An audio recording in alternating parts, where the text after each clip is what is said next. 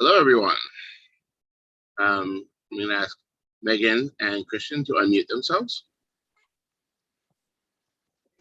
And we're going to get started. The joint SASA and Digital Hammurabi virtual conference, Opening the Ancient World. We're all very excited to have everyone come together and join us. First of all, we're going to introduce ourselves. My name is David Danzig. I'm a PhD candidate at the Institute for the Study of the Ancient World of New York University, studying the Ancient Near East. And I'm the director and founder of Save Ancient Studies Alliance. And we're all happy to have you here. Now I'll move on to Megan. Sorry, I've got horrible feedback. Could Christian take over for a second? Sure. Megan, you might check if you have the page open. I was getting feedback from that. Okay, yeah, I'll jump in. My name is Christian Casey. I'm a postdoc at the Institute for the Study of the Ancient World with David. And I work on a variety of things, especially like computational research that pertains to the study of ancient Egyptian language. My PhD is in Egyptology, and I'm here as a co-host with Megan Lewis, who is maybe still working on it. No, sorry, I just had a secret Safari window open that I knew nothing about, which I clearly opened at some point earlier, and it was playing the whole thing. So hi, everyone. I am Megan Lewis. I run the Digital Hammurabi YouTube channel and also the nonprofit Humans Against Poor Scholarship. I am currently looking after 2-month-old twins, so please excuse any baby interruptions. I will keep them as brief as I possibly can. But it's an honor to be here with everyone, and I'm looking forward to an excellent conference. All right, so before we get started with the conference and the presentations, I'm just going to talk for a few minutes and describe what this conference is about and why we're doing it. There are 4 main reasons that we decided to come together and put this conference on. One was just to hold a publicly, freely accessible conference, ancient studies conference to the public that was widely advertised and anybody can participate online. Second, is to present and support excellent scholarship by scholars who are sort of at the edges of the academic community and researchers who have not followed the traditional tenure track career path in ancient studies. Third, we want to foster discussion and action regarding public outreach and scholarly inclusiveness. And hopefully you'll all watch the roundtables. There's one set for each day later in the afternoon, Eastern time, to discuss different issues in ancient studies and try to working towards solutions to deal with them. And fourth of all, part of the underlying basis of this conference is to start bringing together people, scholars from all different areas of endeavor and ancient studies to join together to build a wider, broader community of scholars, even if people aren't necessarily full-time researchers. I'd like to take a minute to thank Megan and Digital Hammurabi for partnering with us, and thank Christian for hosting with us, and really to thank all of our wonderful presenters. We have 4 wonderful keynotes that will be spread out over the next 2 days. And we have a whole lineup of wonderful researchers who do other things in their daily lives than academia for the most part. So these include independent researchers, nonprofit employees, higher education administrators, university lecturers, high school teachers, community college professors, healthcare chaplains, clergy members, freelance writers, publishing editors, business persons, and lawyers. All of these people also do excellent ancient studies scholarship in their spare time, and they have wonderful ideas that they want to share with us. Next up, I think I'm going to let Megan introduce and talk about Digital Hammurabi a little bit. Thank you, David. So those of you who aren't familiar with Digital Hammurabi, we started out as a YouTube channel run by myself and my husband, Joshua Bowen, We're both Assyriologists, which means we study the cultures and languages of ancient Mesopotamia. And for various personal reasons, we're not able to have traditional academic careers. So we started Digital Hammurabi as a way to remain up to date in the field, but also to try and share our love of what we do and the educations we've both been privileged to receive with people who haven't had the same opportunities that we have. So we make videos on the ancient world. Josh has a fantastic video series on the Sumerian language. We also interview various scholars and academics who are kind enough to come and talk to us about their own research, and really try to bring academia to an interested, non-specialist audience. In combination with that, we also have a small non-profit called Humans Against Poor Scholarship, which, similar to Save Ancient Studies, works to support the study of the ancient world. The main way we do that is by giving out summer research grants for PhD students to enable them to actually focus on their research during the summer months instead of having to work at whatever jobs they can find to actually do things like pay their rent and their tuition. We also this year started a second grant fund called Black Scholars Matter, which is aimed at Black undergraduate students, trying to give them support and mentorship from current researchers in the field as they embark on the beginnings of an academic career. All right, thank you. And now let's give Christian a moment to talk about different projects he's been working on. Yeah, I'll just throw in a quick plug here. I also teach free online ancient Egyptian courses. So if anyone's interested in learning Coptic or now Late Egyptian, the course starts, the first class starts this Saturday. You can find me at caseyegyptologist.com. That's C-A-S-E-Y, egyptologist.com. Send me an email in the contact form if you're interested in a free online Zoom and Google Docs based ancient Egyptian course. Come learn hieroglyphs. All right. And last, I'm going to introduce the Save Ancient Studies Alliance, a nonprofit organization I started about 1.5 years ago. That's really been booming since then. We have a 4-part plan to work towards saving ancient studies. First, we are working to inspiring interest in the ancient world in people across the globe. Second, we're working on raising awareness about ancient studies, that the fields of ancient studies exist, and this is how we construct our knowledge of the ancient world. Third, we work on supporting the entering and those who study ancient studies. And fourth, we are working on building a broader scholarly community. And this virtual conference, we hope, is one step towards that.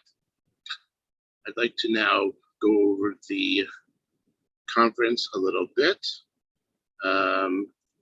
show you all of the schedule of what's going to be happening in the next couple of days. Give me a second to get my screen share up.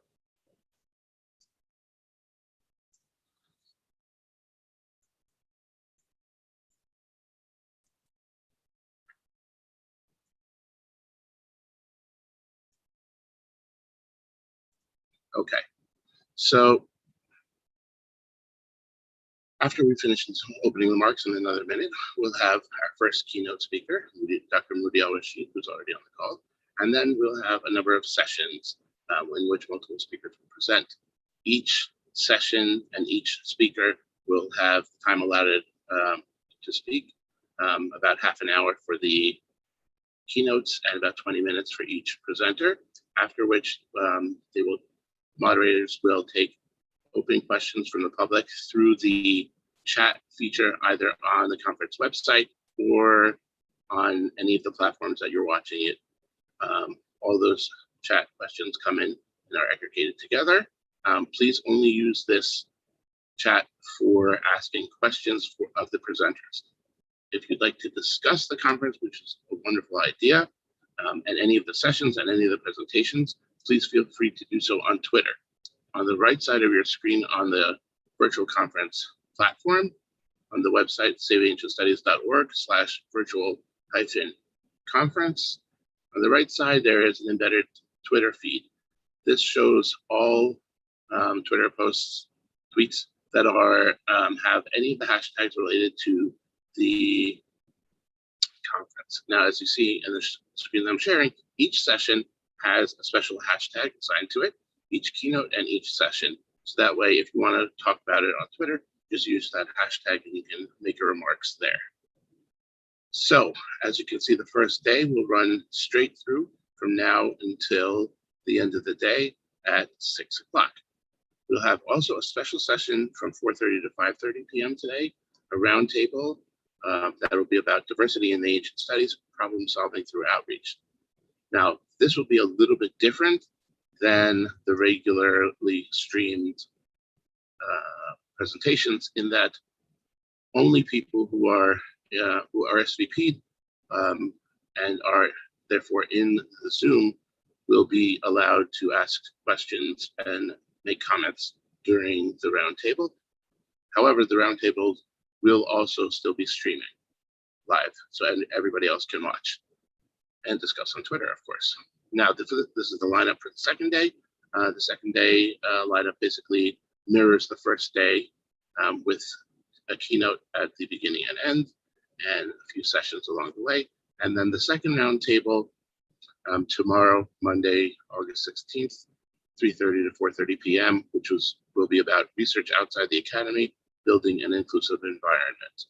In addition, we will have a half-hour slot at 4:30 p.m. tomorrow about the art competition that SASA is putting on to describe the different ways people can enter if you're interested in competing, throwing your ancient inspired art into the ring. And then finally, we'll have a closed Zoom with a separate link afterwards at the end of the conference, 5:45 p.m. tomorrow. That's a social hour for anybody who's interested in getting on and chatting with us. We will all definitely be happy to talk with you and meet you then. Okay.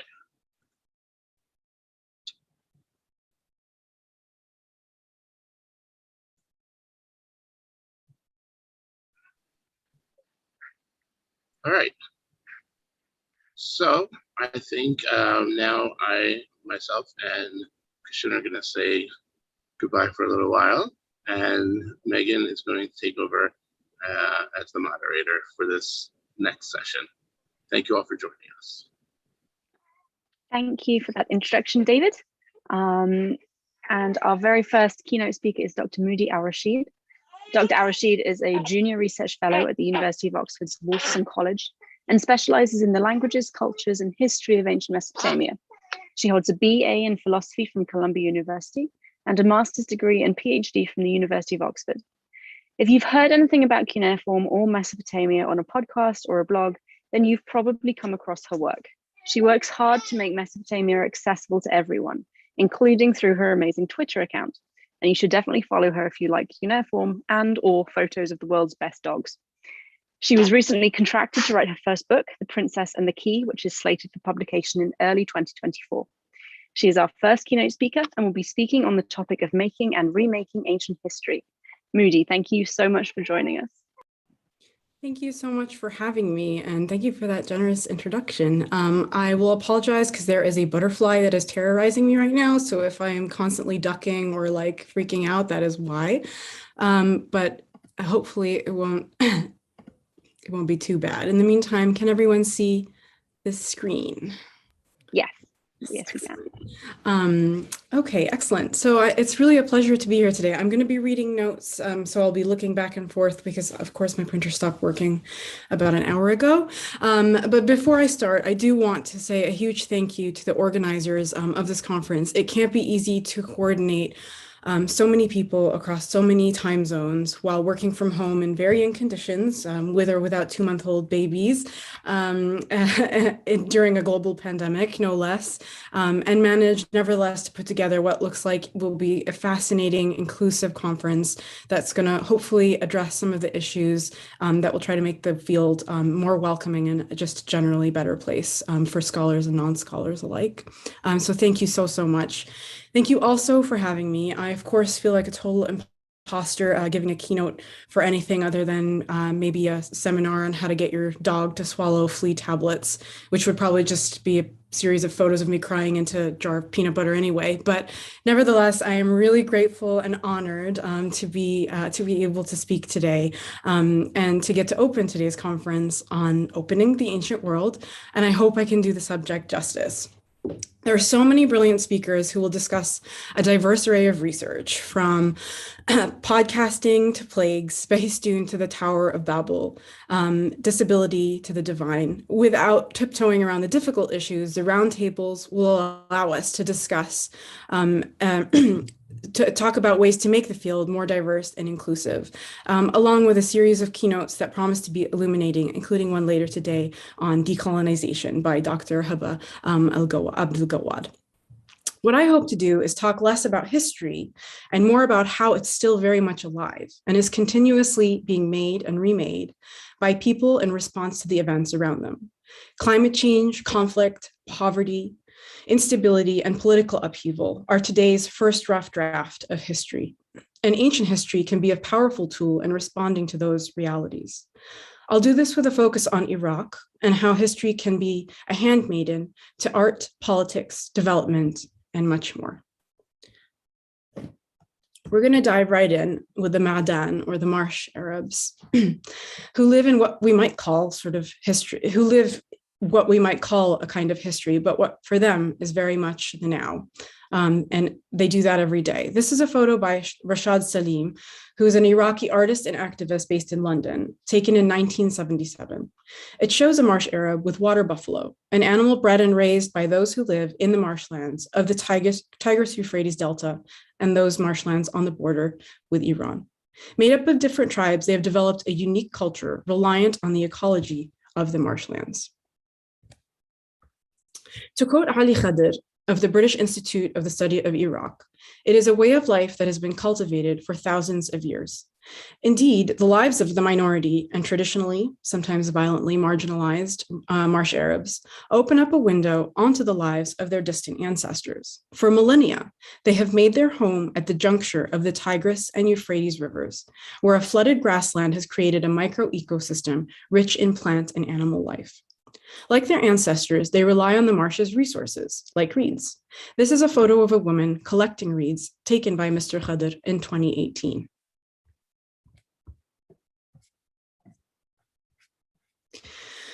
Houses, including ones purpose-built to receive guests and celebrate special events like weddings, called wudif, are made of reeds, which are bundled and interlocked into thick columns that you can see pictured here. Sometimes they're as wide as two people standing side by side. Several of these columns are then bent into arches to form a kind of rib cage to the structure, and smaller reeds are tightly woven across them to form the roof and walls. To look at these structures in the landscape of Iraq's marshes is like looking at a resurrected scene from an ancient Uruk-ian seal or other art. These structures were once the birthing places of young animals, and they resemble the ones carved into, for example, a limestone trough found in Uruk from the period of the first known writing, pictured in the bottom right here. That would be around the end of the 4th millennium BCE.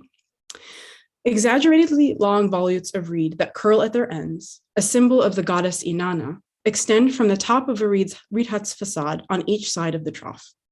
Lambs emerge from either side of each hut to face sheep, who approach the structures and who are cropped out of this picture, unfortunately. Healers made use of similar reed huts to treat their patients. In 2 cylinder seals from ancient Assyria, a physician is shown inside such a hut, leaning over the patient with a scalpel in hand. A dog, the attribute animal of the healing goddess and patron of physicians, Gula, sits to attention, and above the hut hover astral symbols. Another cylinder seal, also from around the time of the Uruk trough, stands at only 3 inches in height, but manages to fit 2 bands of scenes. I really don't know how they carved these things. They're incredible objects. 10 tiny overlapping cows are carved in a line that forms the top register to create the illusion of a moving herd. In the bottom register, we find the facades of 4 reed huts flanked by thick reed columns, miniatures of the structure still standing in southern Iraq today. The marshes themselves figure in a gypsum relief of a battle that likely took place around 700 BCE as part of the Neo-Assyrian king Sennacherib's campaign in southern Iraq. This is in the British Museum. And this is just a close-up of the scene in the center of the relief, where you can really get a sense of the marshes and the reed and the landscape more generally. The reason I want to open with the Marsh Arabs was because of the continuity their lives represent between past and present. Their way of life is at a crossroads of history and ecology, and it is and has long been under threat. Saddam Hussein drained 20,000 square kilometers of marshland as political retaliation for an alleged rebel presence in this area. By the end of his rule, a once thriving population of 500,000 Marsh Arabs shrunk to around 20,000 by some reckonings. Some of the forcibly displaced survivors escaped to nearby towns, and others fled to refugee camps in Iran. Meanwhile, neighboring Iran, Turkey, and Syria built a dam at the headwaters of the Tigris and Euphrates, rendering water flow unsteady and leaving the freshwater vulnerable to tidal saltwater from the Persian Gulf. Before Saddam drained the marshes, the salinity level wouldn't go above 200 parts per million. Today, 2,500 parts per million is considered acceptable. In 2015, it went up to 20,000 in some areas of the marshes. Pollution has clogged once life-giving waterways with rubbish, and climate change has further reduced water levels through lengthy droughts and rising temperatures. These droughts threaten Marsh Arab livelihoods directly and indirectly by affecting the main drinking water source for the buffalo. In a UN report from March this year, a woman named as 🀭Qasim explains one element of the impact of drought on local agriculture and livestock. She said, "Our livelihood depends on buffalo breeding, from which we sell milk and dairy products. Our livestock drink from the marshland water, and in drought conditions, we are compelled to provide water from other sources further afield." In a 2015 interview with Amjad Muhammad, a Marsh Arab who fled to nearby Basra, he said, "The water is just bad. I prefer not to be in the marshes than to see them like that." The reduction of the Marsh Arab population and their habitat is an ongoing tragedy. Their lives and the lives of those like them in other parts of the world should be on our radar as we think about ancient history, who it includes, who it serves, and how it can be used to improve people's lives today. Let's move up the Tigris and Euphrates from the marshlands and their ancient and modern inhabitants for a moment toward Assyria. This is a painting by an Assyrian artist named 🀭Shaba that shows a bleeding pomegranate wrapped tightly in a hand that extends from a forearm, itself wrapped tightly in the modern Assyrian flag. Her Instagram handle is there as well if you want to explore any of her other art. This is another work of art by an Assyrian woman named Esther Elia. It is accompanied by a prayer to the god of writing, Nabu, which reads, "Nabu, be my guide as I relearn what was forgotten. Nabu, be my guide as my hands trace pages of unfamiliar scripts. Nabu, be my guide as my tongue takes new shapes and ways of speaking. Nabu, be my guide as I search for the hard truths of complicated histories. Nabu, be my guide as I struggle to understand what it means to be both victim and oppressor. Nabu, guide my pen as I draw, write, think. Let wisdom be my close companion. Nabu, be my guide as Assyrian comes to mean peacekeepers, those in solidarity with oppressed peoples, writers, thinkers, philosophers, poets, artists, and prophets." Her Instagram handle is also in the corner if anyone wants to explore any of her work, which is amazing.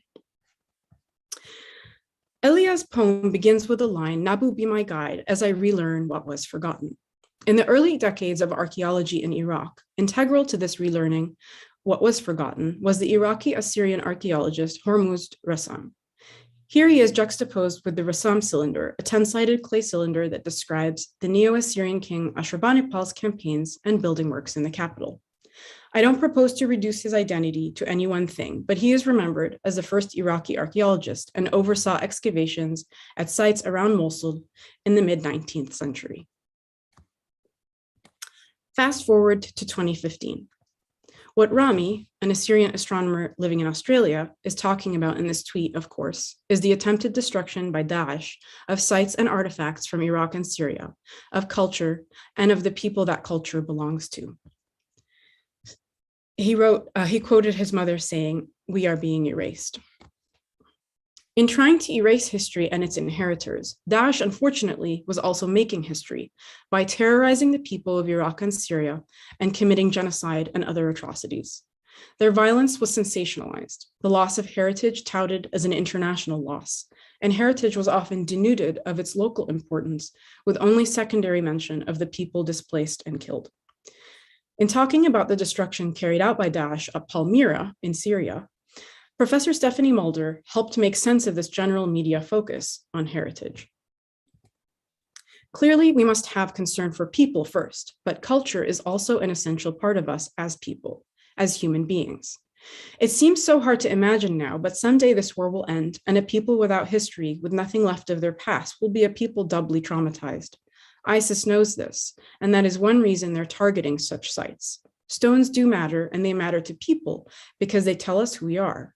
I also think that sometimes culture galvanizes outside concern, not because people are callous and don't care about human life, but because sometimes the death of so many innocent people, so unbearable and unspeakable, is so awful to contemplate that people simply can't bear it. Most people simply feel helpless in the face of death on this scale and turn away in despair. Having concern for culture then becomes a way to express concern that seems concrete in some sense. I don't think this is right, nor am I defending it. I am just trying to explain the phenomenon in less cynical terms. Professor Zainab Bahrani, an Iraqi historian of the ancient Middle East at Columbia University, offers another perspective that similarly prioritizes people and tries to make sense of the focus on heritage as an integral part of the people subjected to Daesh violence.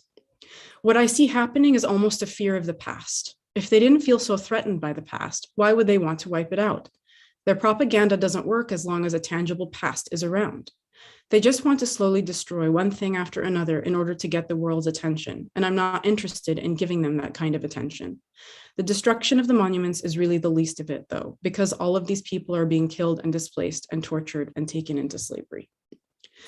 With this difficult background in mind, what I want to focus on now is how history figured in post-conflict healing and reconstruction, and in the political upheaval that followed in 2019 and 2020. Art has been one way people have reclaimed heritage and tried to resurrect what was lost.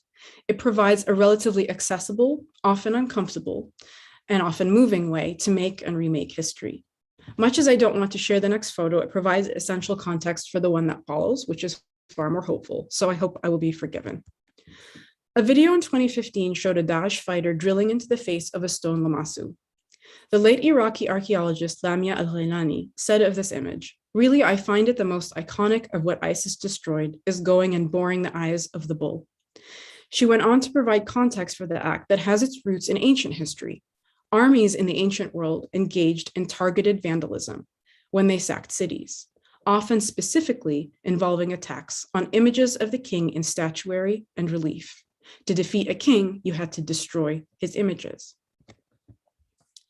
Many of you may remember Iraqi-American artist Michael Rakowitz's work on display on the 4th plinth at Trafalgar Square in London. In the sculpture, he recreated the lamassu destroyed by Daesh using date cans. The work was never meant to replace anything, but rather to haunt us.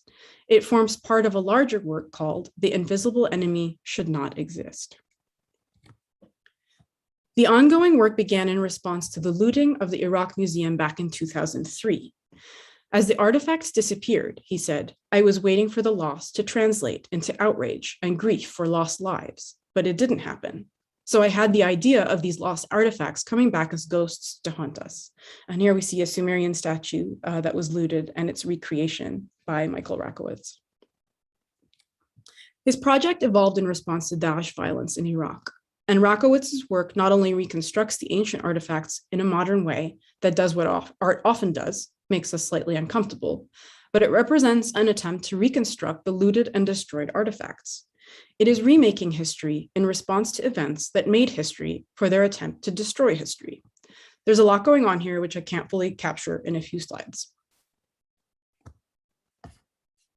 What I find so compelling about Rakowitz's work is that it uses art in such a powerful way to evoke what was lost and learned, and to do what we as historians do, reconstruct, in a slightly different way. History is lost and recovered in many ways. Organically, it can be lost because, for example, people build stuff on top of other stuff, or they abandon places that are no longer habitable, leaving them to be buried by the elements. In some cases, the tools of history and archaeology, including listening to the people who have survived their ancestors, can be used to reconstruct the past. Fragments of pots, clay tablets, bricks, and bones are reassembled to tell a story, and alongside that formal process, there are living people. The marsh Arabs still build houses, breed buffalo, and live symbiotically with their land like their ancestors thousands of years ago.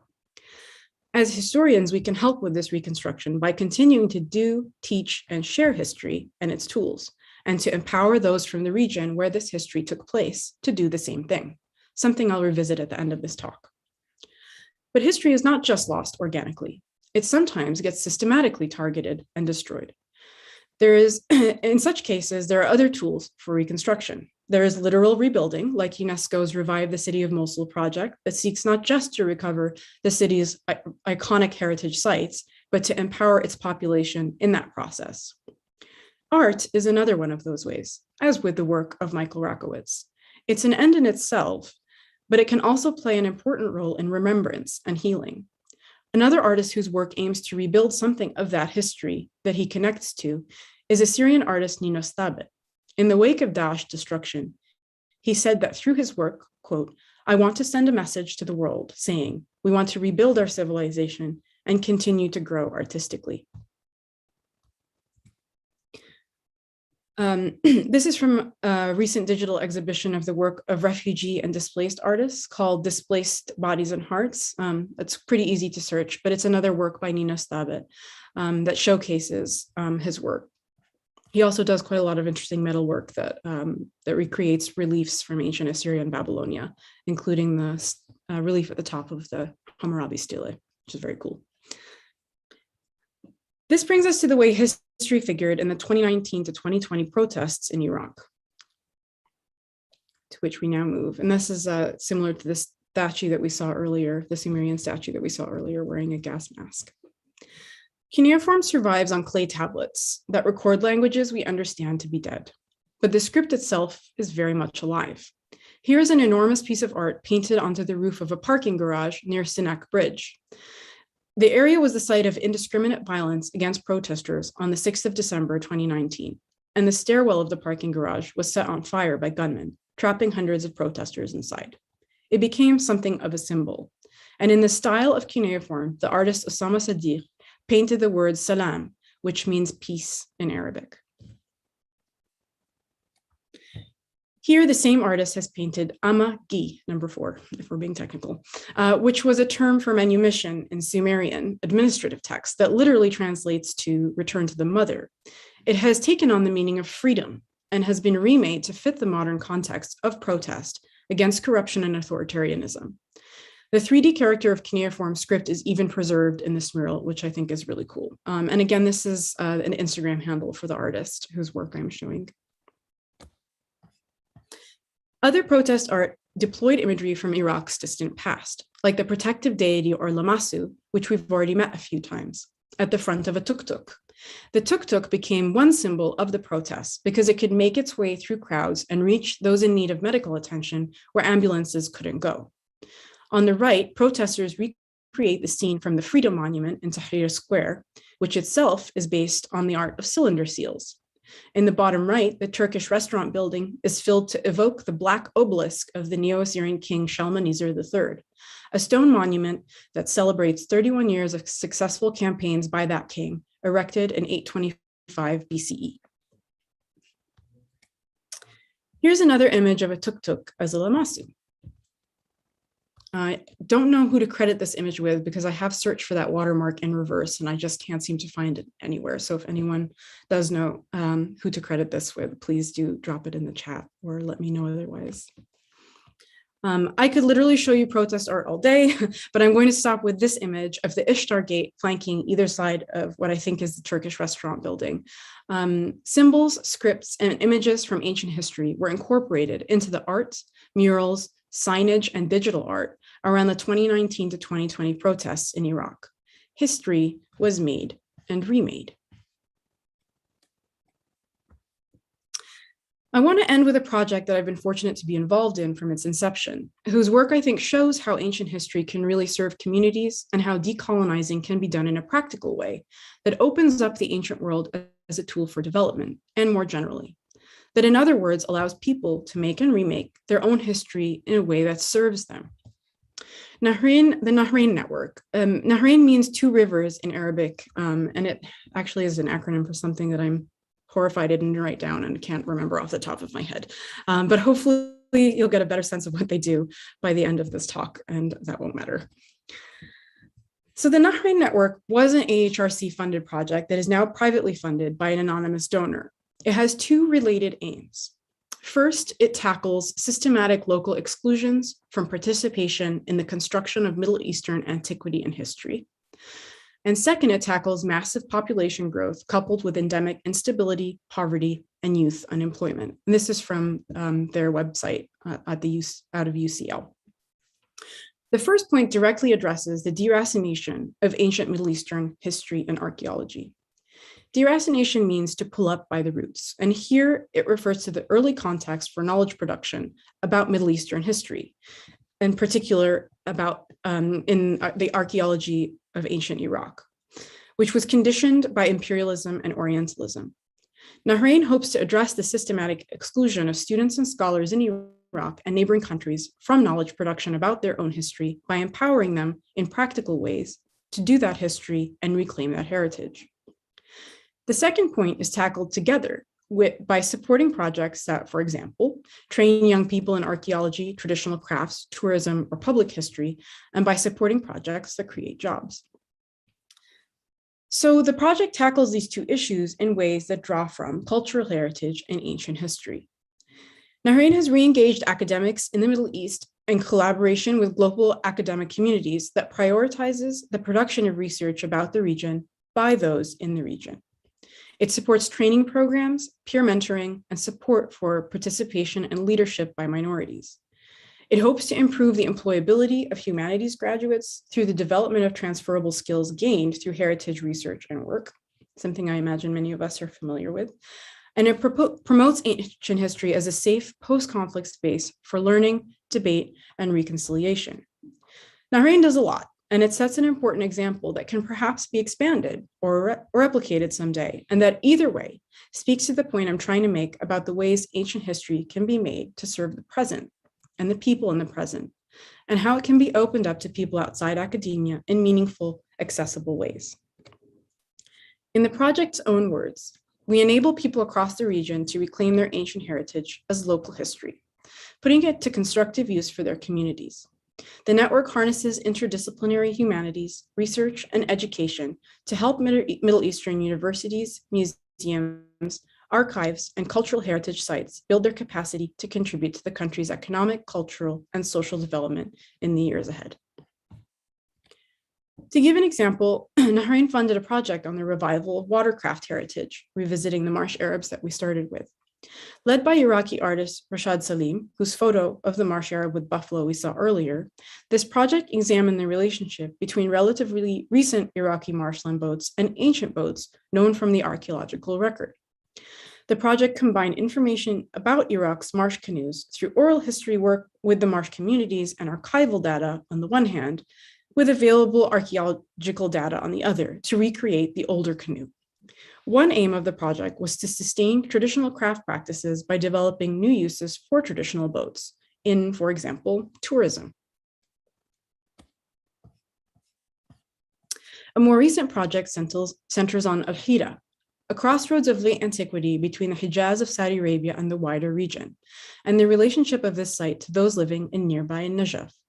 Dr. Amal al-Bakri, Vice Dean of the Faculty of Archaeology at the University of Kufa, pictured here, visited Najaf's various state and societal institutions, including schools and even police stations, to explore how its residents understand and engage with Al-Hira's past, with the goal of ultimately encouraging public history of the site in lieu of traditional research that leave out the input of those in the area, or that left out the input of those in the area. To quote the coordinator of Nahrain, Dr. Mahir Katham, encouraging Iraqi researchers to engage with society has many benefits, not least in developing stronger linkages between Iraq's universities and communities, which for decades have remained disconnected and therefore need to be strengthened over the next few years. And that's taken from this blog post that he wrote for the Nahrain Network. A more recent project centers, Nahrain funds diverse projects. Oh, sorry, no, here we are. Anyway, this is another project that they do that I obviously cannot find my notes for, documenting the lives of Bedouin nomadic populations in the areas around Najaf and Basra, with a focus on camel drivers and shepherds. And it's interesting because nothing like this has been undertaken since the 1960s. And the kinds of questions they were asking to the Bedouin populations, the Bedouin were responding by saying, no one has talked to us about these for like tens and tens of years. So it's a project that was sorely needed, especially as Bedouins respond to threats from, for example, climate change. So the project is hopefully going to find ways to support that minority population, as well as learn about the traditional ways of life that have sustained them through various crises, including climate change. Nahrain funds diverse projects, ones that center on local heritage sites that address the needs of minorities and marginalized populations, that target educational infrastructure, that mobilize art and ancient crafts to promote post-conflict independence and healing, and overall, projects that in some way support development in Iraq and the other countries where its grants are offered.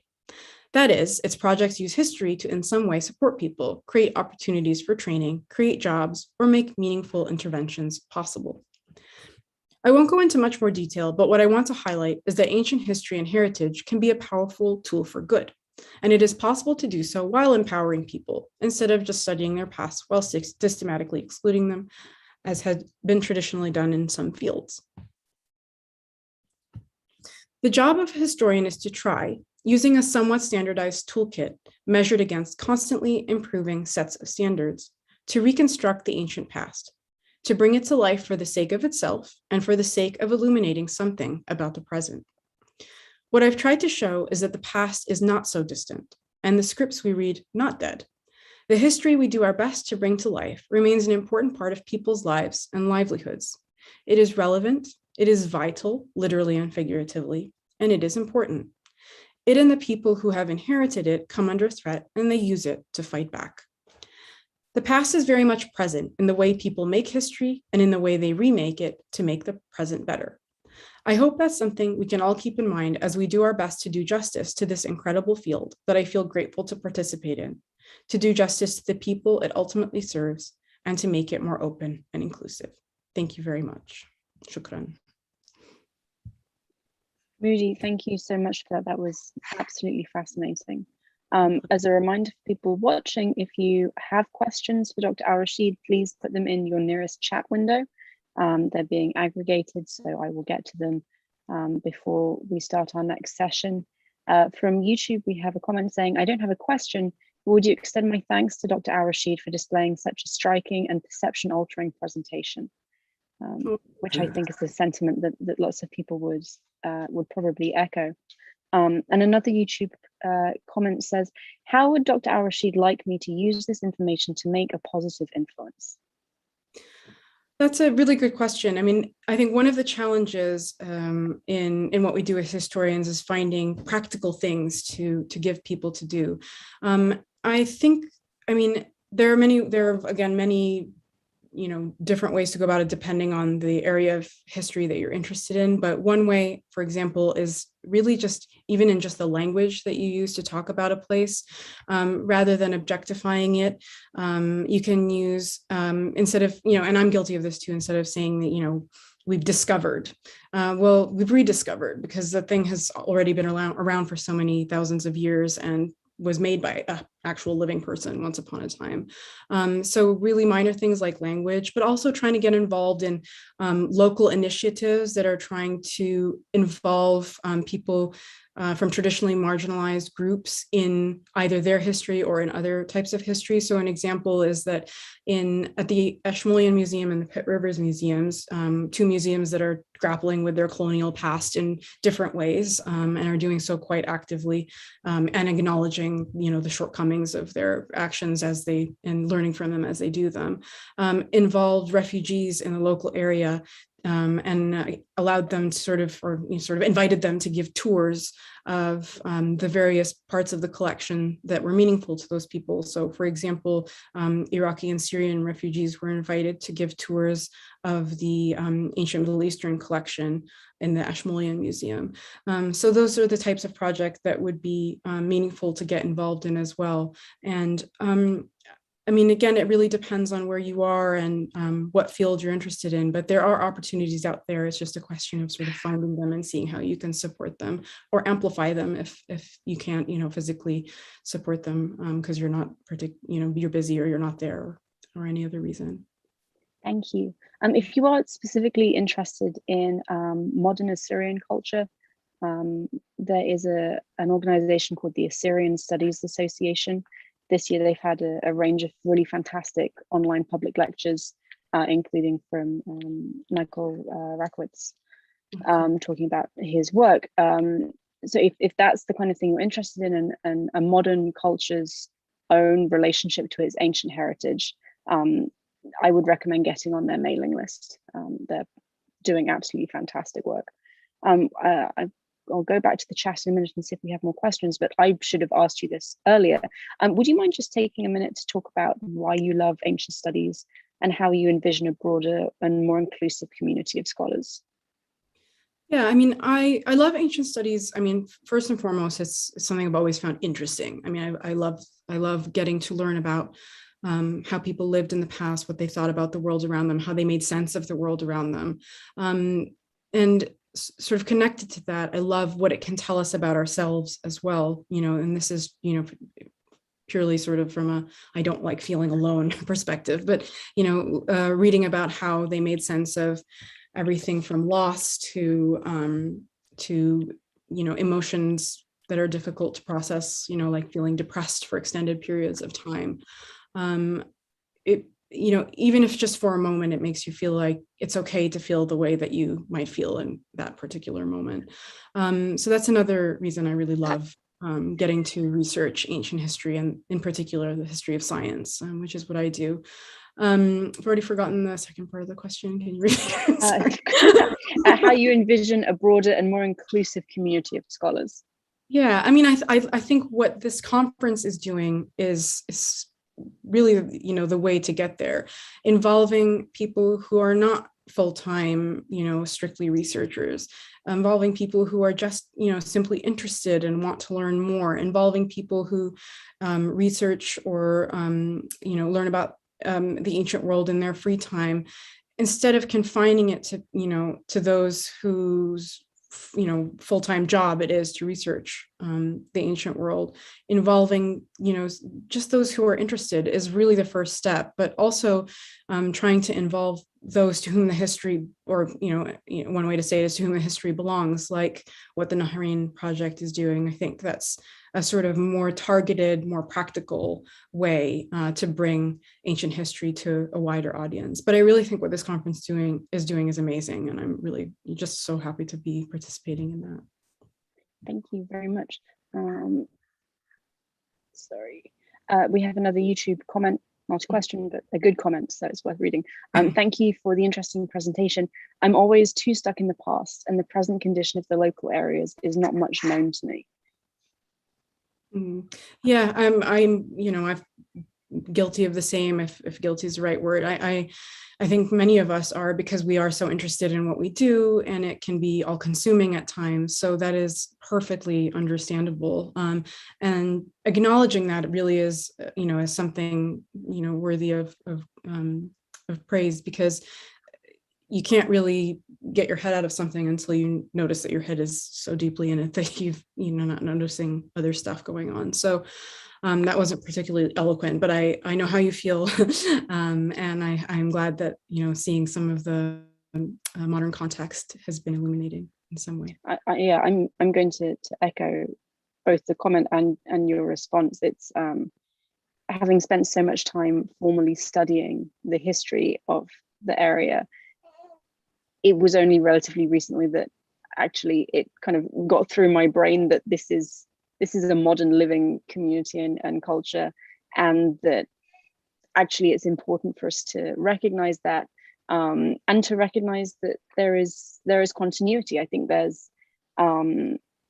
I think we're very guilty of it in the Assyriology side of things, of viewing Mesopotamia as something that is completely in the past and has no like modern descendants almost.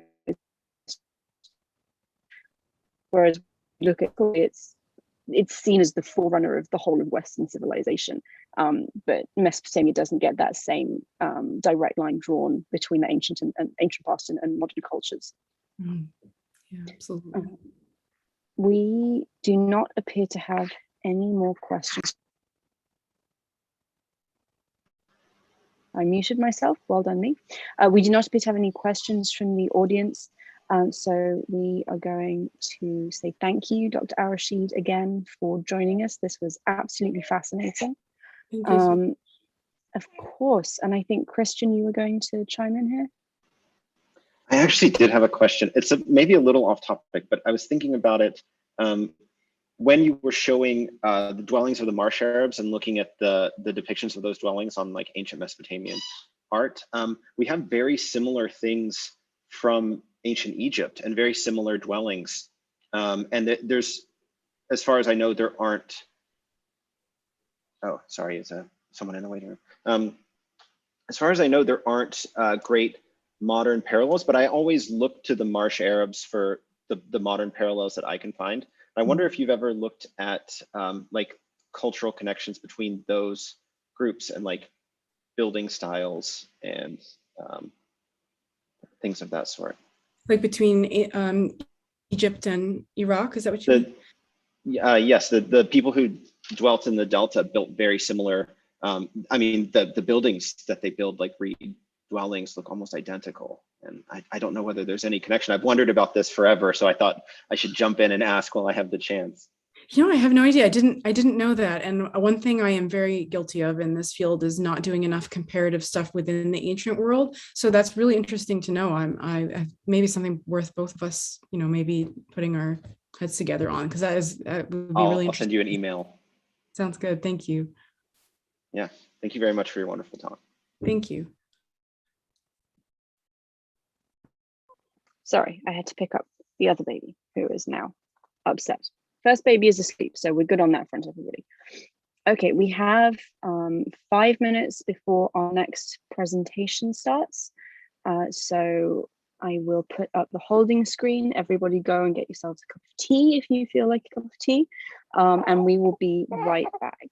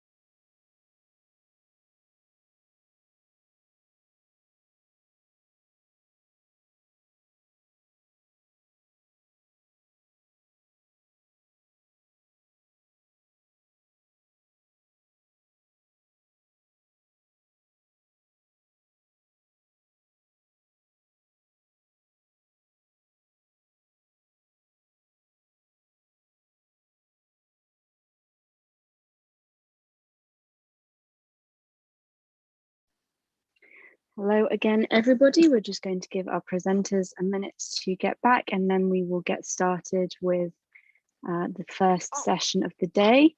It looks like we have Dr. Goldman with us, so let me get my introductory notes up and we can get going. Okay, so this first session is entitled Ancient Identity 1, and opening for us is Dr. Rachel Goldman.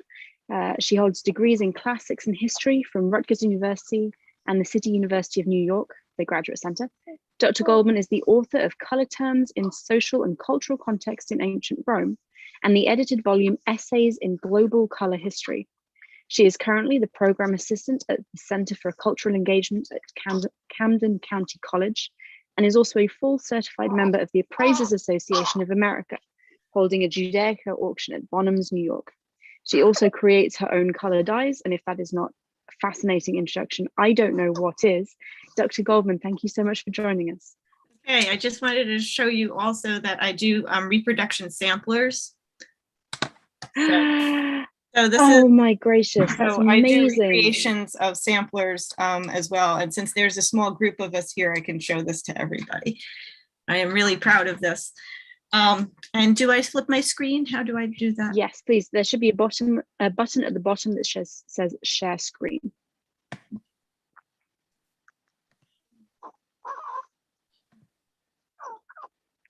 Perfect, there we go.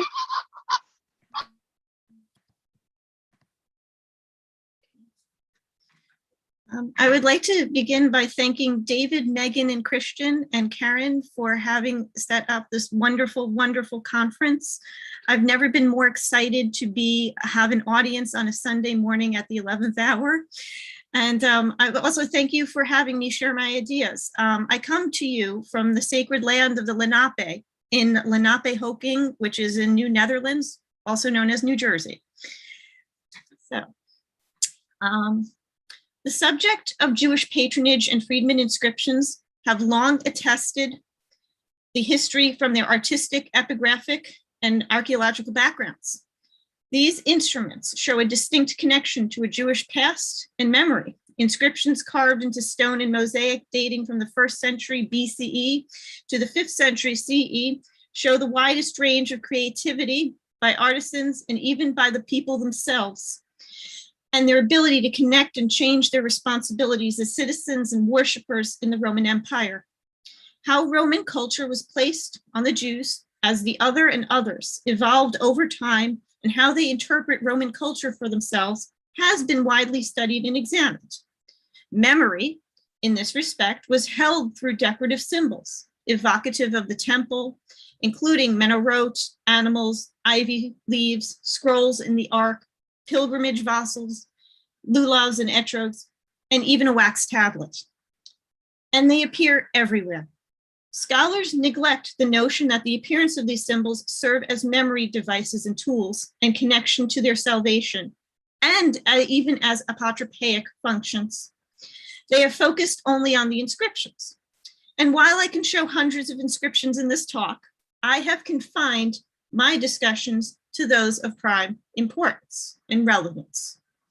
The intersection of slavery and ancient Jewish history comes to us through many spurts in the forms of funerary inscriptions and patronage inscriptions. These epitaphs provide us insight into the lives of Jewish slaves, both at a time that they were enslaved and after that they were freed, particularly with regards to their occupation and economic factors.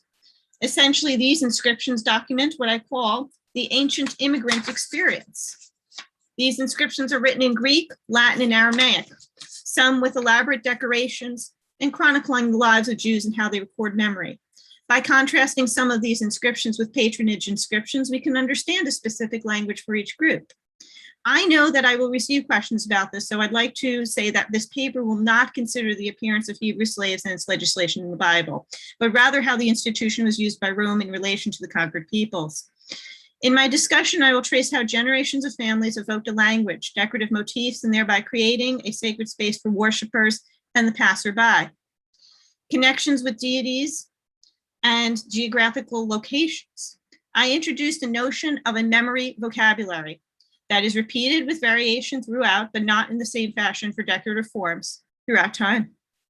In Seth Schwartz's 2014 comprehensive, The Ancient Jews from Alexander to Muhammad, he said that upon a close reading of Josephus' account of Herod's building project, it appeared that the Jews traditionally had an aversion or ambivalence to a tendency to disapprove of the practice of memorialization in monumental form. But that did not seem to be the case in later examples of decoration, memorials to individuals and the larger community. My assortment of inscriptions show that very memorialization and tracing of humble freedmen back to aristocratic households. Many of them held jobs of great importance. Specific names have religious connotations and show how they have connections to Jerusalem and held positions within synagogues. However, they also show that people have become Latinized. The decorative program revealed through these epitaphs show a totally Jewish expression within a Roman setting. The inscriptions provide valuable historical evidence about the integration of Jewish freedmen into a larger Roman society. Historically, it is thought that there was no Jewish visual art, but being among the Romans gave them a plenty of opportunity to create their own monuments, drawing on Roman conventions, but developing a specifically Jewish iconography, which incorporated memory. Inscriptions and dedications of this type are representations of one's cultural memory. And that vocabulary in turn would spin out through the provinces as far as Cyrene, Alexandria, Antioch, Laodicea, Ephesus, Heliopolis, Aphrodisias, Sardis, and Palestine within synagogue inscriptions and mosaics much later on. This is the prototypical image that we have of a Roman triumph. The Arch of Titus does not show the prototypical idea of Roman conquest or what one would expect. There are no examples of slaughtered or captive Jews, as there are examples of Gauls and Dacians and Germans, and even Britons. Even the Judeo-Captive coins do not show a captive in chains or submission. It is all symbolic. In the epitaphs, we also hear a completely different story from the captives. We hear about their lives, their professions, after they were freed, and how they identify themselves. In an inscription dated to the 1st century BCE, it shows the commercial angle. We are introduced to Lucius Aeacus Dama. He was a person from Aquileia who was a freedman of Publius, identified as a Jew or by Eudaeus. He was identified as a portor or ferryman. His last name suggests that in the 1st century BCE, he had a different praenomen from his patron, and he was taken into slavery as a result of Pompey's wars in Judea. The word portor could have been a misspelling of the word portitor, which means ferryman. This would suggest that Lucius was an employee of the portatorium, or the customs post. And while this was a misspelling, there may have been a fascination with the subject. Many freedmen worked in the portatorium, as it was the toll or the port, and this was a major outlet, as it was attested in Cicero's Profantia 115. But there are also 68 other examples of the name. David Noy calculated the number of that name specifically. And further in Horace's satires, there's a reference to the Syrian Dama, another reference to Eleazar ben Dama in the Tosefta Hulin in 222. From this inscription, it is possible to determine that the Dama family worked extensively within the ports. Many freedmen worked in the portatorium, as it was their toll, or the port, as it was the major crossroads for people of different trades. And this can help historians to link other freedmen to help create an entire narrative of the location. And this would suggest that there's an interchange among Jewish and Syrian slave names as well. We would expect to hear stories about terror and what horrible forms of treatment these captives endured, but rather we get a specific perspective of stability and pride on their new lives, and that they had that they were in a larger Mediterranean diaspora. But also there was a great deal of censorship in this that was enacted. Within this sacred space in mind, the first set of inscriptions that command attentions are those that are classified as Jewish. And we have them list the names that have been tabulated over time. We have Abineus, Barna, Barneus, Akiba, Zabda, Sabis or Sabatius, Martha, and Malchio. In particular, I wanted to focus on the name Malchio because there are 19 instances of the name Malchio, and even one of the most famous characters in Latin literature created by Petronius has the name Trimalchio. He was a newly rich freedman, but it also suggests that he was a slave 3 times over. The name Malchio also deserves special attention, as Malchio was a Latinized version of the biblical name Malachi. Was it intended that he was Jewish? In other words, he was foreign to Rome, but Petronius doesn't need to say so. There were names that were indicators of their status as freedmen and Roman freedmen as well, but the questions that are raised are about religion, and these questions have raised by Cross Kramer and J. Albert Harrell. Another Greek inscription that lists a name is Sabbatius here, from the Monteverde catacombs. He was twice an archon. He lived for 35 years. But the remaining portion of the inscription is in Hebrew, which is right here, Shalom al Israel. And Eero Kayanto, who studied about the Roman Latin cognomina, says that the name has a calendrical function as a reminder of the Sabbath, and it is Hebrew in origin, but he does not add anything further. Much can be studied further. And a shofar and a menorah here, all inscribed here, are at the bottom here. This blessing, combined with the symbols, also creates a message of memory for all that see this inscription. Simultaneously, by reciting the term Shalom al Israel, can create this transportable map where people, wherever they are, can bring about salvation by repeating it. Perhaps by also saying his name, Sabbatius. It was a reminder of the Sabbath or the holiest days of the work and rest for contemplation. It was a feeling as well. Most likely, the letters in this inscription were also colored in red and ochre, most likely creating this below ground as well.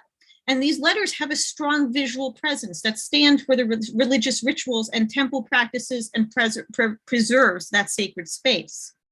In other inscriptions, they follow the Greco-Roman convention for epitaphs listing usually the name and occupation. These inscriptions show even more about the sacred space of the temple and the rituals that be transposed further. More elaborate inscriptions would follow a convention with the patronymic and the place of origin. In this inscription, we're introduced to Claudia Astor, who was a captive from Jerusalem and was a prisoner of war in the sack of 70 AD.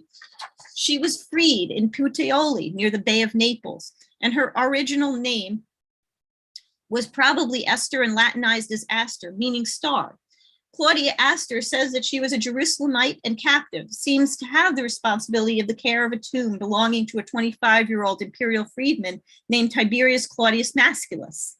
It is assumed that she was married to this man and that these marriages were often not recorded in inscriptions, and it did not need to.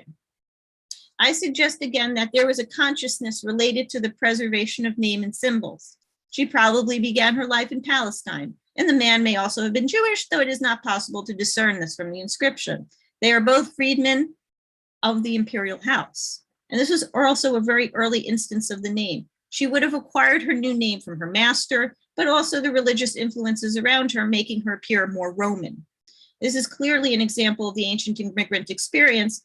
And in another inscription, we are introduced to Avilia Aster Judea, again, showing how this name Esther was Latinized.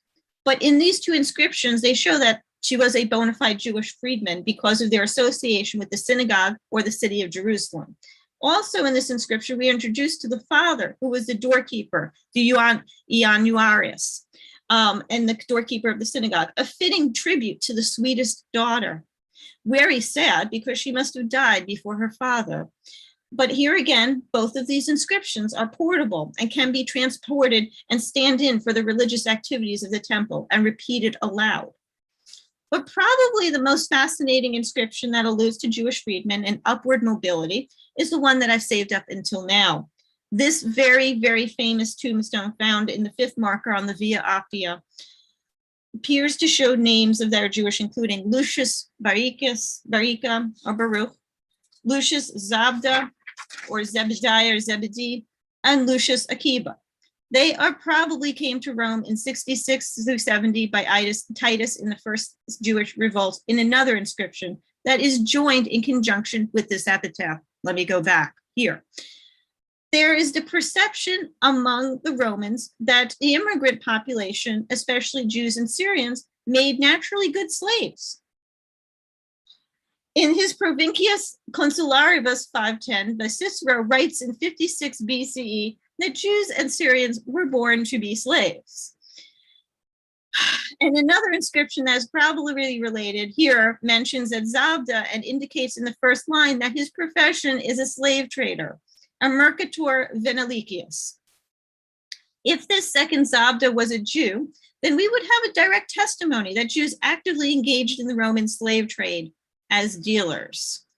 And while there is positive or negative indication of Lucius Valerius Zabda's Jewishness, they belonged to slaves, and it shows that even freedmen like Zabda would have had an example of a former slave who publicly expressed pride at becoming a slave trader, embarrassingly enough.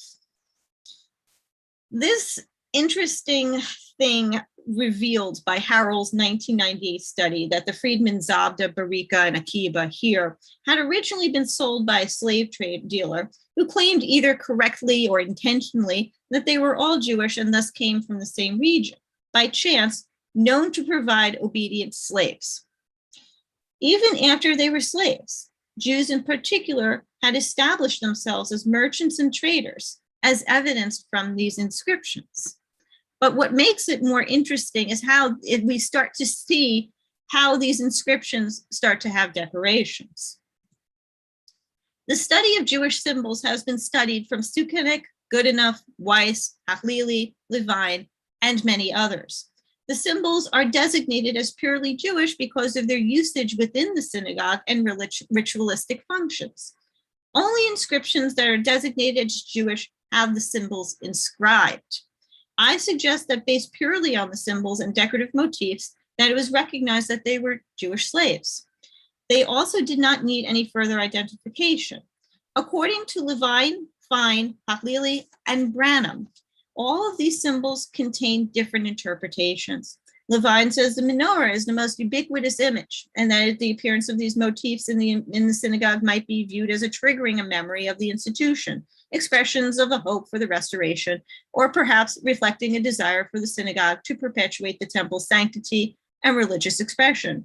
Stephen Fine brings in texts and images relating certain parts of the mosaics and inscriptions to liturgical poetry, PUT, but does not pursue the question of sacrificial imagery. Joan Branham says that the construct of sacred space raises the question of presence of holy texts and images and physical remains of revered individuals and the practice of healing or magic, and the performance of sacred words and actions all act as vehicles toward establishing sanctity. She further says that anything that shows an image of these symbols carries back to the Jerusalem temple and the tabernacle as portable and movable map. She also suggests that Jewish and early Christian traditions construct sanctity through the acts of textual and visual mapping that occur at subtle and overlapping levels. Therefore, the portability and sanctity of the tabernacle allows the Israelites to place it anywhere, and transforming and reconstructing pre-existing territories into a new Jewish sacred space. She further asks, how does the memory of sacrificial images work in a self-definition of identity formation of late antique Judaism? As Branham suggests that inscriptions also function as a movable item for sacred space, I suggest that the placement and repetitions of these catacomb inscriptions with their symbols were able to be moved and invoke a memory for the loved ones who had passed on as slaves and freedmen. It can work both ways. And they were also underground, which takes an entirely different perspective. Further, whether there is a Jewish literacy, it is possible that the repetition of the phrases Amen, Selah, Amen, or Shalom, repeated a number of times, has a reverberating message. It reverberates through time and space very much throughout the similar ways as we might evoke the word Om.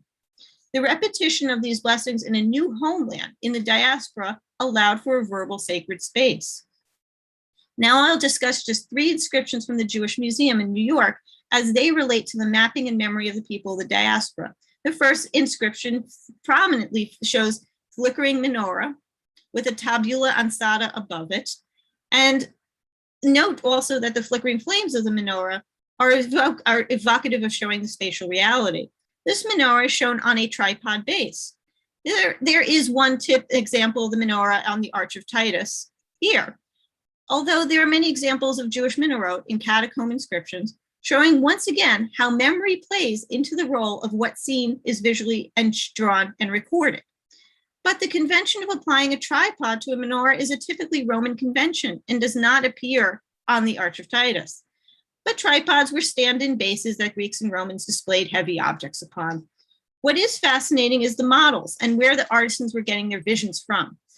What I suggest is that there is a Latinized version of Jewish art and memory experience that the artist had reappropriated in their own vocabulary. In this example, we are introduced to 🀭, the Hebrew who is buried here. The name is probably misspelled, and he is identified as an 𝒀ℎus, but not as Judaeus, all again, featured again in the tabula ansata. Does the name probably misspelled? Or does it matter? Does this identification even matter? As this was one of the many issues about identity that had been considered in the ancient world. Judaeus is a marking of someone who is in the province of Judea, which was conquered by Pompey Magnus in 63 BCE. The question really to consider is what the Jews in Rome, slave or free, called themselves. In the next case, we have Abu Mari of Aha, who describes himself as a Levite, one of the three priestly classes from the tribes of Israel. He is a refugee from Babylon, although he was also buried in Rome, and his inscription serves the memory of the priestly classes. And this is also a transportable map for those who read it. Just to return to 🀭 here, note that the other symbols on his burial plaque. Scholars agree that these symbols collectively taken into Jewish tombstones express belief in a national redemption. These are implements of the destroyed temple, the menorah, the shofar, the incense shovel, as well as the amphora right over here. And they signify that the temple will be rebuilt and combined with the lulav and etrog used on tabernacles who are part of the temple festival, now recognized as Sukkot. But you will also note that on Abu Mari's inscription, there is a sole lulav.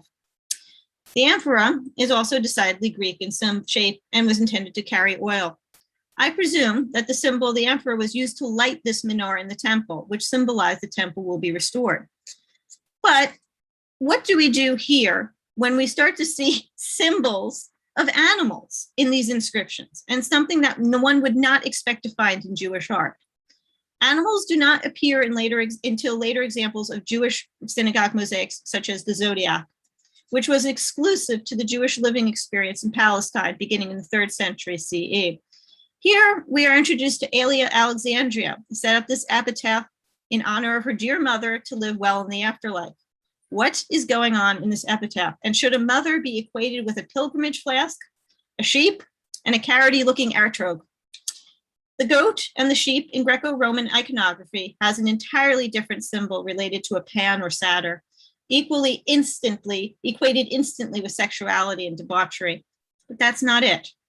It is possible that the sheep stands in for the shofar. As you can see, it is heavily outlined compared to the rest of the example. And that there's something fun going on with this inscription, as the horn of the ram is boldly outlined. It is also possible that this monument was made by a Roman who thought it was about the ram's horn, but not the ram, which was more important than the horn.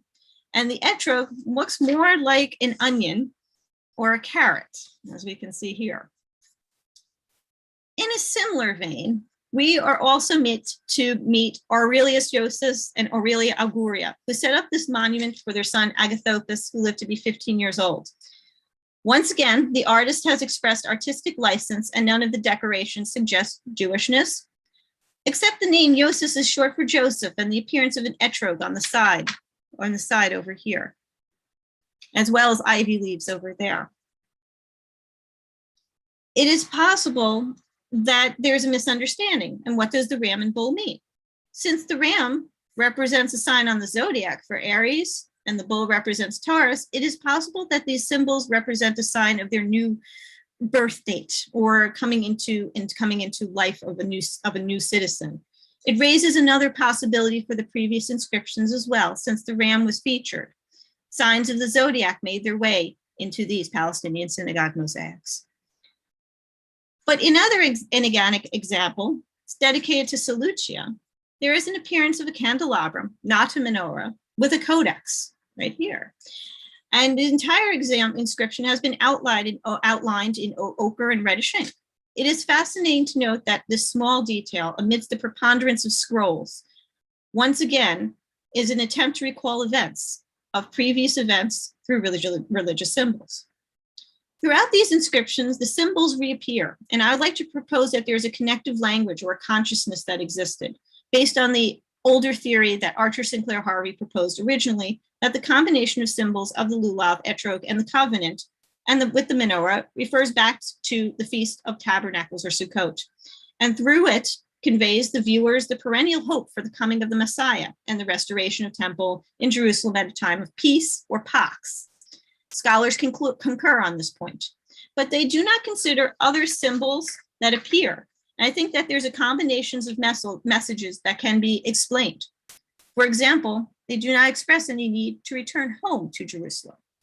From these inscriptions and artwork that I've examined, we know that the people were commemorated were Jewish, but we don't always know that they were slaves, but we presume that from the history of the Jewish wars that they were. What we see, however, in these inscriptions is the assimilation to Roman society, their willingness to adapt pagan as well as Jewish symbols into their commemoration memory of the dead. The position of many of these epitaphs and the formulaic manner of their inscriptions suggests that they were intended to be read aloud or quietly. By reading them aloud, it was enacting a blessing with the passerby and ensuring further remembrance, which would add to Jewish collective memory. Unlike other freedmen, they do not want to emphasize their former slave past. There was no law that stated one had to identify their status as a former slave on their epitaphs. A Roman slave was born into slavery, whereas Jews were captives, and would probably not wanted to self-identify as slaves. But they certainly do self-identify as Jews, even though they use a variety of terms and symbols to express that. Thank you.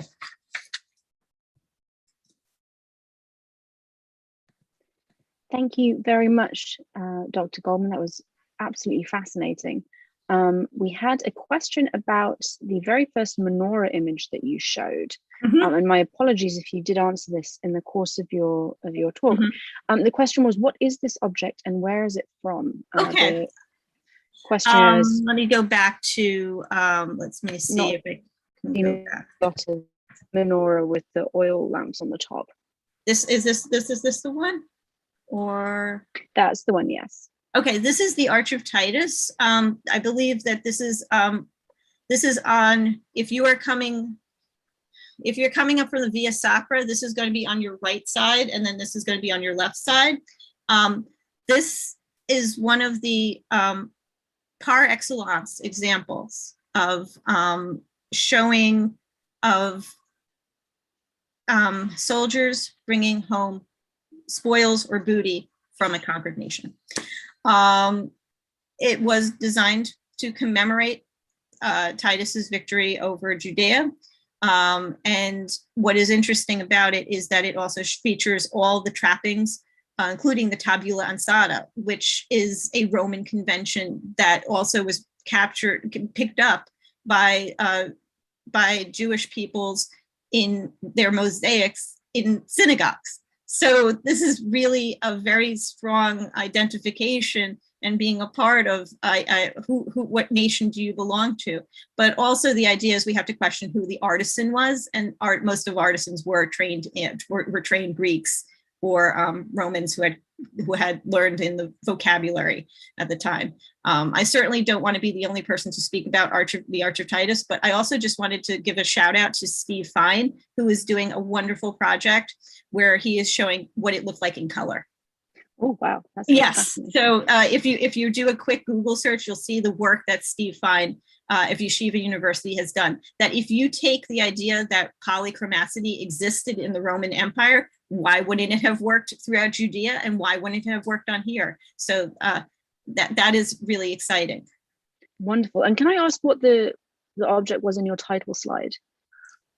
Go back. Okay. This is also in New York City in the Jewish Museum. And also readily available on the slide on the website of the Jewish Museum. This is a menorah, and what's interesting about it is that the flames look like they're flickering here. A friend of mine said that they look like little Play-Doh, like kid almost made it, or child almost made it. And I said, please don't say that this is the best example. Again, with the tabula ansata, this was from the Monteverdi catacombs. So this should really actually be in the Monteverdi catacombs underground, but it was brought back by a man named Harry G. Friedman, who was a huge collector in the 40s and 50s and 60s. And he took back a lot of these pieces and donated them to museums. And there's a whole a conversation that we should have about that. There is a huge conversation we need to have about that. But what is interesting, I thought, was how it stands on a tripod. This is a definitely Latinized version. And we also see an amphora that definitely looks like you could find something like that in the Met.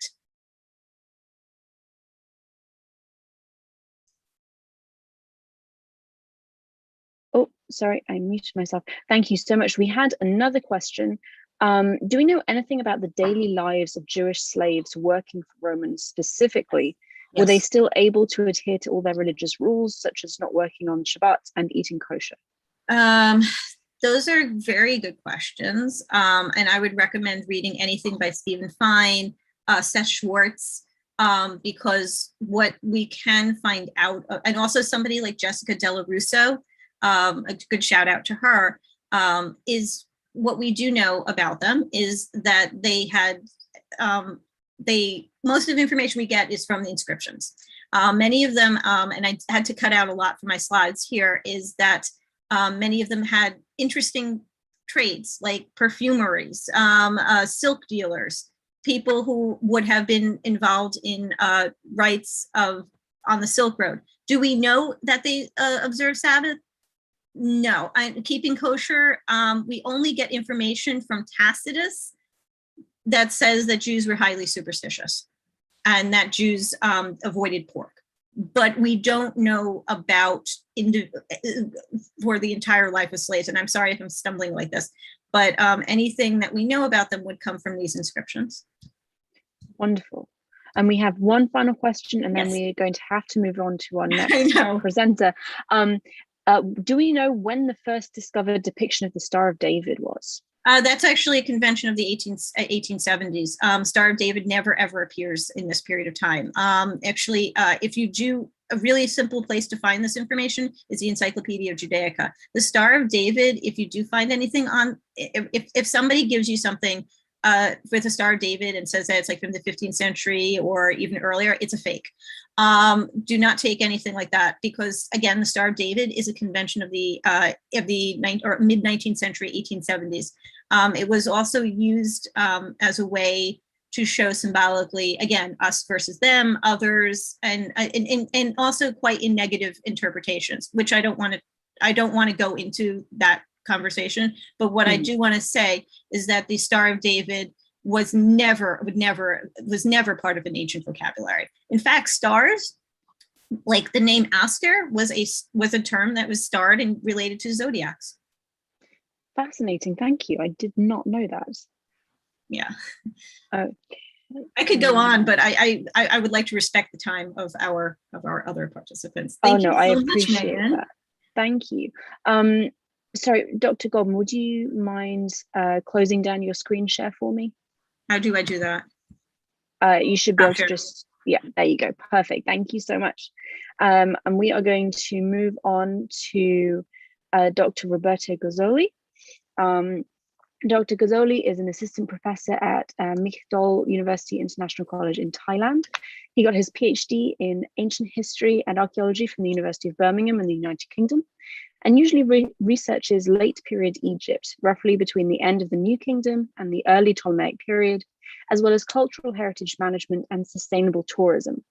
He's the author of a couple of books and articles going back to the late 1990s, and is always willing to extend his scholarly research interests and in academic collaborations. He's going to talk to us today on the topic of Egyptian hieroglyphs as God's language in the Kingdom of Kush. Was Pianki hieroglyphic literate? So Dr. Gazzoli, thank you so much for joining us. Thank you very much. I hope you can hear my voice loud Perfectly. and clear. And okay, first of all, good evening from Thailand, where actually I'm based. Also, I want to Okay, doesn't move. Yes. I'm very happy to say that I've been here for this conference. I actually was in two other firsts almost 20 years ago, the current research in Egyptology in 2000, as well as in the first international conference of young Egyptology. So it means that some years are passed from my own graduation times and I'm getting old. So anyway, the topic of today is simply how Egyptian hieroglyphs pass from Egypt into Kush, and when Kush became one of the world leader in the 8th and 7th century BC. So this is Kush, is actually the territory of Sudan. And you can see in red what was actually the hinterland of Kush itself. So you have here Kerma, Kawa, you have here the area of Jebel Barka, which is actually the major territory, the more or less where the Kush as empire came out. So this is what we call as Kushite dynasty. Actually, the Kushite dynasty by Manetho is actually labeled as 25th dynasty, but in this case, what I list the Kushite kings here were a bit longer than that. We are here from Al-Arab to Tantamani or Tenutamun. The actual focus anyway of today is actually Pianki, which actually I give here in hieroglyphs. Pianki himself was more or less the king ruler, first of all conquering Egypt, and most of all opening and starting very intensively an Egyptianization of Kushite culture. This was actually, of course, been there before at the time of the New Kingdom Empire. But after that, of course, when the New Kingdom Empire fell down in more or less in 1070, there was most of a disappearance of a cultural link south of Egypt. So, as I said, this one is part 2. There are some antecedents of this research. My research was actually started a few years ago when in other kind of test, I discovered what is actually called in Egyptology, the so-called hierarchy of knowledge. So text, Kushite text written in hieroglyphs, where there is a distinction between the layman, the subjects, who don't know what the words of God are, and in this case by God means Amun, and the king himself. This is actually the parts I'm dealing with, and the king himself, which actually appears as epiphany of Amun's will.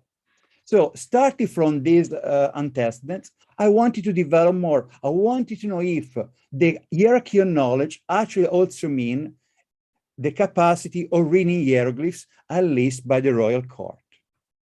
In fact, I said in a book chapter published last year, whatever the political reason, as the Kushite royal text allied the higher knowledge the Kushite king had, such knowledge certainly contrasts over the fact Egyptian hieroglyphic literacy within Kush during the 25th dynasty was mostly limited to the temple and royal palace.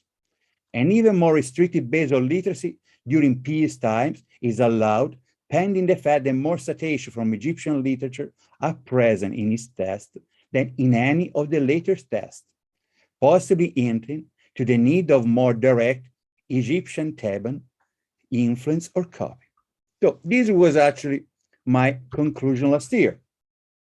As far as we know in Egypt, royal literacy was actually known.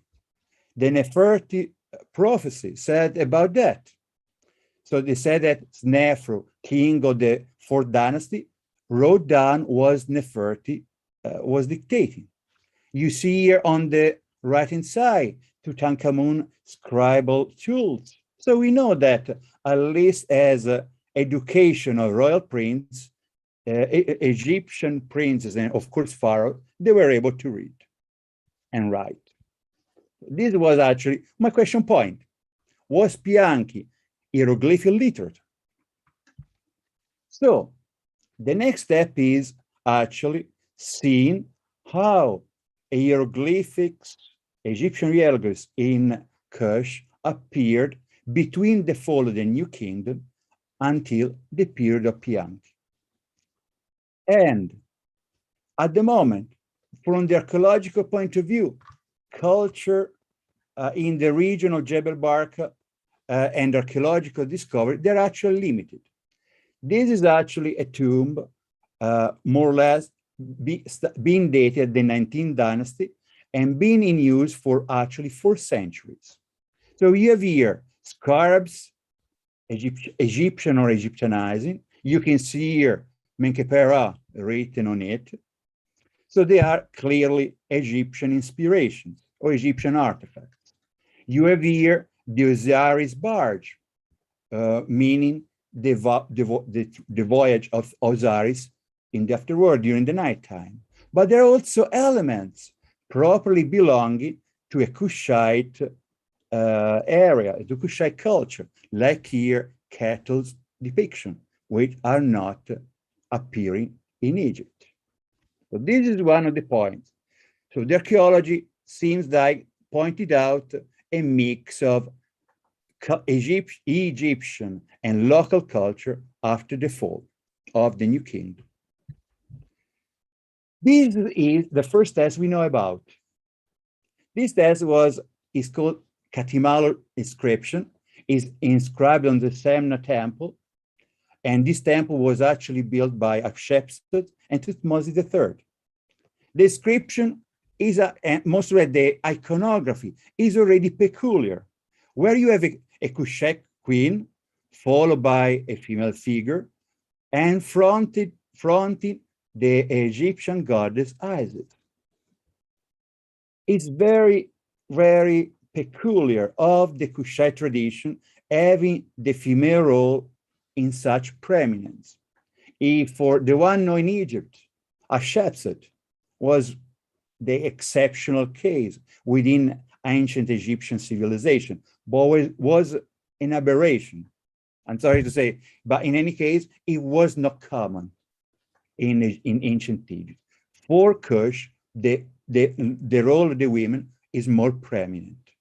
So having said that, what is also peculiar is actually the test itself.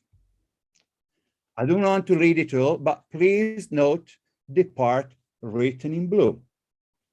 In this case, a Kushite queen writing in a language possibly not their own. Katimala and the scribe compose an innovative inscription, making new use of older literary forms. And this statement is more in tune when we see the next parallel. Colombert in 2003 analyzed the Kadimalo test and discovered many similarities with a Middle Kingdom border stela text of Sesostri III at Semna in the same place. This stela now is actually at the Berlin Museum. So if you see, this is the Katimalo parallel as well as the Sesostri one, there are many similarities, okay? In this case, Katimalo said, bad is the pharaoh, we strip of his strength. While the other side said, I do not recognize, my son, anyone who does not keep the border. So there are expressions similar coming from both tests, but the meaning, the situation is actually reversed. So what does it mean in our case? It means that Katimalo, or whoever describes writing for her, they were able to imitate text or inscription from around the place where they were, at the same time creating innovation, creating new situations. And this is important for this text, usually dated to the 21st or 22nd dynasty. But of course, the dating is actually sometimes controversial. pointed out with the next text. With this text is actually a fragmentary stele now held, kept at the Khartoum, Sudan National Museum. Is actually dated before Pianchi. And as you can see here, there is the god Amun of Napata, Jebel Barka, followed by, in this case, Mut and Khans. And here in front, there is an erased figure. This erased figure at the beginning was supposed to be Pianchi. There is still the name. But in any case, recent scholarship by _𝀭Support demonstrated that this figure is actually a later addition. Whatever is the addition doesn't matter. What matters for us, they're actually the contents. I highlight here in different color the part we are actually interested about. First of all, Amun says, I told you since the belly of your mother that you are going to be ruler of Egypt. I know since the semen, as you were in the egg, that you are going to rule what I made. So here there is the declaration of the god Amun saying that the king was more or less announced since his birth that he was to be. But I also want to highlight what are the royal words themselves. In blue you have Amun of Napata gave me to be ruler of every foreign land. The next part is Amun in Thebes appointed to me ruler in Egypt. So you have here two hypotheses. One Amun of Napata saying you're going to rule all the foreign lands, and the law Amun of Egypt saying that you are going to be ruler of Egypt. Why is it important? Because here these apostases return to the documents we are under study, which is actually this one. This is the so-called Pianchi triumphal stele, which is actually kept at the Cairo Museum. This is very peculiar because it's written on 4 sides. No other documents, no other inscription in Egypt is written on 4 sides unless it's a column. And also is one of the longest text, 159 lines. And here you have what is peculiar of the text itself and the old general. You have here a unique representation of the historical situation on the 24th dynasty.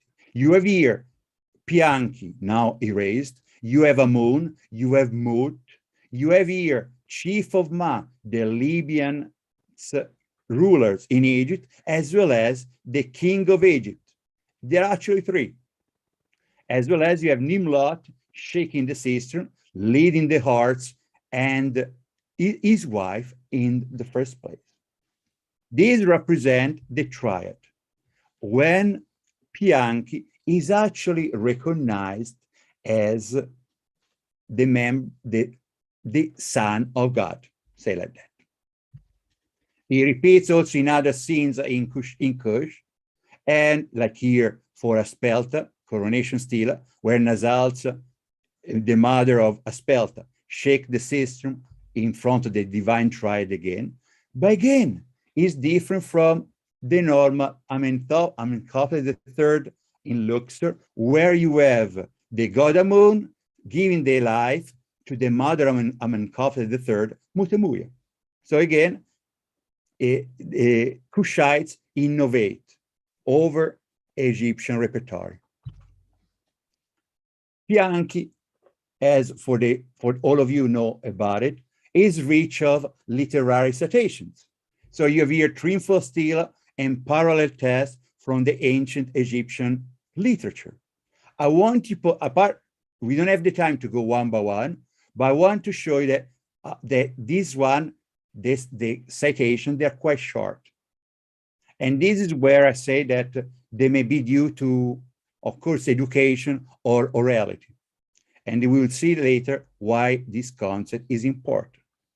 As I said, I'm a bit old. So 20 years ago, I studied at the fact that Bianchi imitates the stele of Thutmose III at Jebel Barka. I gave here some of the parallels. Thutmose III on the right-hand side, Bianchi on the left, on the right side. And again, there are more and more. In this case, anyway, these imitations, they are with variation, both for the position in the text, as well as they're not word by word copy.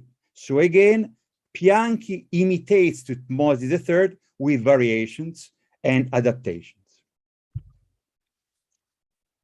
Most of what the stele of Bianchi transmits is also carved, in the reliefs in the Temple of Amun at Jebel Barka after Spalinger. So in this case, these areas, they have decoration that depicts many scenes of the triumphal stele narratives. So you see here the same chief of mine, the same position. You see the horses like you see before. You see here the fighting in a battle. So anyway, they are following Egyptian conventions. Again, Bianchi is extending Egyptian culture within his own country. The Bianchi tomb itself, we don't know much about it. We assume that based on Reisner, there was a pyramid at the top, and there was other funerary objects that they follow Egyptian culture. But anyway, his wife got, again, Tabiri, a funerary stele. So again, never happened before, and more and more will happen later. So again, Bianchi is a beginning of this kind of Egyptianization within Kush.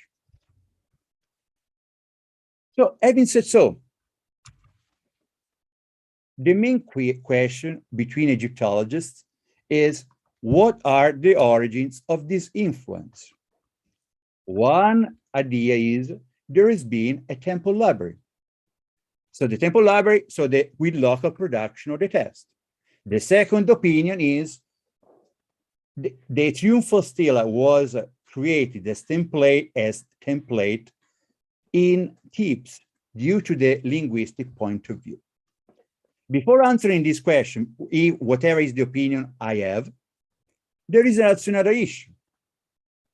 What is the archaeological evidence of libraries at Jebel Barka? You see here, there are many different buildings, palaces, we said already temples, and other palaces. But at the moment, there is no evidence of libraries at Jebel Barka. So it means that, or at least we can think that, okay, it's more possible that a template coming from Thebes was actually then produced within Kushite workshops. I also point out as devil's advocate the fact that libraries under different names in ancient Egypt itself were very rare. So again, the presence of library in Jebel Barka, we can see it in many different ways. But here, a text from the Stela Kawar 4 of Taarko may be illuminating. Again, points out that Egyptian workmen came to build and decorate the temple of Gemathen, of Amun at Kawa Gemathen. And here, from the same temple, the reliefs, they show this influence of Egyptian workmen. At the same time, I put here in blue, this scene here, and all the models are from the Old Kingdom. But this scene, example, the one we have, does not have an exact parallel within Old Kingdom. There are, whatever the Kushite artist did is recreating this Old Kingdom relief with adjustments. In this case, for the one they want to know, this is from the temple of Sahura, and this one is from the temple of Pepi. So, and we are going to the conclusion. Sorry, I'm a bit long. First of all, I believe that for Kush and literacy and the Egyptian test, at the beginning, orality, as well as the existence of template, were one of the major points. These templates were actually reworked within Kushite workshops. And second, actually third point, imitation and differentiation from monuments in proximity was one of the criteria for which Kushite workmen of Egyptian workmen in Kush anyway, they work over the Kushite royal test. And many of these descriptions I didn't talk about, but they appear within the Temple of Amun or other temples. So in this case, the Kushite temple become what is called by Asman cultural repositories. They contain the sort of the knowledge of the world. So the final question is, was Pianchi hieroglyphic literature? Sorry. My guesswork is, I believe that if you create a new test, you try to imitate Moses III, you elaborate from the tradition, you should be able to read. So in this case, I can say a sort of guesswork, yes, Pianchi was able to read the Egyptian hieroglyphs. But there is also another point. Following this sentence of Asman, Egyptian hieroglyphs in the land of Kush became, as the word said, hieroglyphs. They become the language of God, and Pianchi, or anyway, the Kushite king, was the actual reader and priest.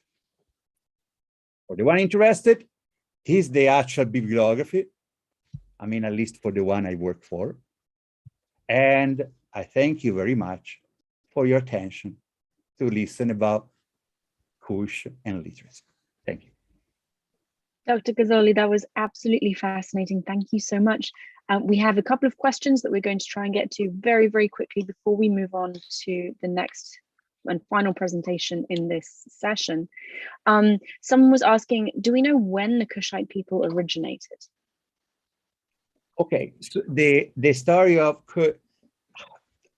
Kerma, the kingdom of Kerma, was actually contemporary with the Egyptian Middle Kingdom and second intermediate period.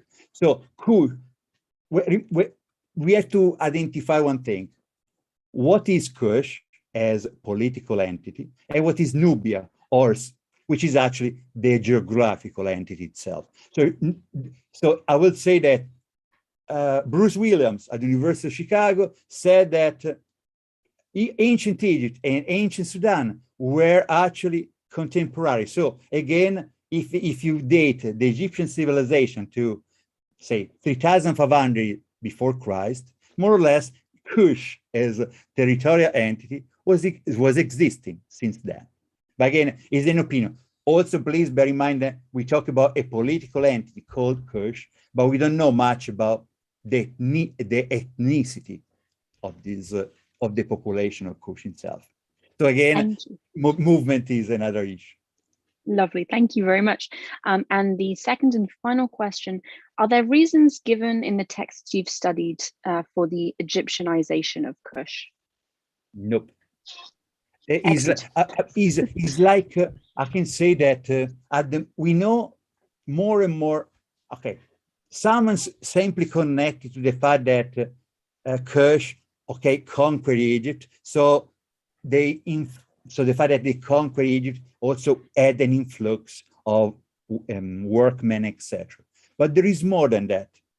I can say it's like when I'm sorry, I'm Italo-American, but I lived in Italy most of my life. Okay, so it's like they are more Pope than a Pope.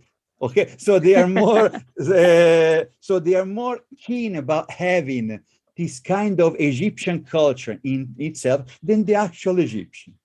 So this is, I can say that, so is a question of acculturation, and I believe that they felt Egyptian culture as their own. So it's an appropriation, not for, in this case, enlargement, say like that. Well, lovely. Thank you so much for taking the time to present your research and for answering our questions.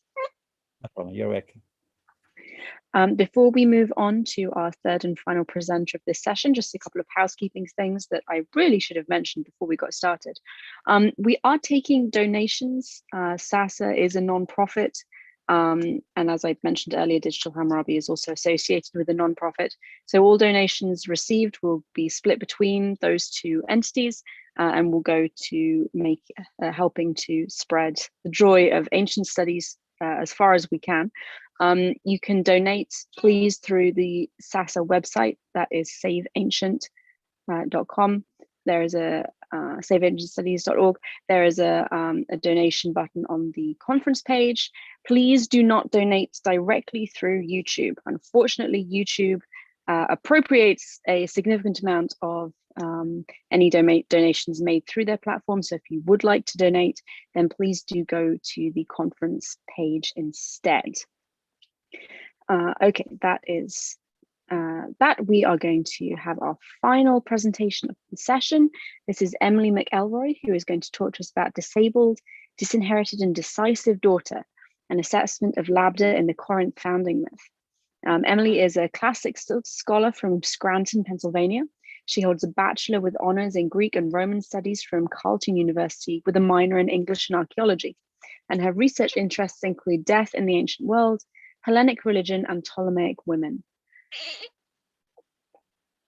Emily, could you please unmute yourself and then share your screen if you have slides? Ah, beautiful. Thank you so much. All right, can we see everything? I can't see it. Give me a second. It looks good from our end.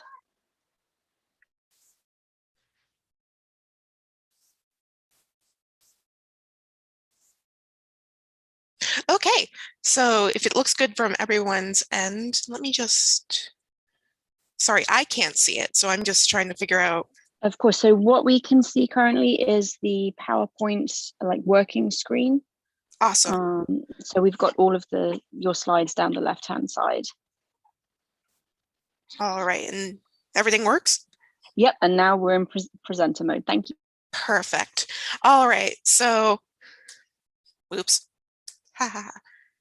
So today I am going to talk about my research into the Labda myth, which is a myth in the Corinthian mytho-history that I think is very interesting, and especially is very interesting in regards to what it deals with, which is it deals with a story of a woman with a disability, which isn't something that you usually see in Greek mythology. And there's a couple of reasons why, and I think that in order to get a good sense of why this is an interesting story, we should take a look quickly at some basic overview of what exactly is disability studies. So in order to do that, we need to sort of define disability, which is, if you've ever looked into this subject, is an incredibly hard thing to do. There's a number of different definitions. The definitions vary from culture to culture, from group to group. The definition that I am using in terms of the modern construct of disability is the one that the UN has published as their official definition of disability for purposes of like political studies and things like that. This definition is by no means completely perfect and in no means inclusive of every single school of thought in regards to disability, but it's the one I've chosen as the easiest way to explain some concepts that I'm going to be talking about, and it's the easiest one I found that is close to perfect as I've seen. As I said, there is no perfect definition, but the one I have is that a disability is a long-term physical, mental, intellectual, or sensory impairment which in interaction with various barriers may hinder a person's full and effective participation in society and on an equal basis with others. This is the official UN definition of this. But when we talk about ancient Greece, it's a lot harder to figure out what their definition of disability would be. put it simply, we don't know. It varied from city-state to city-state. It varied from issue to issue. It even varied from culture to culture within that city-state. Within the ancient world, there was a number of different definitions of disability. For example, in Israel, which I am by no means an expert on, I know that certain skin conditions were considered a disability, while in places like Greece, there isn't so much of a mention of that. There's also difficulty in deciding which condition is part of a disability and which isn't, because there's a number of different definitions for each kind of disability. And what I mean by that is that lameness, especially, which is what I'm going to mainly be talking about today, as in some sort of injury of the leg, was often given multiple different definitions. So while minor limping might have been considered a disability in other cities, it may have not been in one city. It may have required something more severe. So the ancient construct of disability is incredibly hard to define, but as we're moving along, we're hoping to find maybe a bit of a better way to define it. And as you study the ways that the ancients define disability, two schools of thought generally tend to open up. And these are the Athenian school of thought and the Spartan school of thought. Their constructs sort of play against each other in a way that I find very interesting. And these are by no means the only two constructs that would have existed in ancient Greece, but the problem is that much of our knowledge about the ancient world comes from Athens because they were more prolific writers and preservers, and Athenians tended to write about Spartans because of the rivalry between the two. So we know more about how those two thought about things in comparison to each other than we did about other places. I would like to make a note here that I am going to be talking about Corinth a lot in here, and we do not have a concrete idea of how Corinth thought about disability, but I feel pretty certain from my research and how we will later see the story of Lab to play out, that it was something a bit closer to a middle ground between the Athenian and the Spartan school of thought. But we don't have a concrete way of knowing how they would have thought about it, and I feel that it's important to acknowledge that. So the Athenian school of thought on disability tended to revolve around the idea of disability versus proof. And what I mean about that is that a disability is something that has to be proven. It is thought about in terms of a person being unable to participate in society in a fiscally appropriate way. They are unable to keep a job, they are unable to earn money, they are unable to support a house. They are unable to support a household, they're unable to serve as a soldier, they are unable to participate in Athenian society as a full citizen in a fiscal sort of way. And the Athenians did have ways to deal with this. A really interesting aspect of this is that the Athenians actually seem to have had an early form of socialized medicine. While it was no means like the socialized medicine we see in places like Canada or in the Nordics, we do know that they had some sort of health fund. Aristotle speaks about this in one of his discussions. The health fund was available for injured Athenians or Athenians born with disabilities that they were able to access it in order to support themselves and support their families. And we know this because Aristotle wrote of a case where one of his associates had to go to the health fund and prove that he was unable to work. And from what we know about from what Aristotle writes about this process, it is remarkably similar to the modern day having to go and prove yourself in order to get on disability, say in places like the United States. Aristotle writes that his associate had to go to this health board and show through great detail that he was incapable of work, that he was a young man who was supporting his older parents while he was working at a job that he wasn't really able to do, but he was, through the compassion of his friends, was able to earn a little bit of money. He mentions that he is unable to marry and unable to support children, which would have been a red flag for the health board that this man really is incapable of supporting himself. And he had to prove that he was poor enough to qualify for the health fund, but not so poor as to have become a lower class citizen. So he had to prove that he was not taking absurd amount of money from his rich friends, but he also had to prove that he wasn't so poor to have his citizenship revoked. So it was a balancing game between being disabled but not being too disabled in order to lose everything.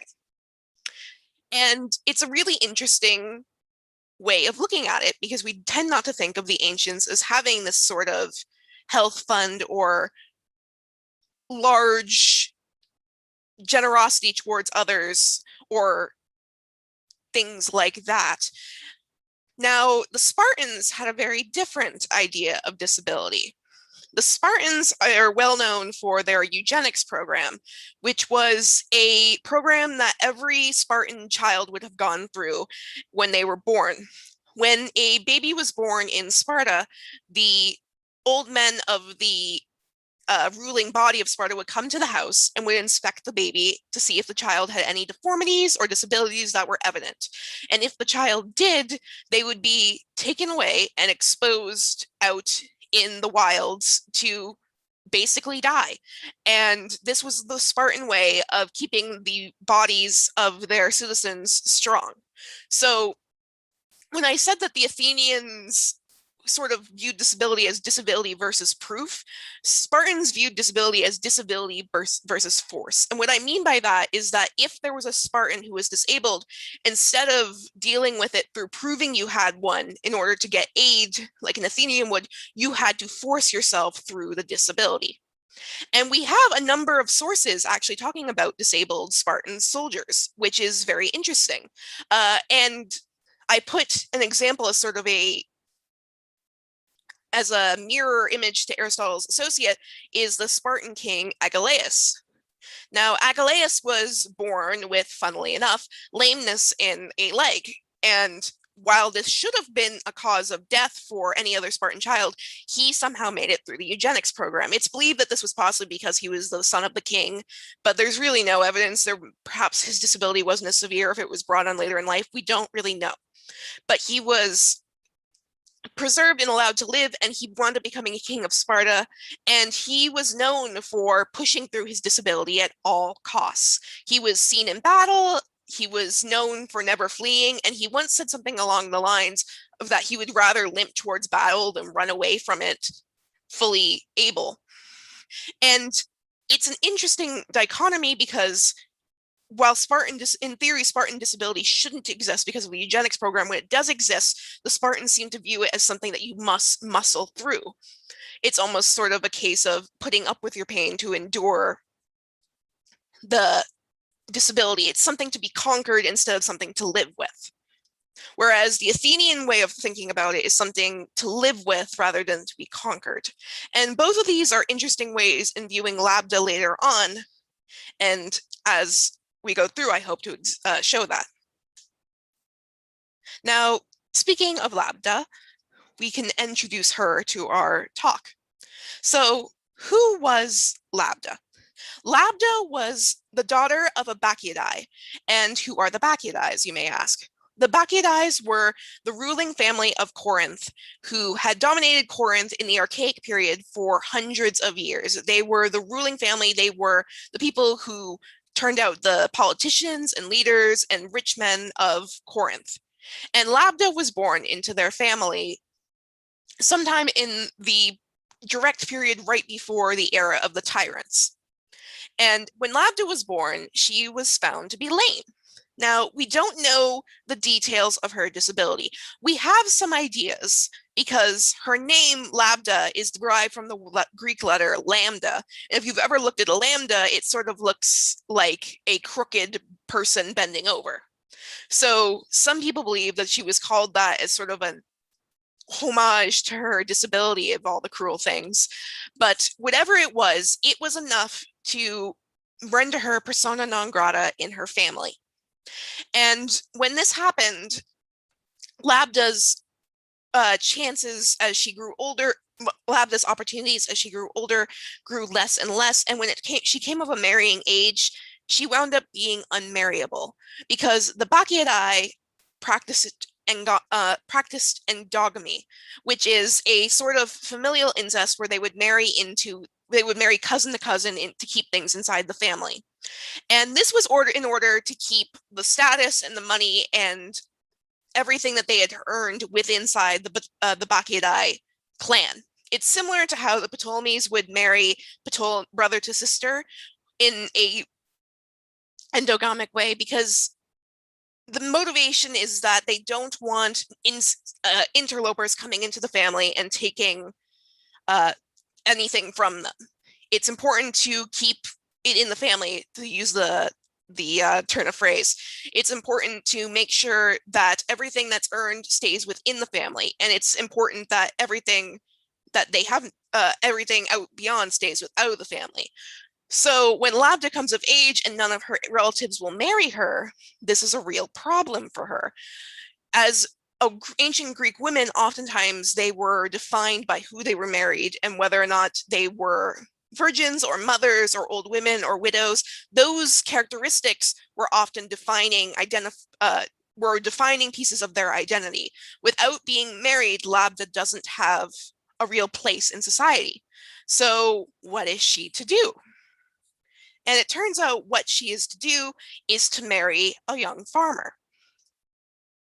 Labda marries a farmer who is far below her station. In Herodotus's writing, he says that the farmer was a good man and that their marriage seems to have been happy by all everything that can be implied from the writing.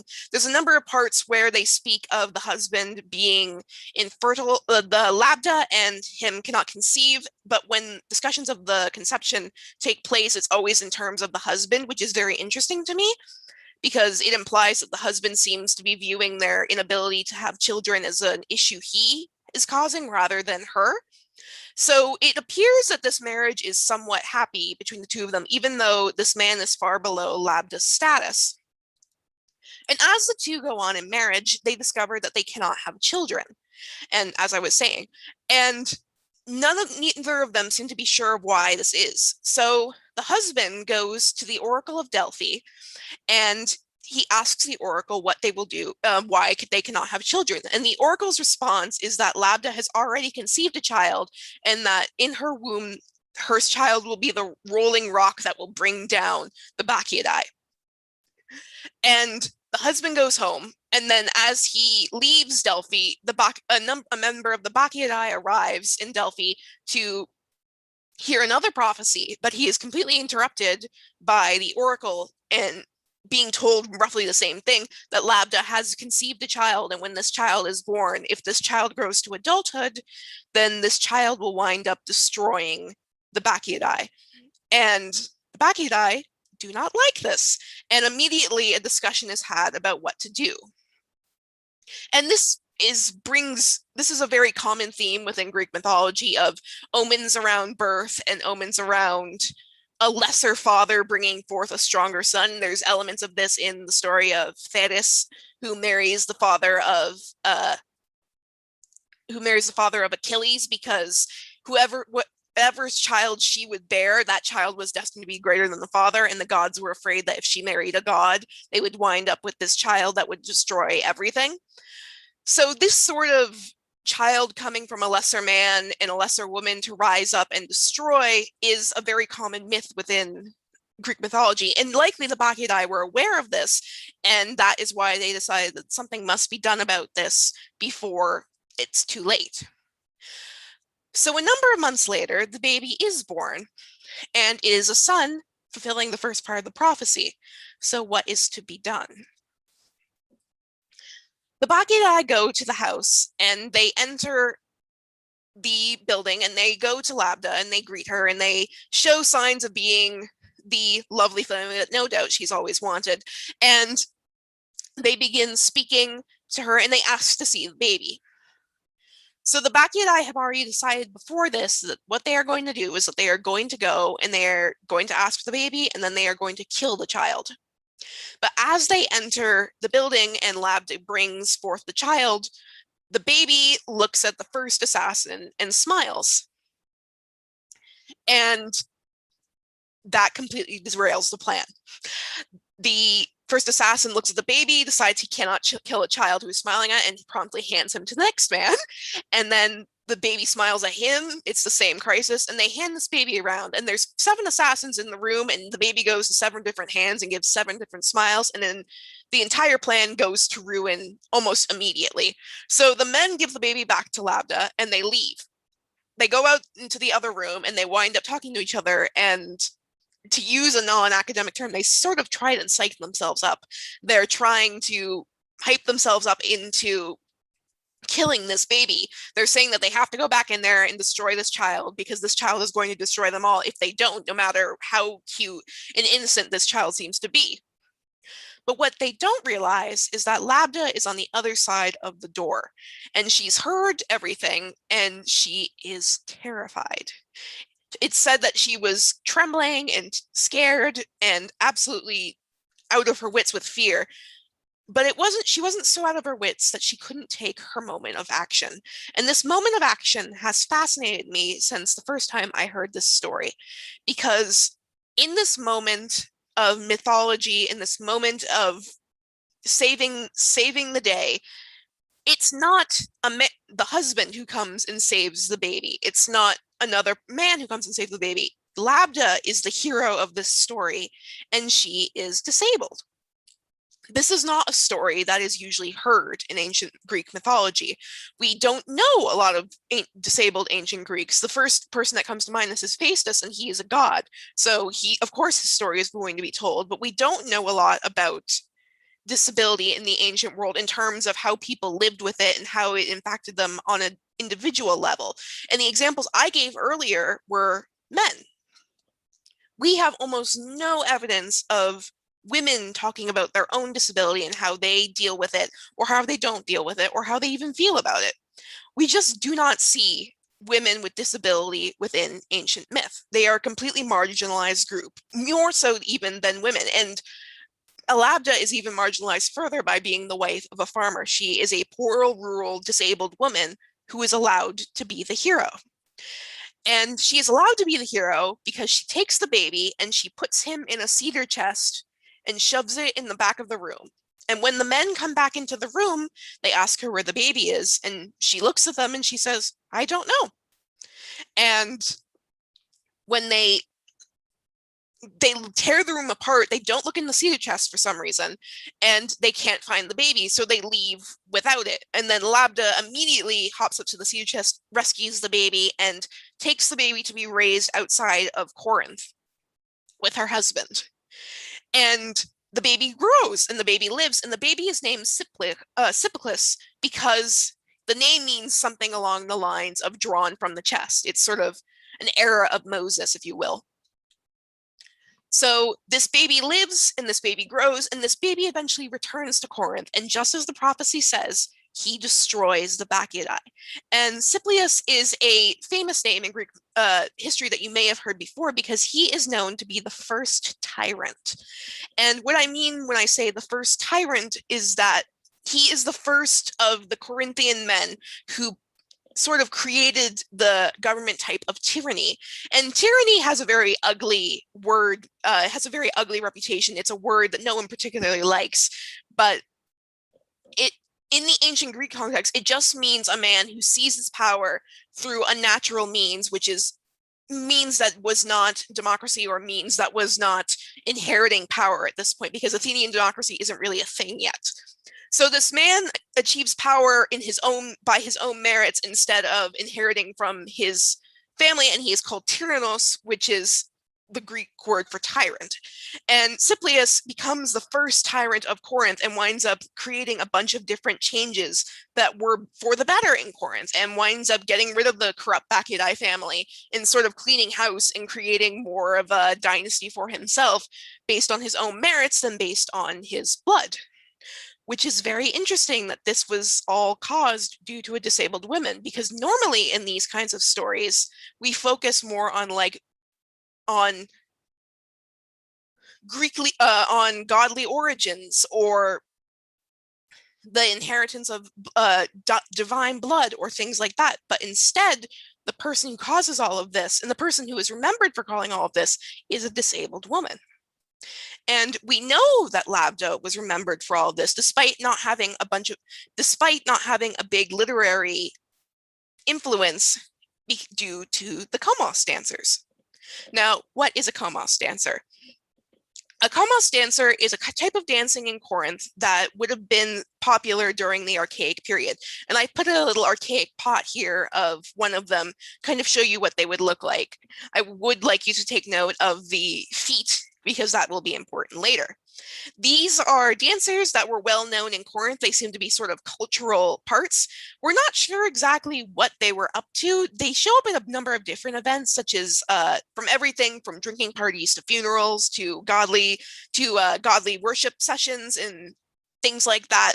But they were a sort of Corinthian specialty, if you will. They show up on a bunch of pots being exported from Corinth as if they were almost national symbols, sort of like how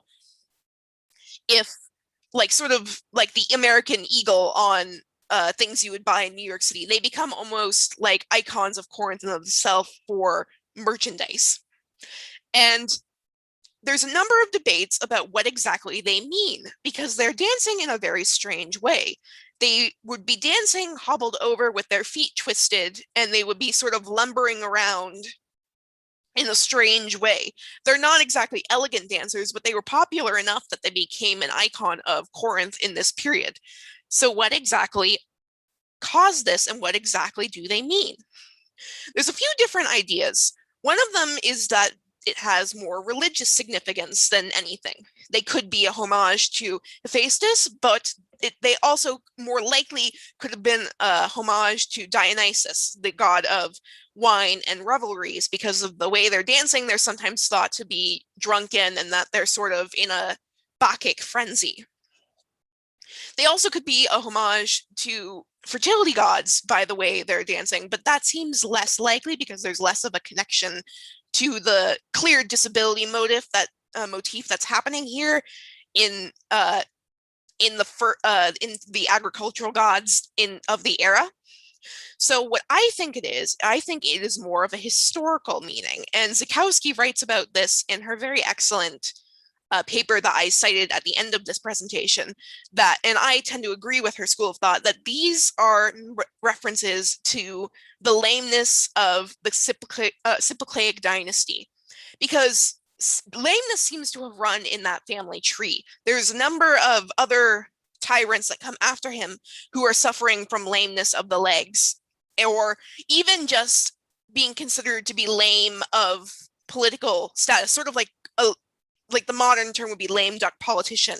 The Greeks seem to think that they were lame in status and lame in action, as well as possibly lame in body. So these dancers are perhaps a bit of a cynical homage to the supposed lameness of the dynasty. But there's also a possibility that these are meant to be more of an honoring dance than a parodic dance. And it's possible that these dancers are meant as a homage to Labda herself. It's entirely possible that these were meant to remember and pay homage to a woman who was marginalized in her early life and suffered greatly, but was remembered enough by the people of Corinth to earn an entire fleet of dancers that became a symbol for the city-state. So to wrap things up, what are the concepts of disability, both ancient and modern? As we talked about them, they are sort of playing off each other in terms of the Athenian school of thought and the Spartan school of thought. Both of them have differing views, with the Athenians tending to take more of a fiscal idea towards it, with a sense of how can we support you so you are not a drain on us, or how can you support yourself and how can we deal with this? They think of disability in terms of cost and coin, while the Spartans tend to think of it in terms of blood and war. They are looking for ideal citizens to fight against each other, and they are looking for people that can power through any disabilities that they may have, and if they cannot, then they cannot be a part of Spartan society. And when you think about these concepts in regards to the Labda story, you see a sort of third option arise, which is very interesting. It is the story of somebody who deals with her own disability, not in terms of fiscal handling or through war, but she simply just exists with her disability, which isn't something that's very common even today in stories. In stories of disability, it's always about how someone triumphed over something or how someone did not triumph over something. But Labda simply is allowed to be the heroine of this story without really dwelling on her disability. It doesn't hold her back and it doesn't help her. She simply just exists, which is a very interesting sort of story to come out of this period with all of these different concepts of disability harming everyone. And I think what we can learn from this story is that in terms of media, today it's very rare to just see people with disabilities just existing, when oftentimes they're turned into either stories to be inspirational or stories to be sort of tragic, when in this story Labda is not tragic and she's not heroic. She simply exists, and by existing she winds up being the person that saves an entire city. And that's very interesting. And here are my works, and thank you for listening. I hope I have been enjoyable to listen to. Emily, that was wonderful. Thank you so much. The chat has come up with some fantastic questions. I don't think we're going to get to all of them, but we're going to do our best. Do we know how a woman's infertility was considered in terms of disability? Oh, that's a long one, because Greek infertility is a whole thing in itself. But we know that there's an idea with women that if they are disabled, like infertility was considered a disability in of itself, which is a complicated medical issue that I'm not a personal expert in, but I know that in the ancient world, it was considered if you couldn't have children, there was something fundamentally broken with you. And in terms of that, they would be thinking that, okay, so if her body isn't sound, then clearly that her womb wouldn't be sound too. And I think that a part of me thinks that was probably one of the reasons the Bacchidae married her to a lesser person. They were like, nothing's going to come of this marriage. Mm-hmm. So yes, I hope that answers the question.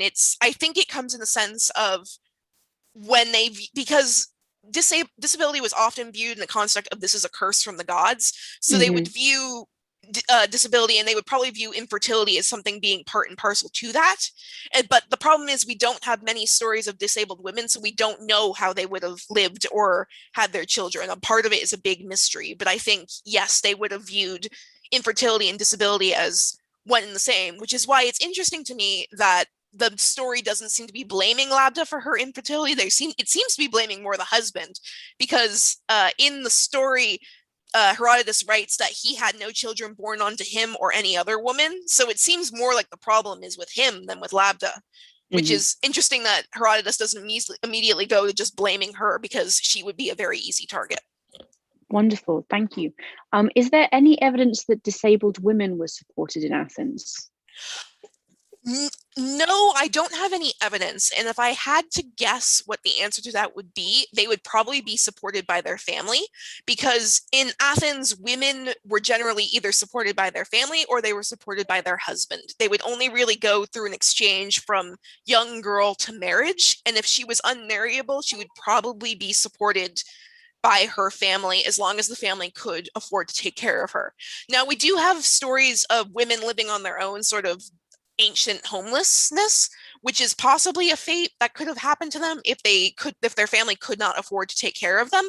But likely what would have happened is that she would have stayed with family members, or if she was able to be married, she would have stayed with them, with her husband.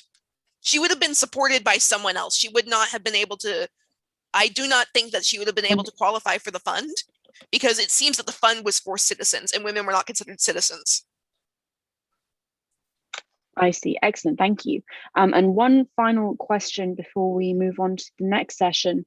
And you briefly answered this, but maybe we could talk about it a little more.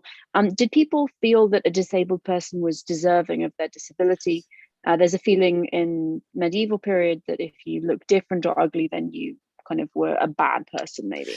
Yes, that was very much the general view of disability. The general view of disability was that you had done something wrong and the gods had cursed you. It was an idea of something has happened to you, or you did something to deserve this. And even if you weren't born, you would sort of have like an evil soul that was like even in the womb, if a baby was born, they were like, oh man, this person must have had a bad soul even from birth to cause this.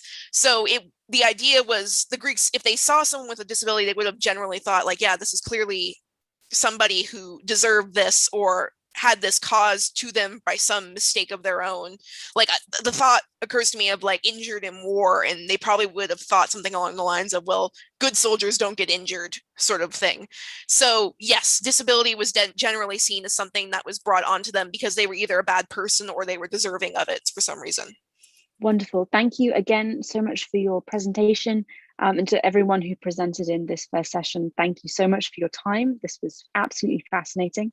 I'm going to hand over to Christian to moderate our second session of the day. Thanks, Megan. Our second session is called Then and Now. Just like the previous session, it will consist of 3 presentations.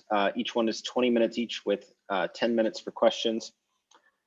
If you would like to ask questions of the presenters, you can type them into any of the chats that are available. So this conference is streaming on the saveancientstudies.org website, saveancientstudies.org/virtual-conference, Digital Hammurabi YouTube, SASA's YouTube, SASA Facebook, and SASA Twitch. So in any of those places, you can type a question into the chat and it should get to me, and I'll try to ask it of the speaker during the Q&A time if there's time. And after the conference is over, all of these videos will be available on SASA's website. And also please consider donating to SASA and Digital Hammurabi because again, these are nonprofits. Okay, our first speaker of this session is Georgina Longley. Dr. Longley lives in Kent, England, and after teaching at university and in school, she now balances her research and writing on classics with being a mum. I pronounced it the way it was written, Dr. Longley. She also keeps a classics blog and creates classics memes on Instagram. She holds a doctorate from the University of Oxford in ancient history, and her thesis focused on the Greek historian Polybius, about whom she's going to be speaking today, and her talk is entitled Polybius's Modern Blueprint. So take it away, Dr. Longley. Right, I'm just going to share the screen, and hopefully this will work. Has that work? Can you see the presentation? Let me go. We can, yeah, we can see. There we go. Brilliant. Thank you very much. Cool. Okay, well, thank you very much, Dr. Casey, for that introduction, and thank you very much for the opportunity to be here. It's been a wonderful conference so far. I've been watching the papers, so thank you very much indeed. So without further ado, away we go. An ancient Greek's modern blueprint, Polybius's approach to religion in his histories.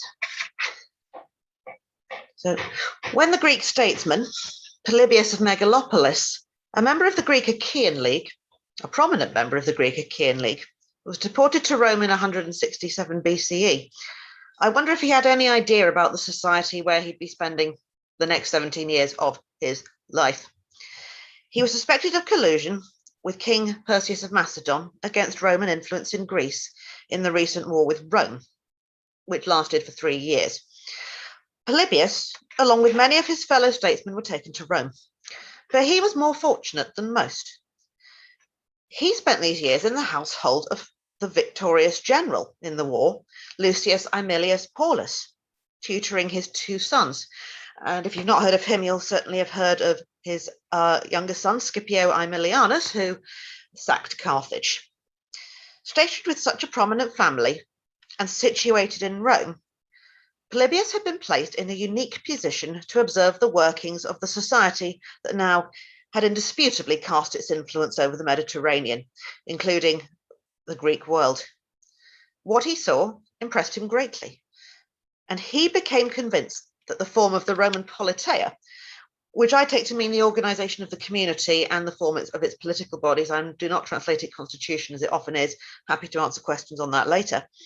So the politeia, and this was what lay behind the strength and solidarity that enabled Rome to rise to imperial hegemony.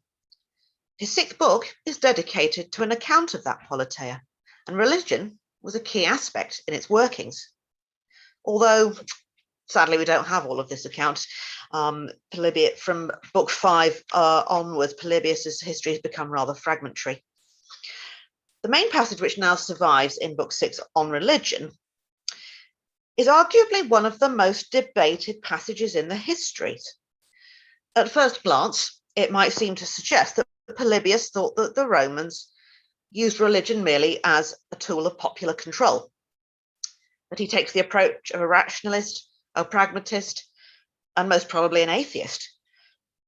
What will become clear from my talk today, I hope, is that I don't think this is a particularly useful way of trying to look at Polybius's views on religions. We can't know what his own personal beliefs were from his work. Moreover, not all have accepted this interpretation, and the passage from Book 6 is not the limit of his description and analysis of Roman religion, nor indeed of religion more generally. The famous passage from Book 6 cannot be taken in isolation. It requires close re-examination, and we need to put it back in the work as a whole to understand exactly what his approach to religion was and why. Now, the conference is entitled Opening Up the Ancient World.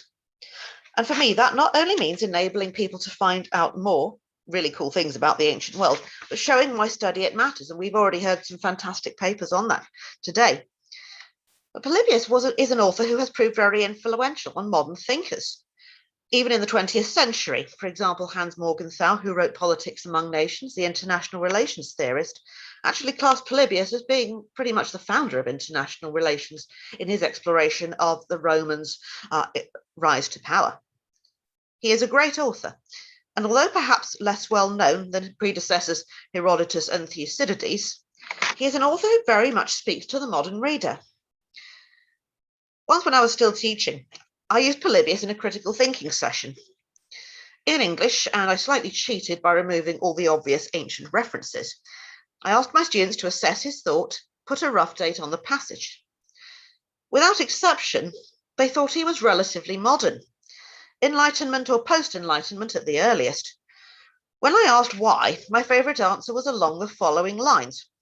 His insight into what makes human beings tick and how their good and bad sides are reflected in society, even in the micro-society of their own school.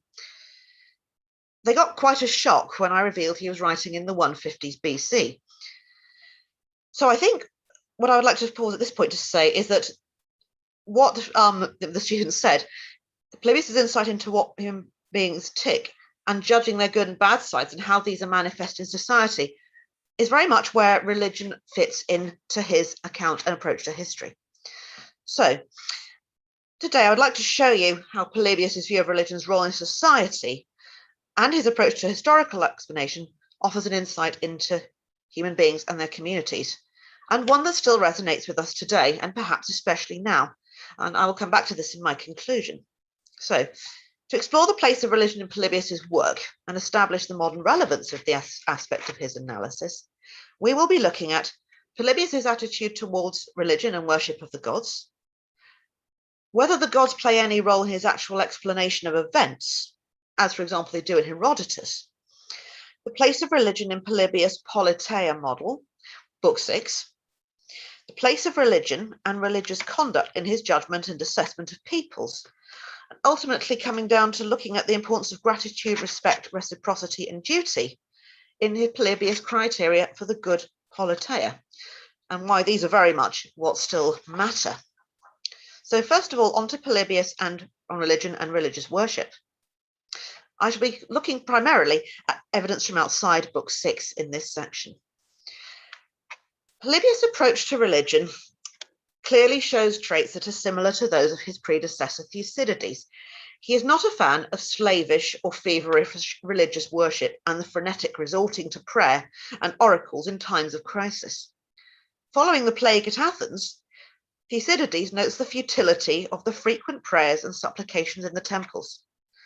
With rather more obvious disapproval, he later speaks of divination and oracles which create destructive hope, which is the sort of behaviour people turn to in crisis. That is the end of Book 5. Comparable is the following passage from Polybius, which describes the actions of the Rhodians following the disasters that befell them after the Third Macedonian War. And that is the first slide on the presentation. I shall be reading slightly longer than it is on the slide. Utterly disheartened at how these events were turning out, the Rhodians fell into certain urges and practices that were beyond reason, and they were in a very similar state to those who despair suffering in prolonged diseases. For often, and this is where the quotation comes in, whenever such men do everything for their care in accordance with reason and obey the doctors, but are not able to take a turn for the better, they become thoroughly disheartened with what is happening and feel compelled to give up and to turn to sacrifices and seers and to try every sort of incantation or amulet. And so it was with the Rhodians. Polybius might well be even referencing Thucydides here when he mentions disease. It's remarks as these, such as the passage along with the passage in Book 6, that have led to him being labelled rationalist, pragmatist, and even atheist. However, disapproval of a way of engaging in religious actions does not equate to skepticism per se. Having a practical approach does not necessarily entail his being an atheist, and it is too modern a mindset, in my opinion, to see an emphasis on reason, a rational approach, as being incompatible with religious belief. The following fragment, which may well have been from Book 6, suggests quite the opposite. To learn sincerity towards the gods is a kind of image of truthfulness towards one another. In other words, sincere honouring of the gods was instrumental in maintaining truthful dealing in relations between people. In Book 6, human reason is what leads to the emergence of the values that foster good relations between people and ruler and ruled to form a good community or politeia. Now we must turn to whether Polybius attaches any explanation of events to the gods, or whether their role in his histories is something rather different. He did not believe that one should turn too readily for the gods as an explanation, or to Fortune, who is Tyche or Tyche. It is reasonable to include Tyche in this paper because she was worshipped as a goddess in the Hellenistic period when Polybius was alive, and she has often been viewed as a divine, semi-divine or external force in his work. But for Polybius, as will become clear, it was human agency that was paramount, as for Thucydides. So my first example, looking at the role of the gods, or Tyche, is his account of Scipio Africanus's attack on New Carthage in 209. Having carefully observed how the low tide offered an opportunity to invade, to increase the wavering confidence of his men, Scipio announced that Neptune had shown this to him in a dream. The men were encouraged, and they took New Carthage. But at 10:9, Polybius refutes the notion that the episode demonstrates the actual workings of the god, or indeed of fortune. It was not luck or chance. What it showed was the shrewd mind and strategy of Scipio. On several occasions, Polybius explicitly criticizes those who attribute events to the gods or Tyche. I shall look at two. When describing the depopulation of Greece, Polybius argues that one should only blame the gods and Tyche where it is impossible to discover another cause. And this is slide number 2. But where it is possible to find a cause as a result of which and because of which something occurred, I think it is not necessary to attribute these things to the divine. Again, much earlier in the work, in his second book, when he is describing the success of the Achaean League, he states, "It is clear that it is not fitting to claim that this was down to fortune or chance, for that is a poor explanation. We must rather look for a cause, for without this, it is impossible for anything to be accomplished, both in accordance with reason, and contrary to it." But that said, there are sections where Tyche seems to be more powerful, such as 1.4, where he seems to describe Tyche as bringing about Rome's rise to being master of the Mediterranean. It is a debate that still rages quite furiously in modern scholarship. Wallbank, Paydeck, Richards and Howe are all arraigned on the side of Tyche being an external force, with Raveri and Graeber being a little more sceptical. It has even been suggested that she is simply a rhetorical device to denote chance or the unexpected. But my argument is that it is neither. I take Tyche as being simply a way of referring to unseen events, what is unpredictable, something that an individual could not foresee. Here I agree with Graeber. Tyche is likened to an external force, but is never actually called an external force. And she is likened to an external force when events conspire to bring great success or great disaster, and is prefaced by horsebear, as if some power were directing the course of events. Tyche is also a way of expressing the inevitable cycle of rise and decline. A passage where Polybius quotes Demetrius of Phaleron on the mutability of human affairs due to fortune has been taken as conclusive evidence for Tyche as a quasi-divine force. But Polybius only mentions Tyche in the quotation. For him, the cycle of rise and fall had rather a different course. And that course, as we will see, was human nature. And illuminating human nature is where the gods fit into his account, as we will come and see. Part of the problem with Tyche is, I believe, that when Polybius was being recorded by Byzantine scholars, they would make collections of his work and quotations on particular themes.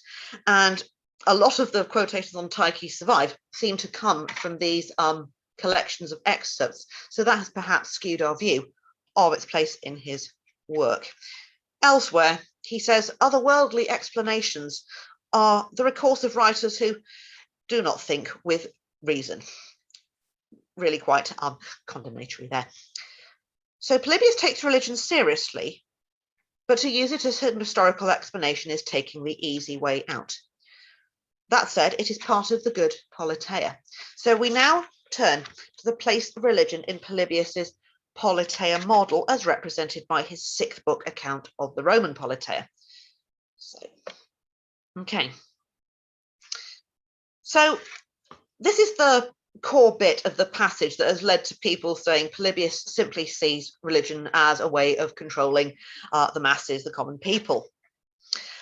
But I'm going to read to you much more of the passage, and you will see why I do not agree with this interpretation. But the most important difference which the Roman state has, and for the better, that is to the Greek states, is their undertaking concerning the gods and religion. And it seems to me that what is a matter of reproach among other peoples is exactly what holds Roman affairs together. I mean, a fear of the divine. It is so dramatically paraded and introduced to such an extent by them in both their public and private lives in the city that no excess is omitted. And it would seem to many to be astonishing. But in my opinion, or it strikes me, they do this for the sake of the masses. So what is Polybius telling us here? Well, you can see, I think, clearly why it's been interpreted as him viewing religion as a tool of socio-political control. And Polybius certainly sees the benefit of the masses being kept in check. He is quite contemptuous elsewhere of them in the histories, blaming them very much for the disastrous assembly that launched his beloved Achaean League into the final war with Rome that saw them destroyed. But where the traditional interpretation misses the point, in my opinion, is the argument that it is religion per se that is being used to rein in the people. The Romans have not thought up their religious system to control the masses, but what Polybius says immediately after this passage is the key. He goes on to describe the Romans' honest dealings with one another, which suggests religious belief is more deeply ingrained in Roman society than mere crowd control. You will recall the theme of honest dealing and religion in the fragment we looked at earlier. This supports the interpretation of Beard, North and Price, and more recently, Driediger Murphy, who says that the passage is better read as evidence for the depth of that elite's own convictions. I agree with this, but I wish to push a little further. I would argue that when Polybius says that the Romans do this for the common people, it's not the institution of religious practice per se, but the very public and dramatic way they do it. They want to communicate the importance of religion to the masses and encourage them to respect it.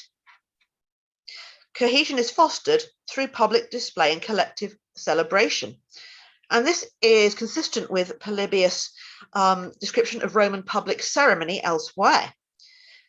Some of you may be familiar with his dramatic and rather wonderful account of a Roman funeral display, which he then says is precisely to encourage the young and the wider population to admire Roman values and to ascribe to them, have faith in them.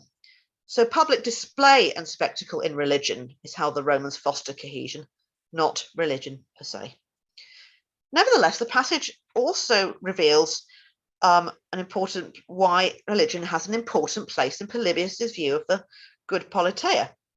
Reverence of the gods is important. It's also illustrated at book 6 near the start. But where it is traditional and customary to revere the gods, care for parents, respect elders, obey laws, whenever the decision of the majority prevails in such communities as these, this then can be called a democracy. Now, it might seem at first as if Polybius is only applying these traits to democracy. However, this is not the case. What he is listing here are the core values of any good politeia.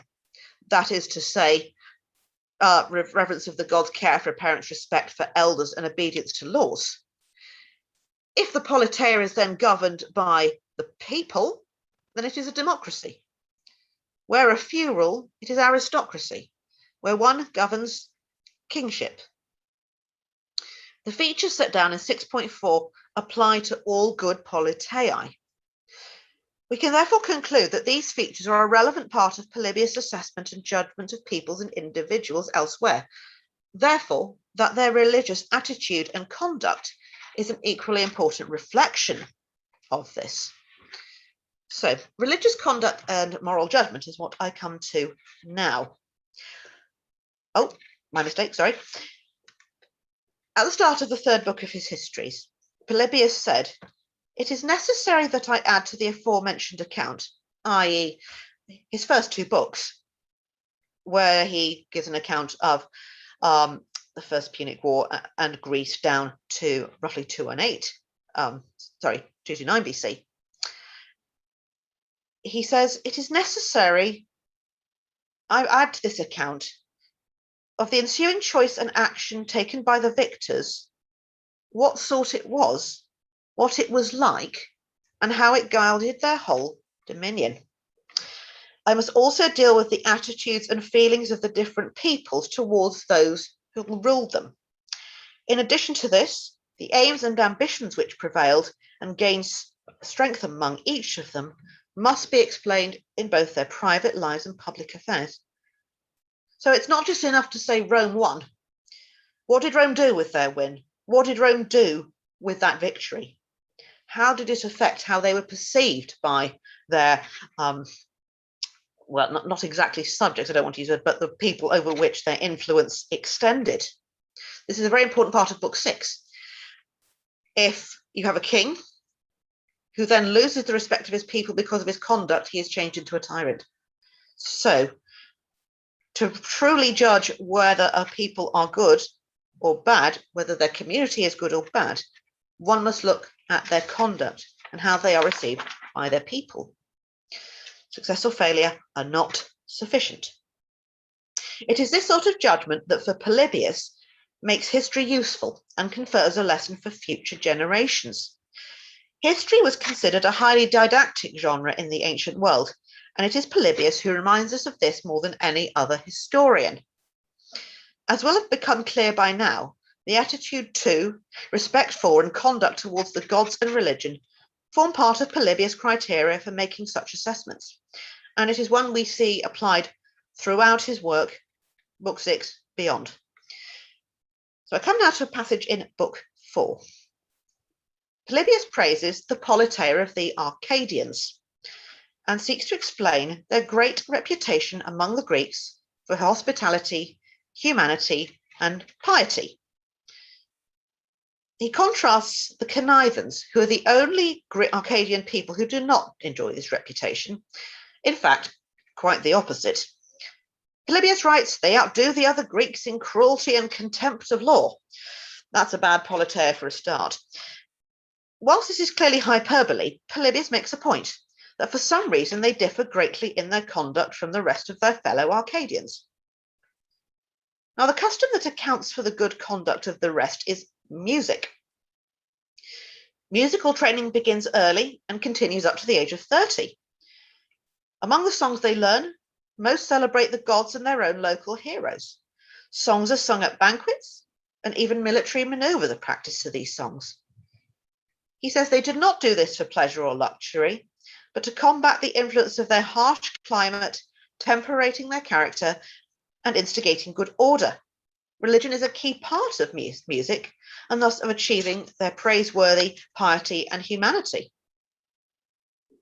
A further example of scrupulous religious conduct, describing the Romans on the eve of another battle with Hannibal, which is quite consistent with what he says in Book 6. He says, all the oracles that existed among them were on everyone's lips. Every temple and house was full of signs and portents, as a result of which sacrifices and supplications of the gods and entreaties took over the city. I know what you're thinking. Hang on, this is very like the Rhodians, isn't it? For in dangerous circumstances, the Romans, out of fear, propitiate the gods and men and consider nothing to be unfitting or ignoble in accomplishing such deeds at such moments. So this might seem inconsistent at first with Polybius's condemnation of the Rhodians' response as being contrary to reason. But there's a significant difference. The Rhodians turned to such action out of panic and desperation. But according to Polybius, with the Romans, it is an ingrained practice. We're going back to the public display to encourage community participation and cohesion that he mentioned in the Book 6 passages we looked at. On the other side of the coin is Philip V of Macedon, who starts well, his conduct is good, and he appears to revere the gods, giving thanks for victories.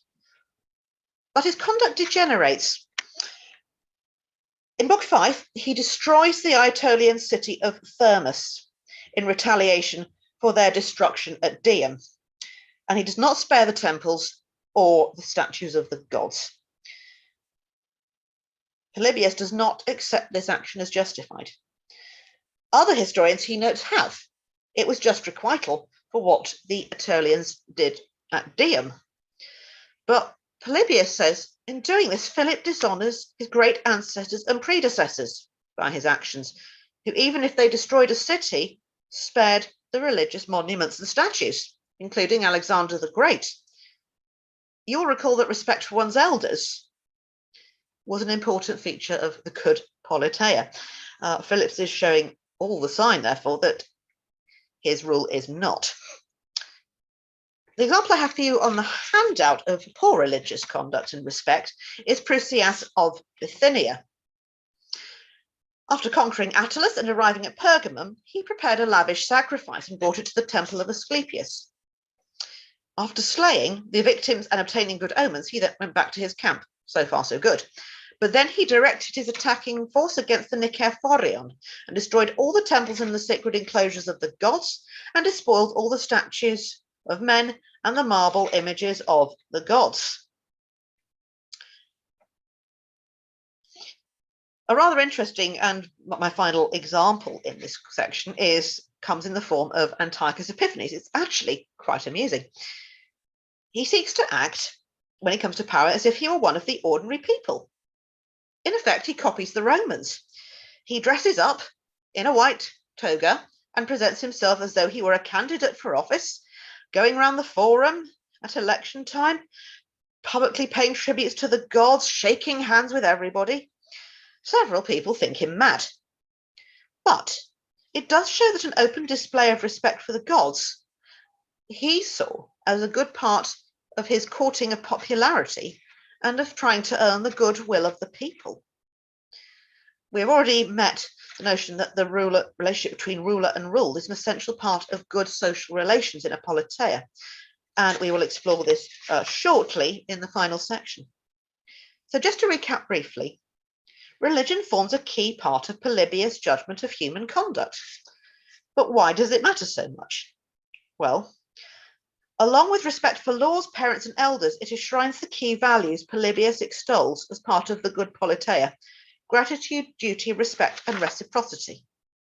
So we now move to the final section of my talk. The two highest achievements of the human mind are the twin concepts of loyalty and duty. Whenever these twin concepts fall into disrepute, get out of there fast. You may possibly save yourself, but it's too late to save that society. It is doomed. Polybius might well have written the above quotation, but it in fact comes from Robert A. Heinlein's novel Time Enough for Love. But when he talks about the concepts of loyalty and duty as being like a social glue, it is very similar. So I'm going to describe for you now the process by which Polybius believes these moral concepts come into being. In the beginning, people come together for protection and support the strongest member of the group who gives them that protection. Family ties and social relations emerge between members of the group, and this is the birth and beginning of goodness and justice. Children are born and raised, and reverence of their begetters is expected. If one should appear ungrateful, he will injure those who reared him and anger those around who witness this lack of gratitude. This develops because humans have the power of reasoning, unlike other animals. Lack of gratitude comes to be an action they dislike and which they fear incurring themselves. A man who does not thank his rescuer meets with similar disapproval. People who wish to prevent such actions come together and support a ruler who throws his support behind those values. And thus the notion of duty is born, a reciprocal duty. Reason and value thus become the criteria for choosing and respecting leaders, as long as they remain respectful of the values for which he has come to power. But hang on, you say, no mention of gods here. What's this woman on about? Now, it is true, Polybius does not mention the gods directly in this passage, but there is nevertheless a clear connection to the role played by religious conduct in Polybius' assessments of human behavior. His strong disapproval of the lack of respect for others' religious buildings equates to a lack of respect for religion itself. And we saw at 6.4, reverence of the gods is a key feature of the good politeia. And yes, it is all about human nature, that passage. Religious disrespect reveals human nature's faults, and it is these which for Polybius overturn good politeia and foster hostilities both within and between peoples, as we saw in the case of Philip of Macedon and the Aetolians. I will end this section by exploring a really ghastly example of religious disrespect that is a reflection of bitter internal discord. Not concord, I do apologize, discord. In Sparta, following the death of Cleomenes III, a conspiracy rose to restore the monarchy after Cleomenes had been forced into exile. During a procession of the military, the leaders of the conspiracy killed the ephors who were against the restoration. As if killing them wasn't enough, they killed them at the altar of Athena of the Brazen House, famed for offering sacrosanct refuge to criminals sentenced to death, thus violating the sacrosanctity of the monument. And so to conclude, religion and religious conduct form an important part of Polybius' approach to explaining the events he is recording. But this is, we see, is not because he attributes events to any sort of divine agency, but rather because he viewed worship of the gods, observance of established religious practices, and respect for religious buildings as an important part of a good community. Polybius judged politeia according to the conduct of the rulers, and their attitude to religion was one of the criteria by which he assessed this. Respect and gratitude between people are fundamental for society to function well. And this is where the ancient Greeks' modern blueprint comes in. This has not actually changed since 150 BC. And I wonder if this is perhaps particularly relevant now. In a sort of world where we're witnessing struggles of integration within societies, where the very language that we use when thinking about internal cohesion is being questioned, potentially overturned, and the attempt to renegotiate what would make our society comfortable for all. I think Polybius' message of reciprocity, duty, and loyalty continues to resonate. Thank you.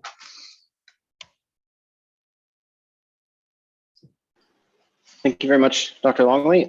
I think we probably have time for just one question because we're kind of bumping up against the next presenters. So I'll read one for you from the YouTube comments.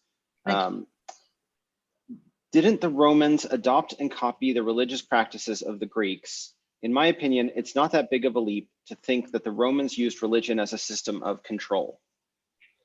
Oh, absolutely. There were two parts to that question. I'll deal with the other first. Yes, there was a lot of Greek influence on Roman religion. That's absolutely true. You can see in the equivalents of the gods, Zeus, Jupiter, Athena, Minerva, but they were also very good at incorporating their own own gods from Italy. So there was Etruscan influence as well. Their own priesthoods, as I said. It wasn't just about Greek influence, although I think you're right. So thank you for that question. It was probably the main influence. And no, you're right. They do use religion as social control, but this idea that that's all it's about for the Romans, I don't think is what Polybius is saying. We might think it, and certainly it's something Cicero talks about in De Natura Deorum. Is I can't remember which speaker it is now. Forgive me. He says, well, I don't know whether I believe it, but it's useful for keeping the mob in the forum in check. So it's certainly something that they were aware of that they were doing. But I think that Polybius is saying, whilst this is an added benefit, it's not as he sees it, the sole purpose of religion and the displays that they parade before the people. All right. Thank you very much. Thank you for your talk. That was really wonderful and interesting. A lot of things that I have not encountered before myself. So I'm interested to learn more about Polybius and his writing. He's cool. Very Polybius. Yeah. Okay. Thank you very much. I've really enjoyed this speaking here today. It's been a great conference. Thank you. So now we'll move on to Ariadne Schultz. Dr. Schultz is a paleopathologist educated at Durham, UK, and she wanted me to point out that her PhD is in paleopathology specifically. She currently lives in London, where she worked as an assistant curator in the British Museum and is now currently working as an archaeologist with Museum of London Archaeology. In her spare time, she volunteers with Democrats Abroad and Vote From Abroad to increase voter turnout, voting rights, and political literacy for United States citizens. Her hobbies include archery, opera, and video games. And today she's going to talk to us about politics and plague, disease, democracy, and Athens. So take it away, Dr. Schultz. I believe you're muted. So I was. Can you hear me now? I can, yeah. Right. And I'll let you get your presentation started. I'll tell you that it all comes out correctly. Okay. Can you see my presentation now? I can, yeah. I see the PowerPoint view. Okay, let's just click into there. Looks good. Okay, right. I'm just going to move the Zoom so I can actually see what I'm reading. Okay, the last few talks have set me up remarkably well. I couldn't have hoped for anything better. Again, I am a paleopathologist, so I'm very new to this, and please be gentle when evaluating me. So the Athenian plague is a historical event integrally interlaced with the political realities of the time. It proliferated as a result of tactical and political decisions of the time, and it also affected these decisions. It is impossible to draw direct correlations between other historical plagues and political events, or even our modern pandemic, but it would also be wrong to entirely dismiss the reality of how pathogens and our reaction to them form our history and culture, and how they inform our behavior. What became the Peloponnesian War was in fact the Second Peloponnesian War and grew essentially out of a conflict between Athens and its colonial holdings. In fact, throughout the war, Thucydides relates to negotiations between Athenian diplomats and either past or prospective tributary states. Athens controlled the sea and arguably therefore the economy in the mid-5th century BCE. Athens put down a revolt in Samos, but just prior, Sparta had called a congress to discuss whether or not the Peloponnesian League would aid Samos. Corinth notably opposed. However, when Corinth attempted to put down a revolt in their own colony, Corcia allied with Athens. Athens then ordered Potidaea, a tributary state of their own, to dismiss their Corinthian magistrates. This resulted in the Battle of Potidaea and, in conjunction with a sanction on Megara, led to the Spartans calling a congress on whether or not to go to war with Athens. The argument, hotly contested by the Athenian contingent, was that Athens had already broken the peace and would only press its naval and economic advantages further if left unchecked. When it became clear that the Peloponnesian War would advance on Attica, the Athenians who lived in the countryside withdrew within the walls of the city. Athens was already an incredibly populous city for the time, but when the refugees from the countryside began residing within the long walls of the city, the population ballooned and may have been as high as 300,000 or 400,000. Given the available knowledge of the time and taking into account supply routes, Pericles, the then strategos or governor of Athens, was content with a conservative defensive strategy. Athens food supplies could be replenished by sea, and he knew that the Delian League was a primarily naval power and unlikely to match the Spartans on land. Prior to the Peloponnesian War, Pericles had increasingly introduced policies unfriendly to immigrants and what we would today consider dual citizens. These policies restricted citizenship to those born in Athens, restricted metic or non-citizen rights, and made it difficult for metics to safely or effectively apply for Athenian citizenship. Moreover, the attitude towards non-citizens, including women, increasingly soured over the course of the war and the plague. Estimates suggest that the plague may have killed 1 to 2/3 of the total population. Victims of the plague included Pericles and his entire family, and the plague damaged Athens' ability to, in the immediate and subsequent years of the war, supply their hoplites. All told, the Peloponnesian War lasted nearly 30 years. There was a brief 6-year peace from 421 to 415 BCE, known as the Peace of Nicias, but Thucydides dismisses it as hostilities were never fully suspended. Athens finally surrendered in 404 BCE, and the democracy was temporarily replaced by the 30 tyrants. In the following unrest, Socrates was executed.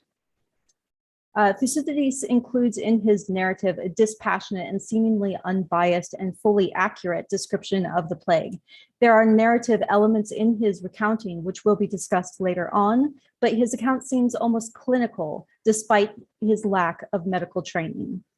Thucydides himself is not unbiased, and it must be mentioned that he did suffer and subsequently recover from the plague.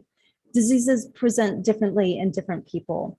Patients will often exhibit a similar suite of symptoms, but it is rare for any one patient to exhibit all associated symptoms for a disease, or for a disease to strike all patients in exactly the same way.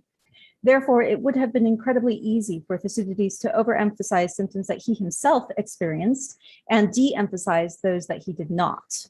He is also only one observer, and as astute as he clearly is, his account is automatically biased by the limitations of his perspective. With these caveats in mind, he does give a thorough description to the extent that if the Athenian plague existed today as it did then, it seems reasonable that it could be diagnosed based on his accounting alone. There are narrative elements and biases to consider, but Thucydides is explicit and thorough enough that his description should not be in any way dismissed. He also mentions further that any animals which came into contact with the cadavers sickened and died, and that carrion birds quickly disappeared. He suggests that they also died. At first read, this is a nicely thorough description from which we can pick out symptoms. He explicitly describes fever and inflammation, congestion, a rash, vomiting, and diarrhea, and more implicitly suggests symptoms like intestinal distress, gangrene, and neurological disturbances. He also makes it clear whether or not he meant to, and it is more likely not, that this disease is zoonotic, but may be passed from human to human contact or via a very simple vector facilitated by human to human contact. The problem that has faced numerous scholars today, however, is that Thucydides' description does not match any known disease. Elements of it have been shown to resemble typhoid, typhus, smallpox, measles, and the bubonic plague, ergotism, and to Holiday and Poole's 1979 vast annoyance, scarlet fever. But none of these, nor any combination of these diseases or comorbidity fully encapsulates Thucydides' account. But a prescient point made by the aforementioned authors is that it would be really strange if any of them did. The main thrust of Holiday and Poole's argument is that the Athenian plague occurred in 431 BCE, which is about 2.5 millennia ago. Pathogens, even when successful and adaptive, typically have very short lifespans and are reliant on their host for survival. Therefore, their rate of evolution is quite high, and they will typically evolve such that they will become less deadly, because if they kill their host, they themselves die. The host organism, in this case humans, simultaneously evolve or at least develop immunity such that the surviving population continues to survive the pathogen. The Athenian plague might have burnt itself out, causing it to go extinct, or it might have evolved into a much less deadly disease still extant today, but with a different or partial list of the above symptoms. It might have been something like smallpox or typhoid fever, but it might also have been something like varicella.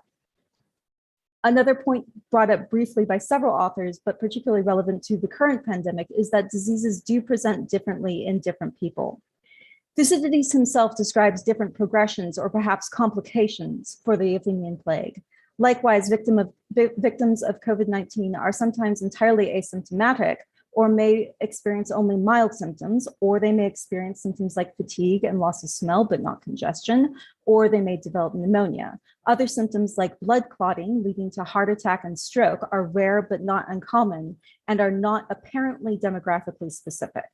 This further complicates interpretation of Thucydides' narrative as a single historian trying to convey the symptoms of a feared disease in the midst of a cataclysmic war, followed by extreme political unrest, which at one point included his own banishment. He is ill-equipped to give an absolutely unbiased clinical accounting. Ultimately, Thucydides was not interested in the plague itself so much as the wider implications of the plague. I've described his account as thorough and nearly clinical, but he had commentary that his description of the plague is a part of. Structurally, it has been pointed out by Allison in 1983, that the description of the plague is deliberately contrasted with Pericles' funeral oration just prior. In reading both the funeral oration and the description of the plague, it is necessary to remember that even if Thucydides were genuinely attempting a wholly accurate and unbiased account, he himself has admitted that especially his accounts of speeches given or arguments made were subject to the listener's memories. Furthermore, it is not entirely reasonable to surmise that his account is unbiased. Thucydides has points to make in reference to the plague, the political system of Athens, whether or not oligarchies are just, which leaders are and are not skilled, what factions of society he could do without, and so on and so forth. Allison points out that the contrast in language and the similar structure of the funeral oration and description of the plague to highlight how Thucydides is driving home a greater point about the breakdown of societal norms as he sees it.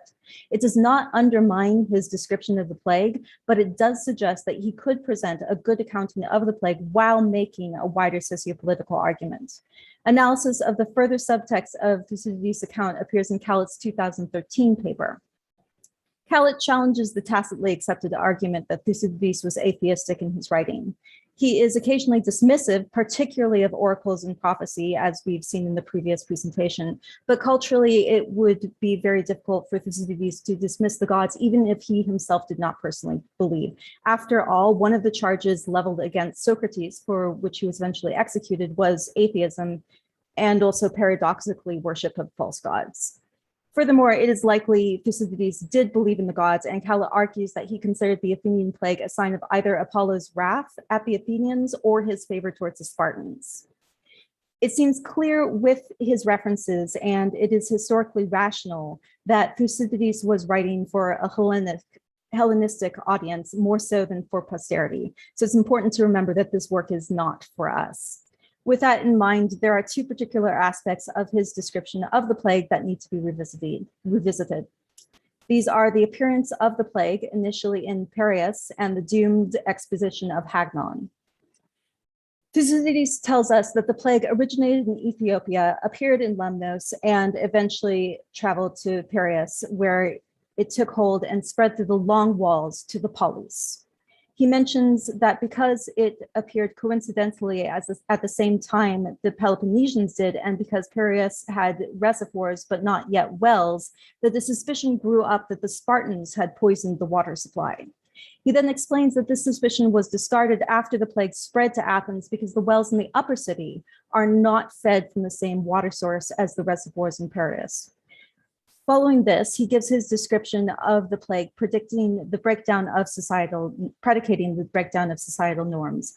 Other sources more firmly blame not Spartans, but non-Athenians or Metics with the poisoning of the reservoirs and wells. One can easily draw a parallel between this accusation of the other poisoning water sources and the tendency towards the anti-Semitic trope of Jewish populations supposedly being responsible for the bubonic plague through similar methodologies. Thucydides is not overtly engaging in xenophobia, as he almost immediately dismisses the idea of that the water source was poisoned, but he does seem to be implicating trade routes or perhaps trade in general. This is a somewhat astute observation, given that trade routes and travel are responsible for many of the pandemics and epidemics and outbreaks that we have seen both in recent and distant history. COVID-19, part of the reason it became a pandemic was the failures in supporting and monitoring sick or exposed passengers on airlines and cruise ships, largely but not exclusively in the United States. And the first instance of the bubonic plague in Europe spread after Italian merchant ships escaped the siege of Kaffa. Incidentally, the water sources varied throughout Piraeus and Athens, Incidentally, that the water sources varied throughout Piraeus and Athens also means that the pathogen could not have been waterborne. This does not eliminate typhoid fever as a possible cause of the plague, but it does decrease its likelihood of being the culprit. Secondly, Thucydides tells of Hagnon's expedition to Thrace and Potidæa. Hagnon, according to Thucydides, had set out with 4,000 heavy infantry and proceeded to lose 1,050 of them over the course of about 40 days. Thucydides stresses that these soldiers had been previously healthy. In fact, this is a theme in his telling of the plague.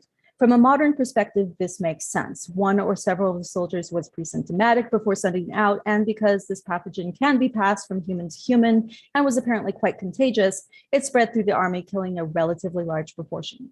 The overall death rate, if we can trust the reported numbers, is 26%, but it is not a case fatality rate because we don't know what proportion of the army was actually infected. However, for Thucydides to have fully inferred transmission of a pathogen from human contact would have been revolutionary at the time. And regardless of how well we regard him, it may be an overinterpretation to suggest that he was an ancient proponent of germ theory. At the time, the prevailing theory was that miasma, or bad air, caused the disease. In Attica, poor living conditions, particularly inside the long wall where overcrowding and unsanitary conditions were rife, did contribute to the spread of the plague and other diseases, but Thucydides seems to be making a very different point in his commentary on Hagnon's expedition. Cowlett argues that Thucydides understood the plague to be directed at anyone who wasn't in the Peloponnesian League, meaning Athenians and non-Athenians who lived in Athens or allied with her. Cowlett uses the choice of words to argue her point and is likely correct. But even if she is not correct regarding what Thucydides himself believed, the prevailing belief among the Delian League in general was that Apollo needed to be placated. Shrines that had fallen into disuse were restored, and the island of Delos, which I have put up a picture of on the PowerPoint, went through additional purifications. Thucydides, though, does not outright say that the plague is a result of Apollo's displeasure or alliance with the Lacedaemonians. Likely, that was considered too obvious to state. Instead, he relates the loss of confidence of the Athenian citizenry for Pericles and Pericles' apologia speech. Thucydides seems to hold Pericles in high regard, and his speech which largely calls on Athenians to borrow a phrase, ask not what your country can do for you, but what you can do for your country. Thucydides says Pericles was largely successful in convincing the Athenians to redouble their efforts against the Lacedaemonians, but then he editorializes as follows. He told them to wait quietly, to pay attention to their marine, to attempt no new conquests, and to expose the city to no hazards during the war. And doing this promised them a favorable result. What they did was the very contrary, allowing private ambitions and private interests in matters apparently quite foreign to the war to lead them into projects unjust both to themselves and to their allies. Projects whose success would only conduce to the honor and advantage of private persons, and whose failure entailed certain disaster on the country in the war. So this calls back to the previous presentation where the point of loyalty and selflessness was brought up. In Thucydides' estimation, the breakdown of society is complete. Just as with the plague, all people, regardless of age, rank, health, or wealth, were equally susceptible to moral and political decay. And thus, with the death of Pericles, Athens is narratively set on a path to disaster. Thucydides' account of the Athenian plague is often noted for its apocalyptic overtones.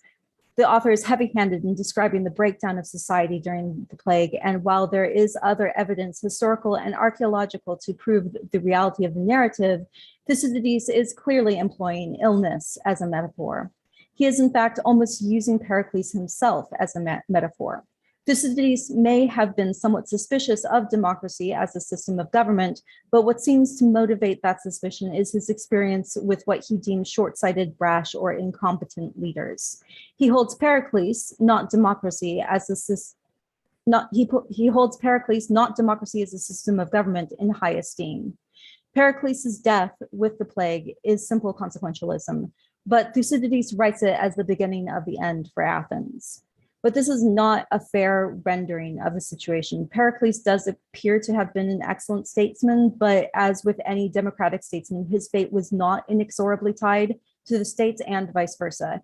And of course, he was not perfect. Pericles made a good strategic decision in bringing the Athenian population behind the walls and sending the cattle to, I'm going to murder this pronunciation, Evia, there we are, Evia. Based on the information he had at the time, he expected the Lacedaemonians to raise the surrounding area and knew he could feed his population through the port at Piraeus. A naval blockade of the port was unlikely due to Athens' unparalleled naval strength.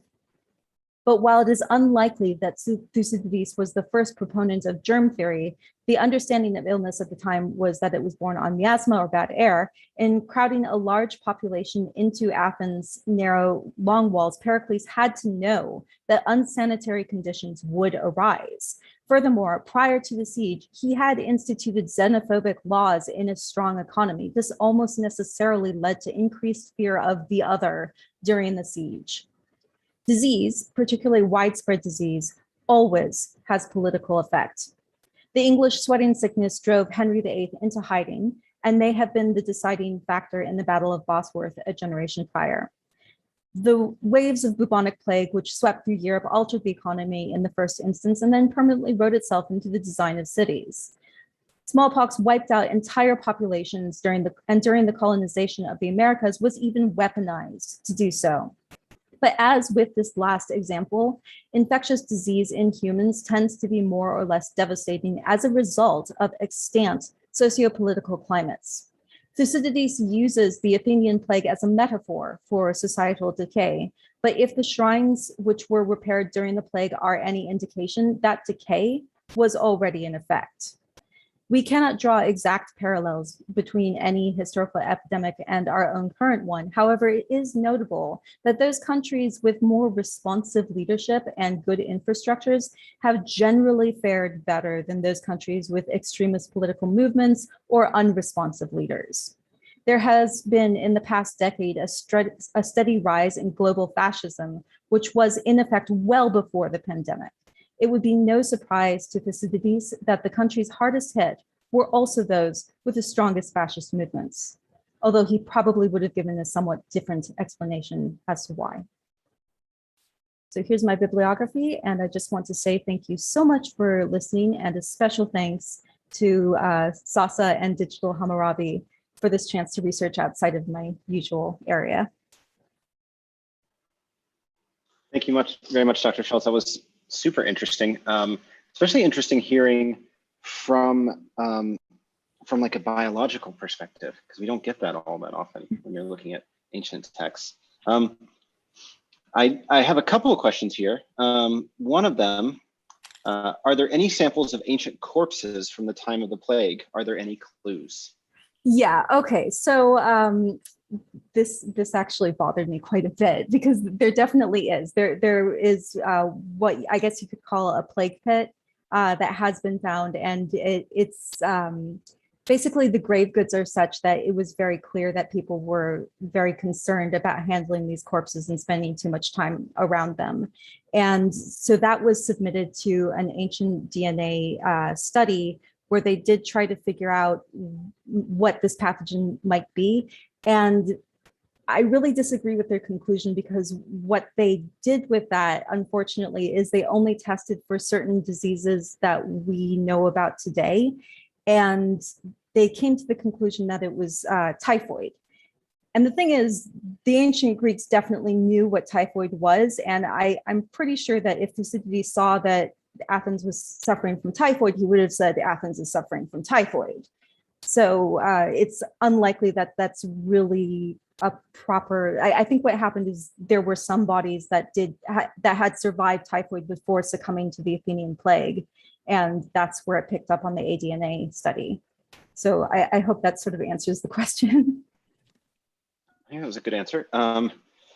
It kind of makes me wonder, although this is well outside of my area, it makes me think of the fact that coronaviruses are very common, but COVID looks different, at least from my uneducated perspective. The symptoms look rather different from, the common cold, for example. So I wonder if it could be like a strange, is it possible that it's like a strange variant form of it or something? Absolutely. Like yeah, it totally is. Like my headcanon for this particular disease is that it's hemorrhagic smallpox, and that's based largely on the CFR. But of course, like, as I said, we don't actually know the CFR. So this is me just speculating.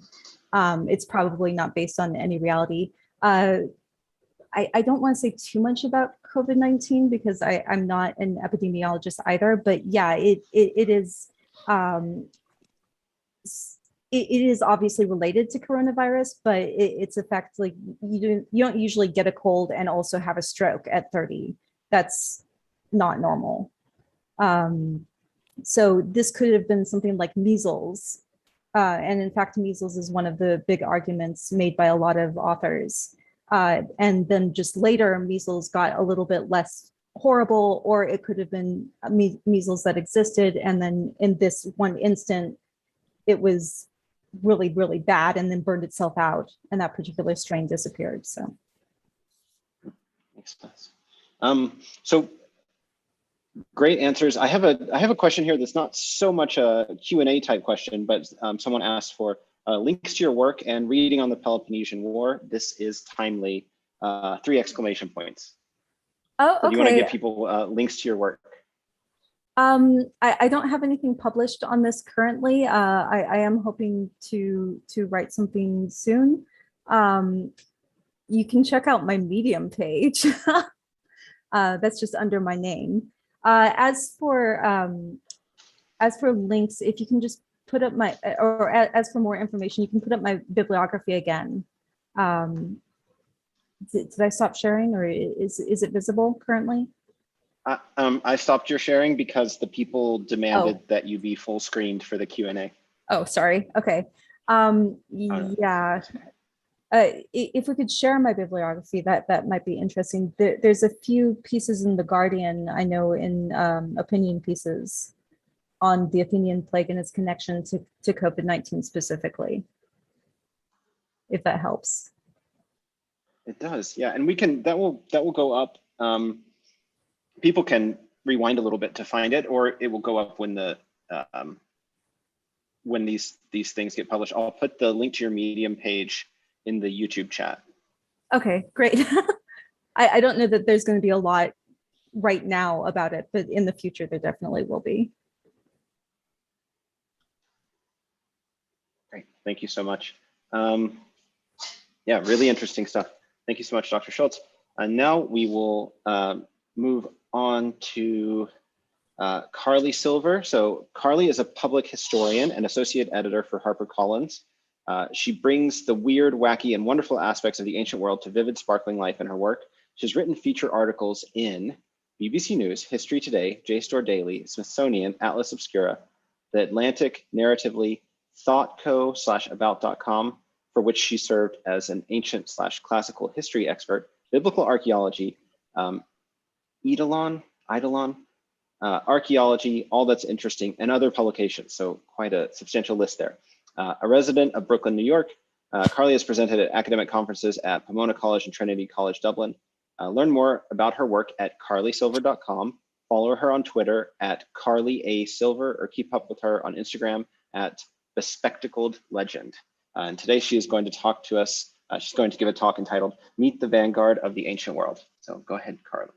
Thank you so much. Welcome, everybody. I am so excited to be presenting today on the vanguard of the ancient world, drawing parallels between cult leaders past and present. Here are my social links, as you can see here. However, there's one thing that I'd like to just start with. I'd like to just include a content warning. Just so you know, this talk will focus heavily on sexual abuse in the context of religious cults, both ancient and modern. If you or someone you know would like help to deal with sexual or religious abuse, please visit the links here or reach out to any of those of us who have been organizing this wonderful conference. Well, 1 second, I'm having a little bit of a trouble with screen sharing. There we go. There's some wonderful resources provided here. So to start off with, the American leader of a new religious movement, or NRM, is often depicted as a charismatic male leader that takes advantage of vulnerable individuals in the guise of helping them. In a 2012 study, 3 sociologists examined why NRMs with charismatic male leaders often tend to be made up of female followers. They posed the question, why do women like charismatic male leaders or identify with their following, even when those men lead groups with patriarchal ideologies that that discriminate against women? These scholars suggested the spiritual leader, often referred to as a guru, subverts gender roles, but in a way that actually ends up reinforcing them. They noted, quote, since the guru-disciple relation is seen as one linking a giver of spiritual knowledge and a receiver, the ideal disciple psychology is gendered, traditionally feminine, hence valorizing the position of female disciples. They then added, but if gender ideology is crucial, it might be that members join the group with certain gender ideologies that are related to their willingness to accord status to other members. Thus, people who knowingly or unknowingly buy into the feminine as sort of disciples of a male leader might wind up sort of more inclined to follow a charismatic male leader who proclaims to be freeing women even as he restricts them. Now, this man here may look familiar. Nowhere has this been clearer than in recent years in the news. In 2018, Nexium, not to be confused with the antacid of the same name, made headlines when D-list celebrities were revealed to have brainwashed young women into being sex slaves for a cult based out of Albany in upstate New York. Women like actress Allison Mack enlisted female followers into a cult in the guise of joining a self-improvement organization headed by the man shown here called Keith Rainier, also known as the Vanguard. Amongst Rainier's many, many crimes, he brainwashed and pressured his followers into sleeping with them, raped women and professed that they liked being assaulted, and played his subordinates off one another so they vied for his favor. He and his minions also starved these women to submission, restricted their movements, branded women like cattle, and of course he was allowed to do as he pleased. Now, the idea of a modern cult is not one that is, we imagine it as existing on the fringes of society, barely tolerated by some. But in antiquity, we get cults that were acknowledged, even supported by the state. We get some that were maybe a little more, in some of their quote unquote wilder elements, were deemed not fit for proper society by the daylight and in the center of a city. But there's also, the two don't really seem to overlap ancient and modern cults until we get to a fellow I like to call the original vanguard, a man named Alexander of Abanetakis. Both this vanguard and the ancient vanguard were said to have concocted schemes to manipulate and deceive, elevate themselves beyond their actual merits to positions of religious authority, and gain their wealth from their believers. So this red X you can see up here is approximately the location of Abanetakis. It was a fairly minor city in Asia Minor. We are dealing with the 2nd century CE, and again, located right along the Black Sea here. Now, Alexander of Abanetakis is, like it sounds, comes from the city of Abanetakis. We get most of his life thanks to the writer and satirist Lucian. And of course, Lucian doesn't hesitate to make fun of tons of Alexander's deeds. And so there is always the question of, what is his agenda when writing? Is he writing a satirical piece? It's not going to be a straight up biography insofar as one could say that even exists. at this period in time, which one could argue that it doesn't necessarily. But Lucian begins his satire of Alexander, comparing our Alexander of Abenoticus to Alexander the Great, quipping that, quote, one was as great in villainy as the other in heroism. Our Alexander is a brigand of the worst kind, posits Lucian, because he dupes the educated people of the cities into believing his nonsense. And he didn't just infect the provinces, but he filled the whole Roman Empire with his beliefs. Luckily for our young Alexander, he had two big things going for him. He was handsome and clever.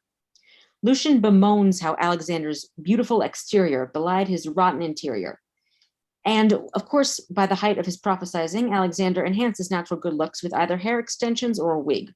There's something about, in this previous picture of Rainier, we have him having sort of like a shortish haircut, but there is something about him about cult leaders having very long hair and long beards that does come up quite a bit throughout history, but that's a subject for another time. Alexander also had a good speaking voice, one that was deemed very sweet and clear and was perceived to match his comely outside with the beautiful inside. Now, Lucian records that Alexander was a bit of a go-getter, but a go-getter through dishonest means. Lucian stated that Alexander became a sex worker at a young age, a youth who, quote, trafficked freely in his attractiveness and sold his company to those who sought it. He found a snake oil salesman, not literal in this case, although snakes do pop up, as you'll see shortly. And that snake oil salesman, who I dubbed Dr. Devious, saw a protege worth cultivating, both sexually and professionally. And this unnamed mentor of Alexander's is given a rather unique lineage. He is not said to be royal or divine in any case, but he was a protege of the notorious Apollonius of Tyana, who was a sort of a known prophet miracle worker that was wandering around, or that was sort of itinerant and a bit notorious during this time period. So Lucian is drawing on a sort of like, almost like there was like a philosopher would have an intellectual heritage. This person was the disciple of that person. Alexander was essentially the grand disciple of Apollonius of Tyana. And he doesn't even have to bother describing the types of things in which Alexander was schooled. Name dropping Apollonius pretty much does it. So Alexander decided that he was going to, follow along with Dr. Devious and sort of, travel a bit about the empire. Now, where does Keith Rainier fit into this dynamic? Whether or not Alexander or Rainier really ever believed in their own propaganda is almost immaterial. Both ended up tapping into existing belief structures to build up myths about themselves. Rainier dove deep into literature by and about geniuses from a young age and patterned himself after his figures. He read Isaac Asimov's The Second Foundation, which centers on a brilliant scientist who has reduced all human behavior to mathematical equations. Rainier believed that he could attain that type of knowledge and impart it to others. He also fell in love with the literature of Ayn Rand and really married the ruthless nature of the protagonists of The Fountainhead and Atlas Shrugged with his idea that people should really focus on what they want, their truth, and just go and get whatever you wanted. Now, when I was mentioning Alexander as a false prophet, we haven't quite gotten to his prophecies, but a little bit about the area in which we're operating at the moment. There's a venerable tradition of itinerant preachers or quote unquote wandering holy men, which is a very debatable category, the idea of the theos aner in Greek, but sort of the idea of prophets sort of browsing or, popping up in different areas in Asia Minor at this point is one that is also identified with the healing gods Asclepius and Apollo. In 144, we get the orator Publius Aelius Aristides feeling ill, so he goes to Smyrna in Asia Minor. Aristides says that Asclepius visited him in a dream, and Asclepius, of course, being the god of healing, and tells him to walk on bare feet from Smyrna to nearby Pergamon, where he would be healed at a temple of Asclepius. This is an example of what remains of one Asclepion. Now, the way a person would be healed in Asclepion would be that they would seek medical help, pay for a sacrifice and or a votive offering in the shape of their ailing body part, would be dedicated in their name to a god. Then they'd have a sleepover in the sanctuary. And in theory, the god would then visit him in his sleep and tell them what remedy they would need to cure that whatever part of themselves was ailing them. So Alexander ended up traveling throughout Asia Minor and ended up going into Macedonia at one point, and ended up really sort of being fascinated by Asclepius and these, whether local priests of sanctuaries of Asclepius or some of the wandering individuals that he probably met. So he and a friend, who was a choral singer of his, ended up touring the countryside, practicing what was called quackery and sorcery by Lucian. They ended up then traveling to Macedonia with a wealthy advisor from Pella, and this woman ended up showing them these magnificent snakes that were supposedly worn by the women of Macedonia, almost like shawls around themselves. And Alexander, that really resonated with him because the snakes were highly associated with Asclepius, and his father Apollo were associated with prophecy and with healing. So Alexander and his friend bought some snakes and brought them home with them. And he had noticed along the way that priests and gatekeepers who attended on actual prophets or temples where prophecies were given out had become uber wealthy from bribes, offerings, tributes to the god. And Alexander said, this is what I'm going to do when I get home. I'm going to take this snake. I am going to declare myself essentially an avatar or son of Asclepius, and I'm going to become a prophet, because if they did it, why can't I? And if there's one thing he knew how to do from all of this sort of this lineage that Lucian had established for him, it was how to persuade gullible people. So he and his friends came home and spread word that there was a divine manifestation of Asclepius coming to Abinatacus. He dressed to the nines like a prophet. He had long ringlets and a sword, and prophets oftentimes were thought to have foam at the mouth at the idea that there was a divine possession. Alexander chewed a root called soapwort in order to look like he was divinely possessed. Once he heard that there was going to be a local temple of Asclepius built, he snuck in at one night, took a very tiny baby snake, put it in a fake egg, and then buried it. And the next day when he came back, he said, everybody come look. There's the Asclepius has visited us. There's a snake, and I am the god's vehicle of prophecy. Now, he dubbed the snake Glykon, and Alexander ended up then not only declaring himself a prophet, but then taking requests for prophecies locally. And he used the snake as a bit of a prop and a bit of a sort of like a companion, as it were. He would drape the real live snake around himself, and then when he would withdraw to allegedly have the snake whisper in his ear, he would keep the tail of the real snake around here, and then you would have a snake puppet that looked really real. It was made with horsehair and had had windpipes from cranes on the inside, so it looked like the snake was talking to him, and the snake puppet would whisper into his ear. And of course, then Alexander ended up really gaining quite a local following, and we ended up being sent cult statues. Now, Lucian ridicules not just Alexander, but what he represents, and whether or not the idea of a false prophet really can be applicable here is a whole nother question. But what's particularly interesting is that we do have archaeological evidence that around this time, a cult of Asclepius was worshipped in the form of a human-headed snake, as seen here, called 𝒀�S Asclepios Glykon, and it was primarily centered at Abinatacus.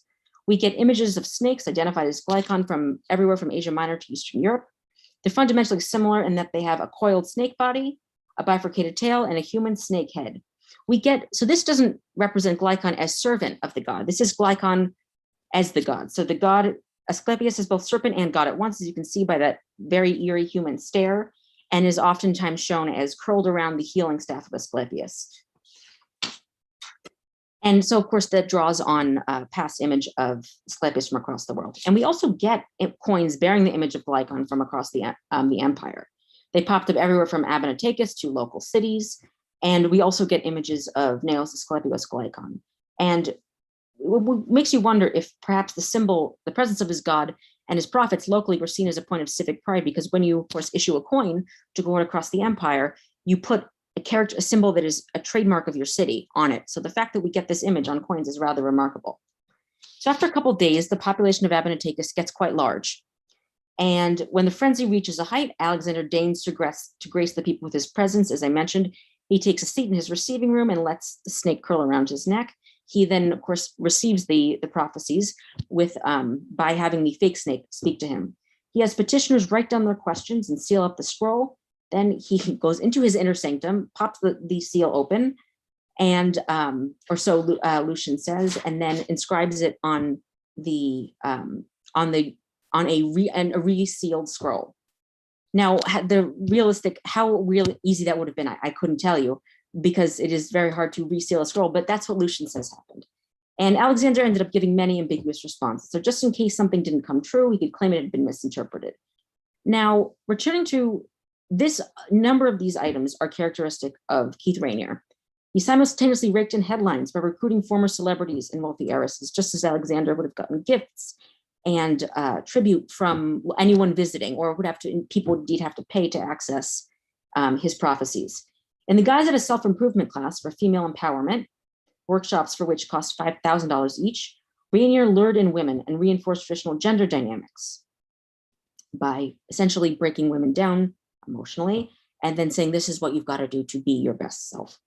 He also had an inner circle called DOS, Latin for Dominus Obsequious Sororium, translated as master over slave, by Raniere and his circle himself. The fact that he even chose to use Latin to demonstrate like a holy of holies is really interesting, and it sort of harkens back to the idea of making one's cult or faith or, you know, the philosophy legitimate by making it seem older than it is, sort of where we get with Alexander and Apollonius of Tyana by channeling an ancient language. And joining Nexium ended up always costing women, both morally, physically, every which way. And according to the New York Times, it originally had started by female members approaching others on the sly, asking if they felt stuck in their personal growth and wanted to join a secret women-only self-help society. Essentially, these were multi-level marketing schemes driven by Raniere's charisma and self-help claims, but in reality, they drew in followers bit by bit, drained them of their cash and freedom, and isolated them from their families. Now, these two women here are heiresses to the Seagram's fortunes, Sarah and Claire Bronfman, and in total, these women took allegedly $150 million from their family accounts to fund Raniere, according to an article published in Vanity Fair, who then used the funds to buy a private jet and pay his debts in the commodities market, just as Alexander would rake in the drachmae and buy elaborate robes for himself. A source tells Vanity Fair that these women had never felt close to their father, and that Raniere ended up drawing them in the guise of healing their issues of dependency. But of course, then Edgar Bronfman, originally, their father originally was very excited that his daughter seemed to have found a spiritual practice that they related to. But when he realized they were giving away millions of dollars, he quickly changed his tune. Now, Alexander himself raked in 70 to 80,000 drachmae per year, allegedly. We would get, eventually his musings made their way to Rome. When high-ranking visitors would come to visit, he would quasi-blackmail people. He'd read the questions on the scroll they sent him, and then he would hold back returning the scroll, saying, you know, basically, I know your secrets. You're asking me about intense things, and if you don't, you know, pay up, so Lucian would say that he could blackmail them for additional funds if he so chose. Now, similar members of DOS or Nexium were also required to provide similar, essentially material that could be used to blackmail them into obedience, compromising material, whether nude photos or false allegations about themselves. They had to come up with these things to give to their higher ups so that if they wanted to, they could be controlled. Now, Alexander ended up pulling one over on high achieving Roman officials, a fellow named Rutilianus, who he prophesied to grant future Rutilianus's young son. And when he asked a tutor to appoint to his son, Alexander gave him the name. Of course, the kid then died. Rutilianus was not hearing any criticism of his favorite prophet, claiming that Alexander had clearly meant that his son was going to be studying with long dead Pythagoras and Homer, because when Alexander had responded, he said, have his tutor be Pythagoras or have him be Homer. So he supposedly justified this that way. And Alexander not only ended up taking money from his followers and becoming incredibly rich off of it, but also manipulated others for his own sexual antics, not unlike Keith Raniere. He advised everyone to avoid having sex with young boys, which he deemed impious, but then got all of the local cities from across Asia Minor to send him their choir boys, almost as if in tribute, and Lucian described them as having been kept under ward and treated like bought slaves, kissing them and affronting them. He made it a rule, too, not to greet anyone over 18 years with his lips. The emotional manipulation by a religious leader and abuse almost disguised as seduction are eerily reminiscent of Raniere. Some have speculated on the nature of whether or not Raniere suffered from mental illness, dubbing him a narcissist, but in my opinion, such speculation poorly treats the many who struggle with mental illness in the day-to-day world and don't treat people terribly. Similarly, Stephen Kent of the University of Alberta opines that Alexander may have been a malignant narcissist, but any attempt to psychoanalyze him based on this very tricky account is ultimately futile. Regardless of an exact diagnosis for either man, both sort of put themselves forward as masculine ideals, wise and all-knowing gurus of their time who manipulated others. Now, Alexander predicted to live to 150. He died of a rotting leg, probably gangrene at age 70. Thankfully, Rainier has also gotten his comeuppance, sentenced to 120 years in prison, but that hasn't, irreparable damage has still been done to the lives of those he manipulated. We can't say just how bad Alexander might have been, but looking to modern examples provides a chilling parallel. And here we have a coin of Glycon the snake. Thank you very much. Thank you very much, Carly. That was a really interesting talk. I know, I mean, I think I speak for a lot of people when I say these sort of cults are always incredibly fascinating. It's kind of, you just can't look away. There's a lot of commentary in the chat. I see one definite question. It's the most recent thing. So how wealthy was the ancient Alexander relative to our times? That is an excellent question, one that I do not necessarily know the answer to off the top of my head. However, the idea that he was rich 72,000, he would have been essentially the equivalent of probably tens of millions of dollars at the least. But this is an estimate based on, you'd have to get back to me and I'd be happy to follow up. Okay, I think a drachma is 4.6 grams of silver, but then you would have to Yeah, I'd have to do all the conversions. I imagine he'd be considerably wealthy. He'd be, yeah. I mean, we could do the math. Let's see, 70,000 times 4.6. That's 322 kilos of silver. That seems like it'd be worth a lot. I don't know. I imagine it would especially probably back then. be, for sure. And lots of questions about the Nexium guy. I already forgot his name. Keith Rainier, the Vanguard. Keith Rainier, that's it. There's a great documentary series on HBO. It's really dark though. It's, yeah, don't watch it if you're having a bad day, but really interesting stuff. Thank you so much. I think we'll go on to the keynote at this point. Let me see. David, keynote time? Okay, I think we'll take a quick break and then just come back to that really quick.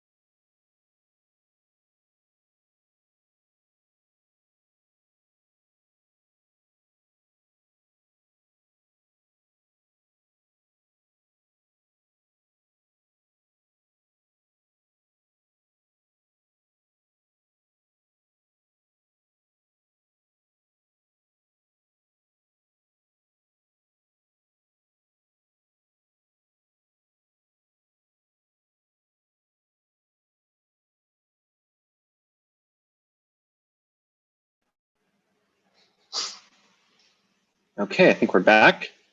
I lost my place a little bit. Give me just 1 second.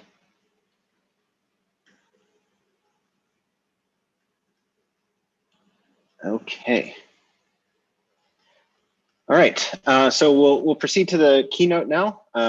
It is my honor and privilege to introduce our second keynote speaker of the day. This is Dr. Heba Abdelgawad, a postdoctoral researcher at the Institute of Archaeology, University College London, where she works on the project Egypt's Dispersed Heritage, Views from Egypt, which you should definitely go check out if you haven't seen it. She speaks on issues related to repatriation, decolonization, and social justice. In particular, she argues that too many current exercises in decolonization repeat the mistakes of the past. That is, Western voices dominate, and these perspectives regularly ignore the continuity between the pharaonic past and modern Egyptian culture. Her work forces non-Egyptian Egyptologists to confront and recognize the problem with this racist mentality, using things like humor to bring these issues to the fore in a way that is both reflective of modern Egyptian culture, entertaining, and difficult to ignore.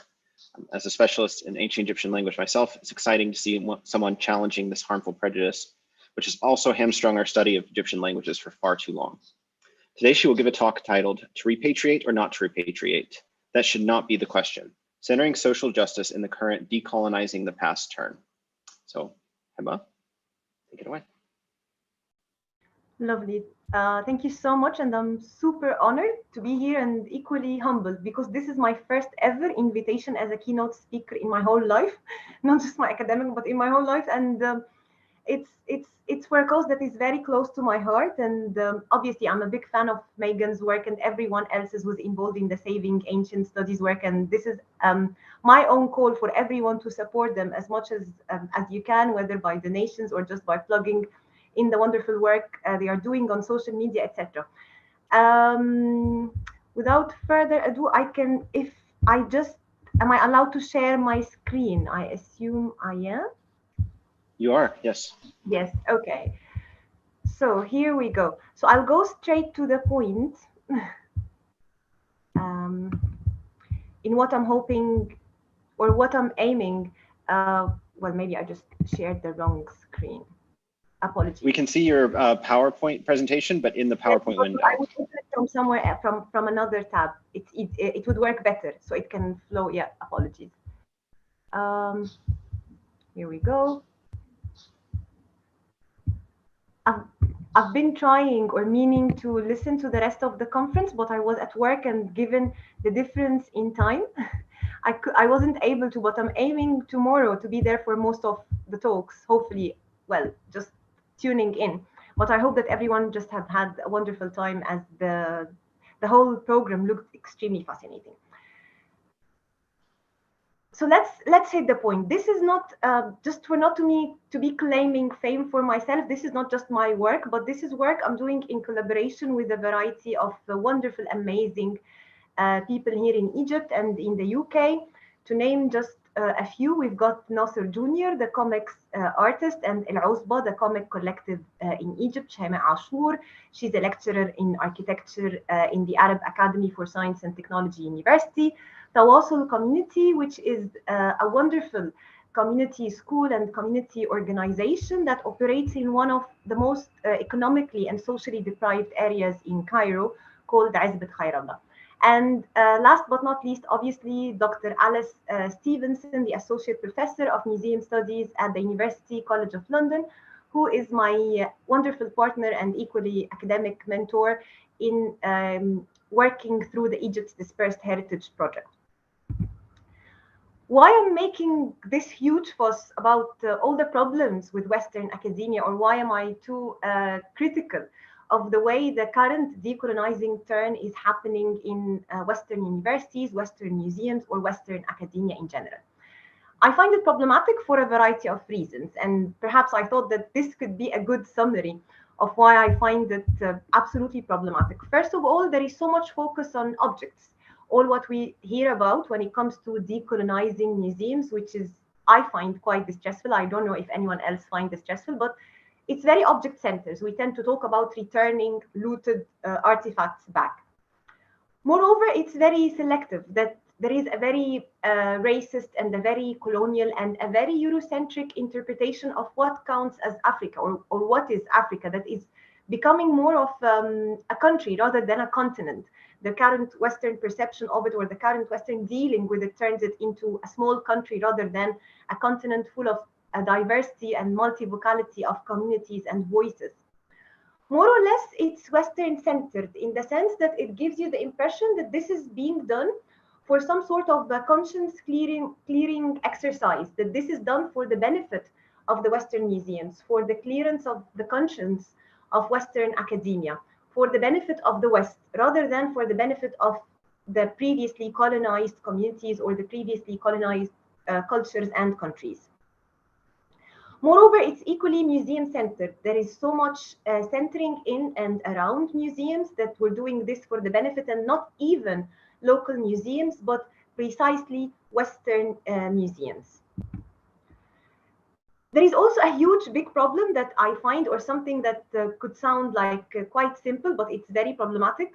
There is no mention of the source communities whatsoever. They simply do not exist in the current discourse or the current questions that we've been asking of how or why we should be decolonizing museums, or how or why we should be repatriating certain objects back to their source or countries of origin. If we want to focus on the case of Egypt, which is the case that I could safely talk about more or less just as an Egyptian, a single Egyptian voice, not that I'm representative of all Egyptians, but the problem with the current repatriation path that we're going through is that it's very dual. To return or not to return, this is the only question that we are asking.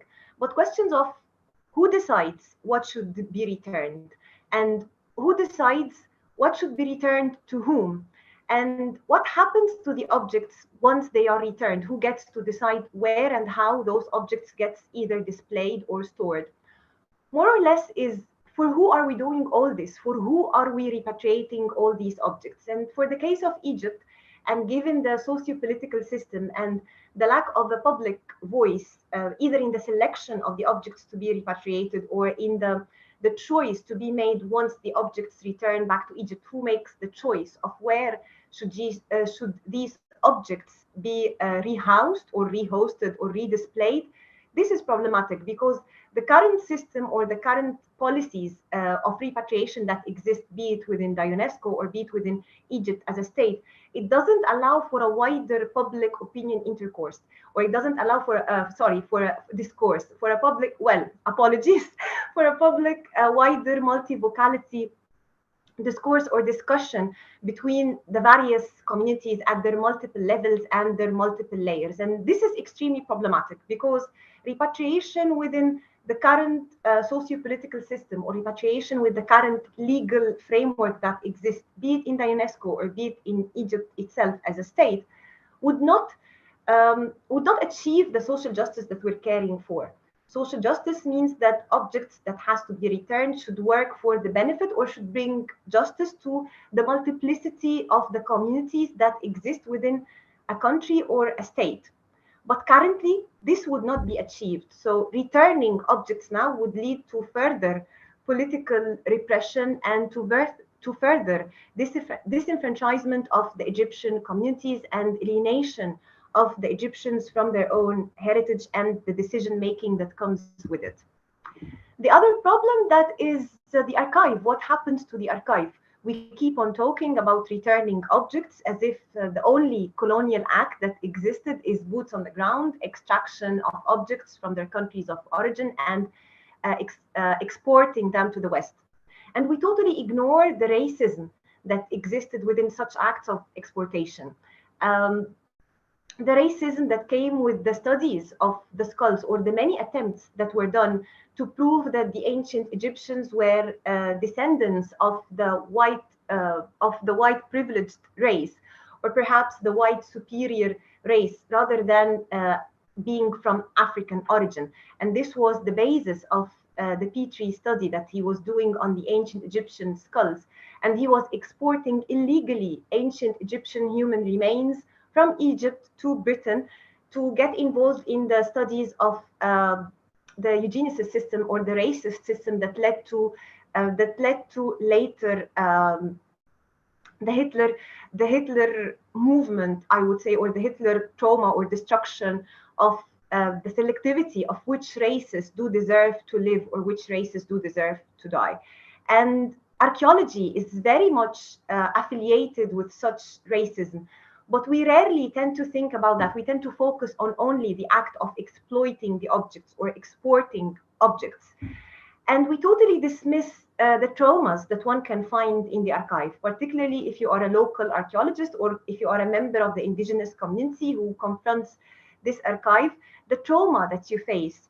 How can we undo this by decolonizing? How can this act of huge racism be undone by repatriating few objects back home? This would never happen. This social justice that is long overdue, that many of the previously colonized communities do deserve, would not be achieved by simple acts of returning objects back in what I would see or what I would personally describe as a conscience clearance exercise, or this is how I see it, at least as a member of the Egyptian community and a member of the Egyptian archaeological community as such, but only a single voice. The other problem is that many of the objects that got to leave Egypt have left Egypt illegally. And I'm not just talking about the star objects that we all know about, like the head of Nefertiti in Berlin or the Rosetta Stone, the war spoil currently residing in the British Museum, but many of the objects that are currently on display in Western museums have equally left Egypt illegally. They've been exported. And this comes from the self-confession made by Amelia Edwards, who was the founder of the Egypt Exploration Society, the main UK entity or the main UK institution that was facilitating British archaeological work in Egypt and the export and distribution of ancient Egyptian finds from Egypt to the whole world. This is her own confession, that this was a chase, and the chase itself, it was more of a game that is prohibited. So who gets to decide what really should be repatriated back? And who gets to decide how could such racism or how could such illegal act be undone? Or how can we heal the communities from such exploitation that is happening, that happened then, but still does have its impact today on the living communities within Egypt?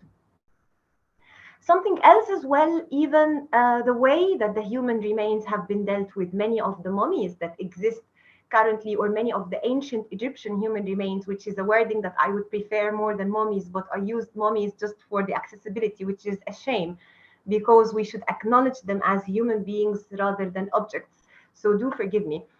But many of the Egyptian human remains have equally left Egypt illegally, and they are currently residing either in research institutions or being exhibited in such a disgraceful, shameful type of display where you can get to have a selfie with an ancient Egyptian human being who has been deported from his own country or have been extracted from his or her own country without their own consent, either to leave their country or to have their bodies exposed and on such display. Although we know for sure the teachings that the ancient Egyptians have left us of how a body should be cherished, and how once you are you went through the mummified process, you become divine, and such display would be very disgraceful for the divine status that the ancient Egyptians would have been hoping for.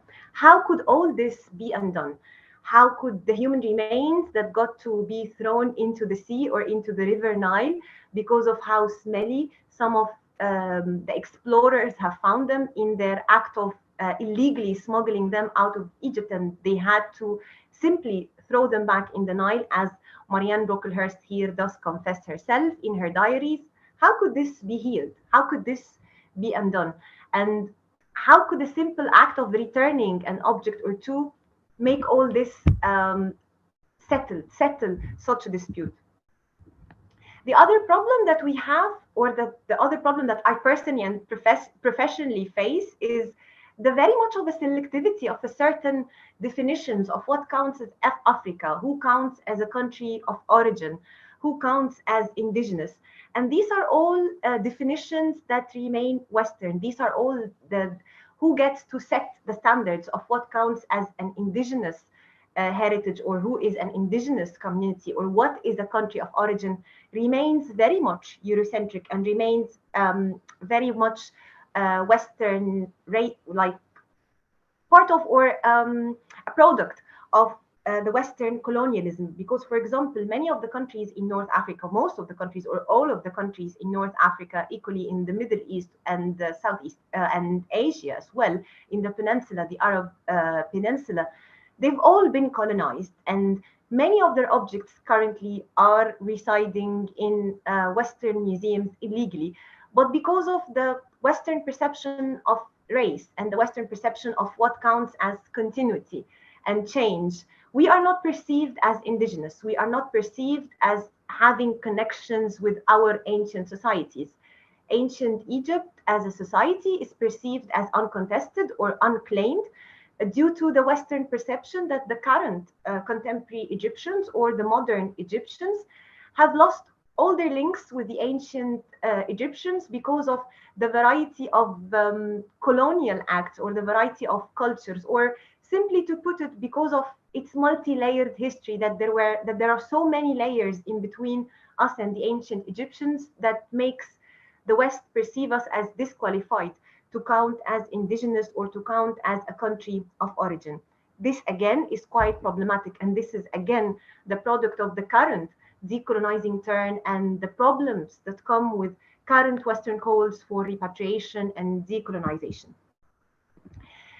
Something else is how that, I don't know if what we should be doing should be decolonizing or an act of anti-colonialism. And I was using the example of Lebanon here from a Lebanese academic, and he's actually a Lebanese political historian researcher, who was making fun of how there is suddenly, whenever any problem erupts in Lebanon or in any previously colonized country, there comes the Western expert who has to tell the world what should such country do or act, or what should happen in the process. And we're seeing this happening before our eyes exactly today with the case of Afghanistan, and how there is currently so many Western reporters and so many Western experts giving their sound, quote unquote, sound advice of how or why this is happening, making us believe that the American invasion, which is how I would define it, to Afghanistan was an act of bringing some sort of social justice to it. And let's face it, that was not the case. It was the case of imperial colonialism. But again, the voices of Afghanis are totally lost in the current process, and it's the Western academics and the Western experts leading the decolonizing, or perhaps what should have been an anti-colonial movement, and ignoring the years of activism that the Afghanis themselves and the many lives that have been lost from the Afghani side, and the memories that are now lost forever, that nothing could heal them, and they deserve to be the ones who are at the front stage fighting for their own rights and amplified in the current I don't know even how to call it, in the current crisis in Afghanistan that is quite depressing and absolutely shameful. Where does this take us? How is ancient studies related to all of this? And I wanted to bring this because I thought, first of all, at the request of the organizers, is how I want to make sure that whatever I'm talking about could make us reflect on what can ancient studies do, where should we go from here? With the pandemic and with the many political events that have been happening over the past few months, I would say, with the Black Lives Matter movement, with the Palestine ordeal, with Lebanon, the Lebanese economic crisis and the blast in the harbor, as well as the current problem with Afghanistan, is reflecting on how there is a contribution that ancient studies can make to people's lives. And this is true. And I would like to use the few examples that I've got today from our work to make everyone who's interested in ancient studies, despite the current persistence, I would call it, or the current persistent and very conscious decision of cutting off funding from ancient studies and cutting off fundings from the humanities and the culture sector.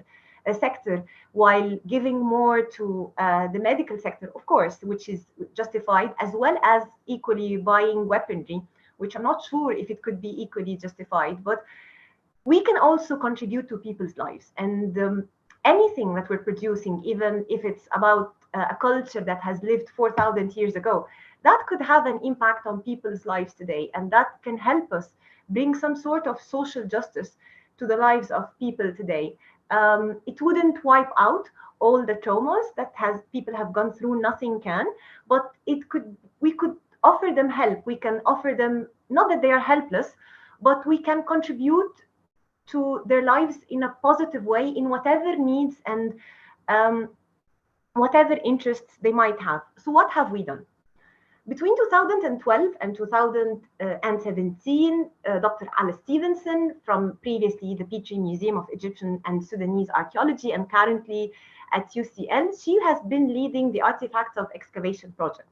This project has been interested in the case of Britain and the role that the UK or the British archaeology has played in the extraction as well as the export of Egyptian finds from Egypt to the world.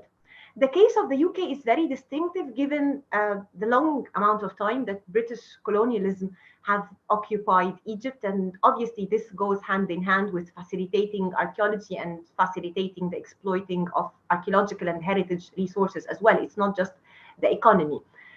And the case of Britain, that what the team with Alice Stevenson have been doing was collecting all the artifacts or all the instances of excavations that were done by UK archaeological, be it archaeologists or be it collectors or whatever, and tracing where did these finds or where did these exported artifacts have reside now in the world. And they discovered that there is a piece of ancient thousands, tens or hundreds of thousands of ancient Egyptian objects that are currently residing in nearly 350 institutions. And institutions, this can be a garage, this can be a museum, this can be someone's attic, in 27 countries in the 5 continents.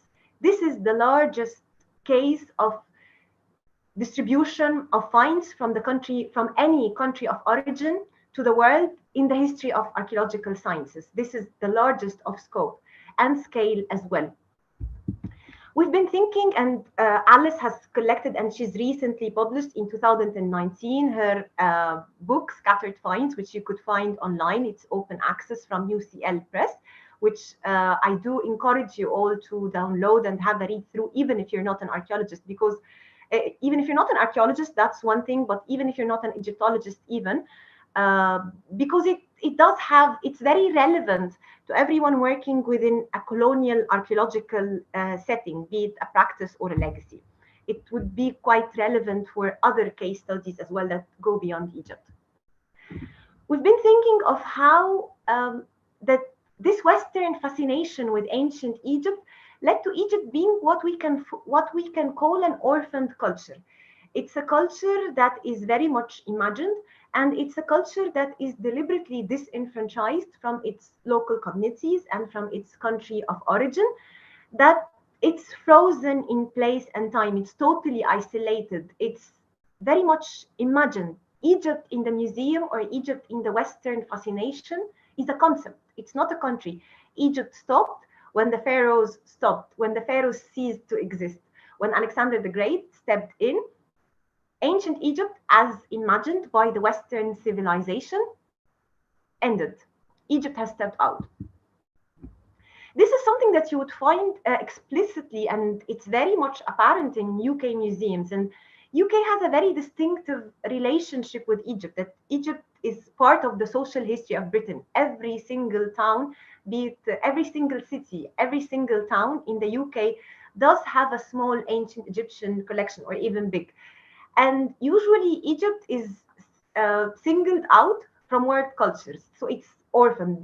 You would see, like, for example, the sign here at Liverpool Museum, world cultures goes to the right, while ancient Egypt goes to the left. They are totally alienated. And when we look at the British Museum the large board that they would have there, you would have the mummies, and then all the other cultures sandwiched in between, and ancient Egypt in the end. So it's more of a concept. It's not even a culture. It's totally singled out, or isolated, or frozen, or orphaned, not only from its modern communities, but equally, one would say, from the other ancient cultures which have existed around the same time or within the same region. From the visitor surveys that have been done in UK museums, we've realized that the British public are not interested in knowing anything about the modern Egyptians. They have no interest in knowing anything about the history of Egypt beyond the pharaohs. This is something that is beyond them, and they have no interest in that. This also comes with many stereotypes, and it does have more or less an impact or a legacy on how modern Egyptian communities are perceived or discriminated against.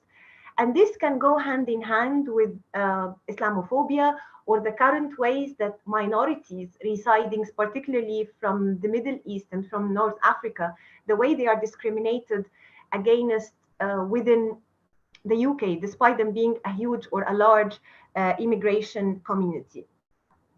The museum does have this effect on us, on the modern imagination. This is why ancient studies is important. The way we frame certain cultures, be it in a museum display, be it in an accessible video, like the many lovely YouTube videos that Digital Hammurabi tend to offer us. The way we frame such cultures does have an impact on how the audiences, particularly in the Western side of the world, who are a bit alienated from the current modern Middle East, it does frame how they perceive us as modern communities. And it does have an impact on how we are becoming more and more invisible, and how we could be politically, culturally, and socially equally repressed or oppressed. This also comes with the fascination with ancient Egyptian artifacts, and this goes hand in hand with the smuggling, with the illicit trafficking of Egyptian heritage. And this Western fascination of many private collectors would have an interest on having, on owning an ancient Egyptian culture. It does come from this very same Western imagined perception. And illicit trafficking or illicit digging, it does have an impact not only in the fact of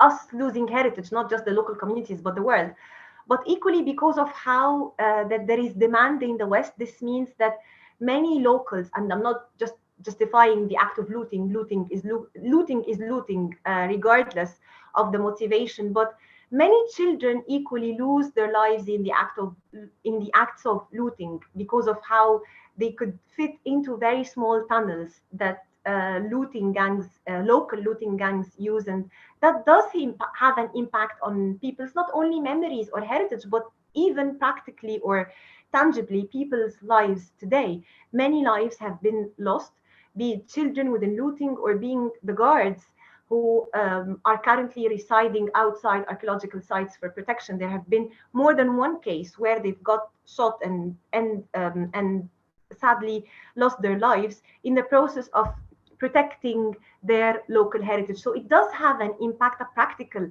impact on communities today. Even when there is an attempt of bringing a bit of modern Egypt into the museum or any sort of documentary, we tend to see the archaeological sites void of any local communities. There is this frozen image of Egypt, that Egypt is just this place with magnificent, fascinating, frozen monuments. They are frozen in time and place. Nothing has changed. Everything remains extremely static and it's empty. No one is living there. There has been any sort of continuity or any sort of change. This is the same in the many touristic advertisements that even Egypt itself produces to fit into this Western lens, inviting Western tourists to come to visit Egypt. That you would always see there is a very sanitized, very clean image of Egypt that is usually full of iconic monuments, but equally very Western looking or very Western open environment where Egypt has to look as very much inviting to the West as it can and fitting or conforming to the many stereotype or to the perceptions of the West of what counts as an ancient civilization in this magnificent fascination that documentaries tend to sell it to us, or that touristic advertisements sell it to us, eternal Egypt. Yes, it is eternal, but it's eternal with a lot of change on the ground, many layers, and equally continuity, but even continuity takes a variety of forms. What I would like us to reflect on today is how there are many Egypt. Within the amazing, magnificent view of the pyramids, there are layers of modern Egyptian communities that are equally diverse. Egyptians remain using their heritage in a variety of ways. This heritage is living, but it takes a variety of forms. It could be the pyramids, but it could be equally an abandoned Muslim mosque, or a Coptic monastery in Fayoum, or the mummy portraits, the Egyptian Roman mummy portraits, and how Egyptians use them today, either as decoration for mugs or plates, or just a portrait to hang in the wall, or a graffiti, or in the way we line up our clothes, because it does have a cultural code. This equally counts as heritage. Egypt is more than the pyramids, and there is no single pyramid that fits everyone's Egypt, and there is no one Egypt that fits every Egyptian perception of what counts as Egypt. What we try to do in our project is changing the question from should objects return back to their countries of origin or not in the current repatriation debate or in the current decolonizing debate, into how can museum collections, archive, and their colonial history contribute to source communities' life today. How could this be done? There are two ways of doing this: either bringing a little bit of social justice to the communities that are currently both economically, socially, culturally deprived, and on the other hand, equally having some sort of social inclusion, that the Egyptian voices, views, and their validity becomes more and more included within the current process of be it designing, developing ancient studies surrounding Egypt, or even museum displays, as well as in the decision-making process when it comes to repatriation. We face a little bit of a problem, or it's a huge problem, which I would like to put on the table for all of you. Alice Stevenson, the lead of the project, obviously she is a Brit, and I myself, I'm Egyptian, who has lived extensively in the past 12 years in the UK, got my degree from the UK, and we've been offered funding that is from the UK. How can we more or less achieve this, or bring some sort of social justice or social inclusion to the Egyptian communities, but without replicating, once again, the colonial model from which Egyptian archaeology has initiated or has started? In similar situations, usually I would be seen as an Egyptian archaeologist, that I'm a representative of all Egyptian archaeologists, me, a single voice. Whatever I say counts as every other Egyptian archaeologist's opinion or voice, that I could be perceived as a representative of the 100 million Egyptians. So I am the local who can tick the box of having a local Egyptian voice, which is obviously wrong. Also, there is this perception of having me on board in any project, not me as Heba, but me as a local archaeologist, could make any archaeological project local, equally diverse, as well as ethical, because it does involve a local voice. I'm equally a female, I'm visibly Muslim.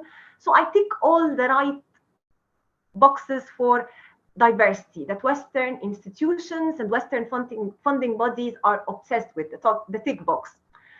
But having me, or even a single group of archaeologists, it doesn't solve the problem.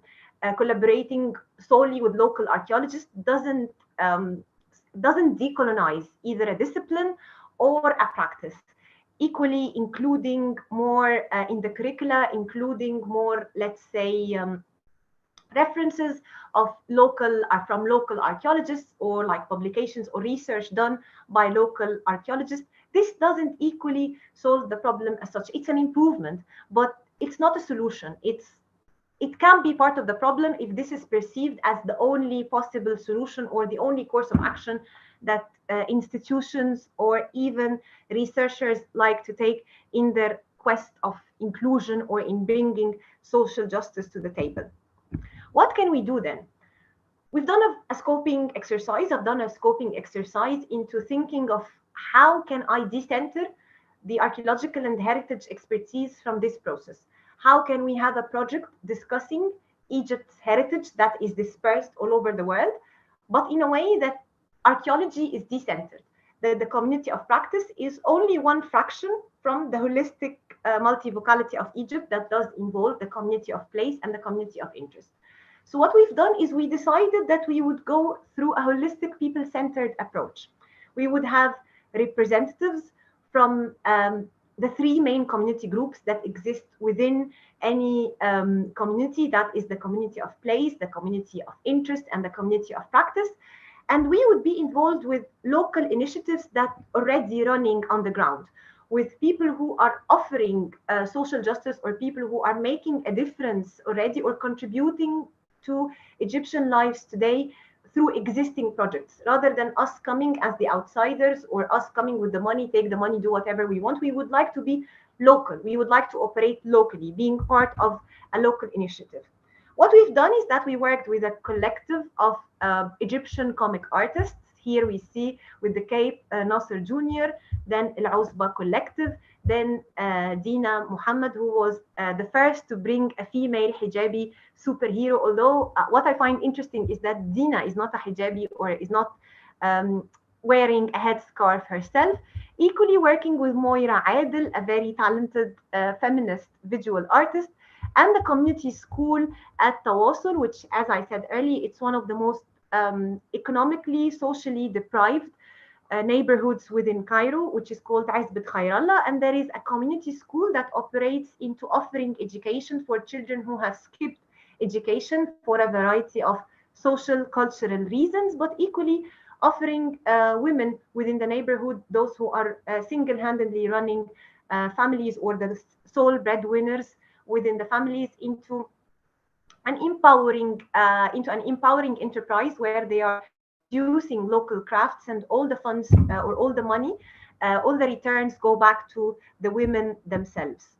On the other hand, we thought into approaching equally the academic or the community of interest, working with Dr. Shaimaa Ashur, from the Department of Architecture, into thinking of ways how can we design or how can we redesign Egypt within the museum's display or the museum space, be it in Egypt or in the West, from an Egyptian perspective. Also working with Asil Hub for Egyptian designers, helping us to come with more modern designs, and equally trying to attempt or reapproach the quest of the ethics of human remains from an Egyptian point of view or from an Egyptian perspective, working with fine artists Rania El-Helu and Mina Nasser in producing a fun animal mummies artwork for us that can help us reflect on how or why should we study if we should or shouldn't display ancient Egyptian human and animal remains as well. For this to have an impact, or for any of the work that we are doing to have an impact back into the West, we thought that we have to work hand in hand with UK partners and UK museums. So we have 5 museums: Liverpool World Museum, the National Museums of Scotland, Petrie Museum of Egyptian and Sudanese Archaeology, Manchester, and the Horniman Museum and Gardens in London. This is scattered all over the UK, and it was an attempt from us to decenter London as well and to work beyond the center for us to have a proper impact into changing the UK perception or representation of Egypt in a way that is more honest to its modern Egyptian community and equally to its ancient Egyptian community. And obviously, we've been working with the Egypt. We are one of our main partners, and we are relying mostly on their archival collection, is the Egypt Exploration Society, the entity that was established by Amelia Edwards, that we've just seen her quote earlier. And this is the entity or the institution in charge of all the UK archaeological work within Egypt up till today, founded in 1882. And interestingly, but not, it's not a surprise to know that 1882 was the same year that British troops have entered Egypt and the beginning of official British colonialism in Egypt. And this does this small symbolism shows us how archaeology and colonialism go very much hand in hand. The guiding principles that we try to use in our work, that could be, I would say, a guiding principle of any sorts of ancient study, is to try to have an approach that is more of bottom up, that is honest to the local, be it the local tradition or the local knowledge or the local culture, as well as there is a two-way accountability, that I'm accountable to the community, but equally the community is accountable to us. We both have agency. None of us, it's an attempt of moving away from the victim and the oppressor, that we both share the same power and we can both be victims and oppressors at same or single times. There is equally the sense of transparency, because this is important when it comes to discussing colonial practices, because as I mentioned, there were so many horrors, traumas, lives lost, and memories, and so much atrocities that came with colonialism, that we need to be, even when we're confronting colonialism, we have to be transparent, but we equally have to be sensitive to the traumas, the local trauma that might erupt by bringing those stories back. But equally, we need to be sensitive to the local customs, the local culture, and the local traditions, where certain topics or certain discussions have to be dealt with in a more sensitive way, for us not to offend the local communities, or for us not to be a burden equally on the local community. The first step that we made is the terminology, how we call our project. Our project, when we were writing the application for funding, we've written the funding application together with the partners that I've just outlined. They were equally contributing in designing the project. So it's not that we created the project in total isolation from Egypt, and now we're dumping, or we're just like we're imposing ourselves into the local communities or into those partners. No, they've been involved from the very beginning in the writing and the developing of the application, because we wanted the main center for us to be responding to Egyptian needs and aspirations at the same time. And that could be the way that we could more or less bring social justice to the communities and do contribute to the lives of people today. So the first step that we've done, that once we've arrived into Egypt, or once we were happily successful in our application, that the name of the project in Arabic or in Egyptian Arabic have changed into our dispersed heritage, أثرنا المتغربة. We felt that this is a way of giving the power to the people back, and it's a small symbolic act, but it does acknowledge that who owns the agency, that we share power. It's not us holding all knowledge, being far more powerful than the communities we are hoping to engage with or to work with.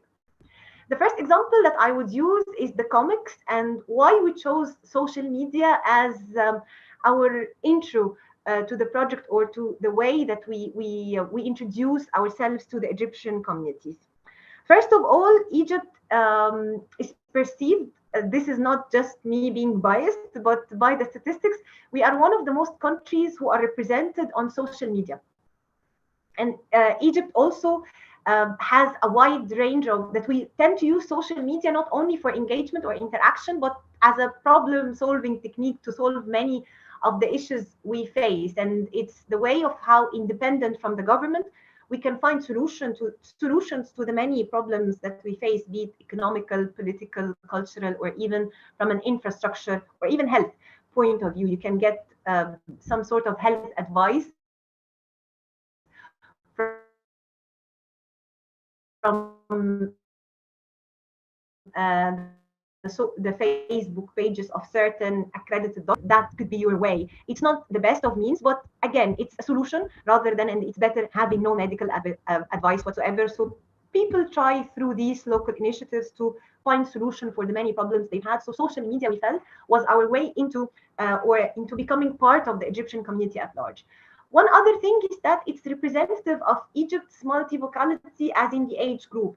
All social groups, all of the Egyptian demography, all of the age groups do exist or do use Egypt's social media, are on most of the platforms.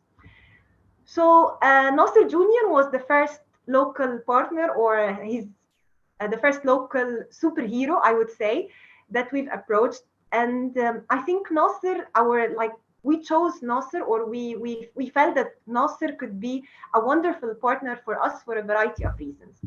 First of all, Nasser's comics are extremely relatable. He tends to produce comic strips for any sort of situation that anyone could go through, not necessarily an Egyptian person, but any sort of situation that we go through, be it being stressed or having some sort of a mental health drain, or equally procrastinating, and the problem, a comic that never ends. This is something that is very relevant to all of us everywhere around the world, the way we tend to procrastinate and thinking that we've got no time without actually being productive, and we say maybe tomorrow, and then nothing happens, tomorrow never comes. So yeah, it's quite relevant. And the other thing, it's quite responsive, and this is very clear from his he was one of the first people to develop a comic on COVID, when we had it, when COVID was still a virus that we were not very sure what is it or what it does to the world. And here comes Nasser with a comic kicking in January 2020 is going to be my year, but it was equally Corona's year too, not just Nasser's year. The other thing which fits within our own social justice model is how we can change the way ancient Egypt or Egypt is perceived, moving away from the very Western Eurocentric view that exists today. Nasser has this talent of converting every Egyptian. Here we see, this is Lion King, Simba, they are talking, shouting in Egyptian Arabic. Here we see Superman and Batman both sharing their frustrations together in Egyptian Arabic as well, in a very Egyptian situation. Again, the way Batman talks to himself in a very Egyptian humorous manner. We felt he's the perfect choice. He can help us engage with the Egyptians, but equally he falls within the age group that makes 61% of Egypt's population. Egypt is perceived one of the youngest countries in the world, given that 61 of its population are under 40. This doesn't mean that people who are above 40 are not young, in case any of the audiences here with us are above 40. Everyone is young, but it's just the statistics. Again, another Western Eurocentric view that we all need to confront, perhaps, when it comes to what counts as young. Anyway, so we felt that Nasser, he's the man for us. He's the man and the superhero. And he equally, social media is the only platform where he gets to interact with his audiences, or he gets to interact, or he totally operates through social media. This is the main publishing platform that he uses. So it means that he's very much that he understands social media operations very well, particularly in knowing the right tone of bringing a subject and being sensitive for how social media can be the best places to discuss. He's very attuned to the problems. He can always help us bring the right tone, sensitive to the communities. So we started together the series that it's Nasser, Heba, and our Dispersed Heritage comic series, which we used to publish online, either in a bi-weekly or a once a month pattern. We initially attempted to have it bi-weekly, but then with COVID it became difficult, and we felt like we let it be, and we reproduced them when we produced them. But we had in total 12 comics all in all that we wanted to use, that we distributed on social media to discuss a variety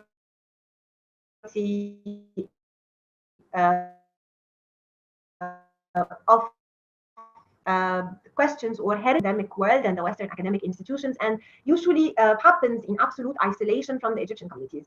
Having our names, you would think it's not narcissism, but we wanted to have something that people can relate to, in the sense something honest and personal. And when we were discussing how we should do this, me and Nasser were having hilarious back scene discussions. And Nasser and myself, we've been producing all this comic series, and we haven't met even once. We've been doing all this through WhatsApp and through texting. I've never met Nasser. He lives in Alexandria. I live in Cairo. With COVID, it became difficult and we couldn't meet. We were totally operating on WhatsApp, but the discussions that we were having in the backstage were extremely funny. And then we felt that maybe the dialogues that we have, we could convert it into a comic series of a variety of a comic strip, 12 comic strips that people could relate to and can engage with us in. And we try to reflect how an Egyptian responds with certain topics. The first thing that we did is that, and this is a true story, when I was telling him the amount of heritage or Egyptian artifacts that have left Egypt by Britain and that now they exist in 27 countries in the 5 continents, I found like Nasser like attempting that he's wrapping himself as a mommy, asking, well, can you tell them? And this was the irony of how, while our ancient Egyptian heritage is welcomed everywhere around the world, we as Egyptians are usually denied visas to enter the very same countries that are hosting our heritage or that claim that they are safekeeping our heritage from us. Egyptian applications for visas tend to get refused a lot, and the irony that in 2018 a group of Egyptologists have been on Egyptology, but ironically, but not surprising, level of irony that we are talking about here. And this became very much relatable because this is something that we all tend to share. For us, traveling around the world is inaccessible with our Egyptian passport, while our ancestors, the ancient Egyptians, are welcomed everywhere around the world. But our passports are usually not fit for travel. We are not equally fit for travel.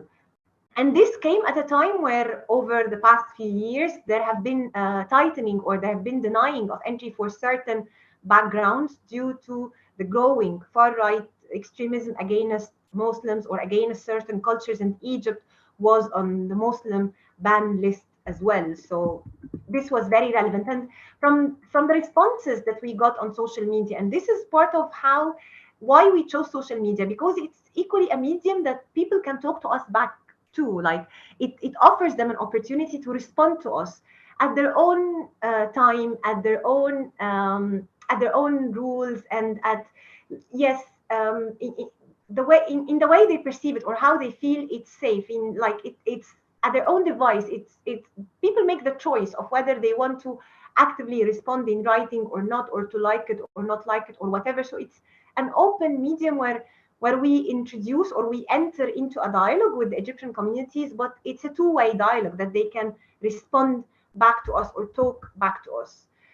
This came at a moment where also what was interesting, that at the time of the Syrian crisis and the Iraqi crisis as well, and most of the crisis in the Middle East, at the very same time where refugees were denied entries and where you could make a news interview with people who are crossing the English Channel to save their lives without actually allowing them into the UK. At the very same time, the UK was offering huge funds, multi-million funds, to protect the heritage in the Middle East. So whenever the question of heritage or lives comes, when it's related to the Middle East or when it's related to our area, and I would assume the whole of Africa as well, heritage always wins. Heritage wins over our lives. So if they have the choice to save our lives or save our heritage, they choose our heritage every single time. And we made another comic that goes into this. Here is Nasser making a visa application, complaining about all the paperwork that he had to do. But suddenly, once he converted himself into an ancient Egyptian, there comes the embassy employee saying that we found another piece, off to London, let's go. The other thing that we wanted to discuss, and this is a warning that the coming slides would have images of human remains, so as not to a warning for you, if any of, just out of respect, if this can bring certain out of respect to the ancient Egyptian human remains, but equally to the audiences, if this could be disruptive or if it could be distressing in any sort of way. The other thing is how that currently the ethics of displaying human remains, be it Egyptian or of any sort, that is discussed widely in the Western academic world, but rarely are we Egyptians get involved into the discussion. This is again because of the stereotype that ancient Egyptian human remains are uncontested or they are unclaimed because us, the modern Egyptians, are not perceived as the descendants of the ancient Egyptians, or we are not, by Western standards, let's say, we are not the successors of the ancient Egyptians' predecessors per se. So we decided to make a comic where you would see two white male scientists, and this is deliberate, where they are both discussing, and you would see the mummy in between with them. Her facial expressions are quite, but like it's what we thought, because we wanted people to think of human remains as humans. So that's why it has a facial expression. It's making faces. It can feel. Even though in the museum wants to make us think that it's an object. We should defy this. It's not an object, it's a human.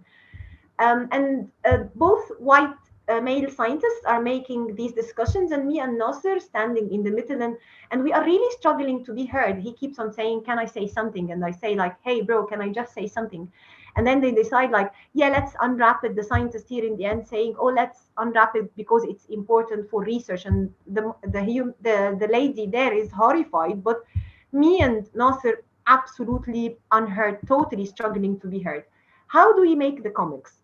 The comics, for them to be relatable and relevant, and for them to be a way of offering museums, but equally any sort of ancient study, an example to replicate, perhaps if they find it working, that we use an actual object that exists in one of our 5 partner museums, together with a real archival material, and we make our comic around it. So it's very evidence-based. It is evidence-based. We used the object, that the coffin that is currently in the Horniman Museum, as well as the unwrapping mummy incident, and how there was this unwrapping party at the Horniman, and in the end, the guests ironically received souvenirs, which are like parts of the human remain teared apart, and they were offered bandages and they were offered pieces of the body as a souvenir from the unwrapping party, which is extremely shameful. And this is what I'm talking about when it comes to how can we heal this? How can this get undone? And we used there has been a lot of sensational news stories, particularly in 2020, with many studies on ancient Egyptian human remains that didn't really follow any the ethical standards.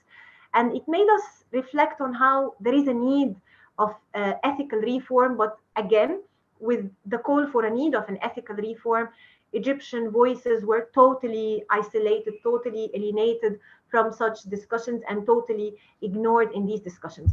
What we used to make up the story here, or the comic strip here, is a scene from a very famous modern Egyptian comedy, an Egyptian chef who traveled to China to make them taste modern Egyptian food, and he's struggling to be heard between 2 Chinese ladies, and he doesn't speak any Chinese, obviously, so he's standing in the middle, totally clueless and totally ignored in the discussion or ignored in the conversation. And we felt it can be quite relevant for how modern Egyptians are ignored from all discussions of displaying or researching human remains. As I said, our comic was responsive because at this very same time, when we released our comic, and this is why we actually thought of bringing a human remains focused comic at that time, is because of the many sensational research and news stories that were absolutely unethical in a variety of ways, either from bringing back a priest's voice to life, which is nonsense, or from the screaming mummy and making assumptions about mummies, the race or whatever. And even one of the studies was proving that the mummies revealed, the DNA studies revealed that they were more European than African. But again, as we all know, that it's such an unethical scientific approach that should be abandoned today.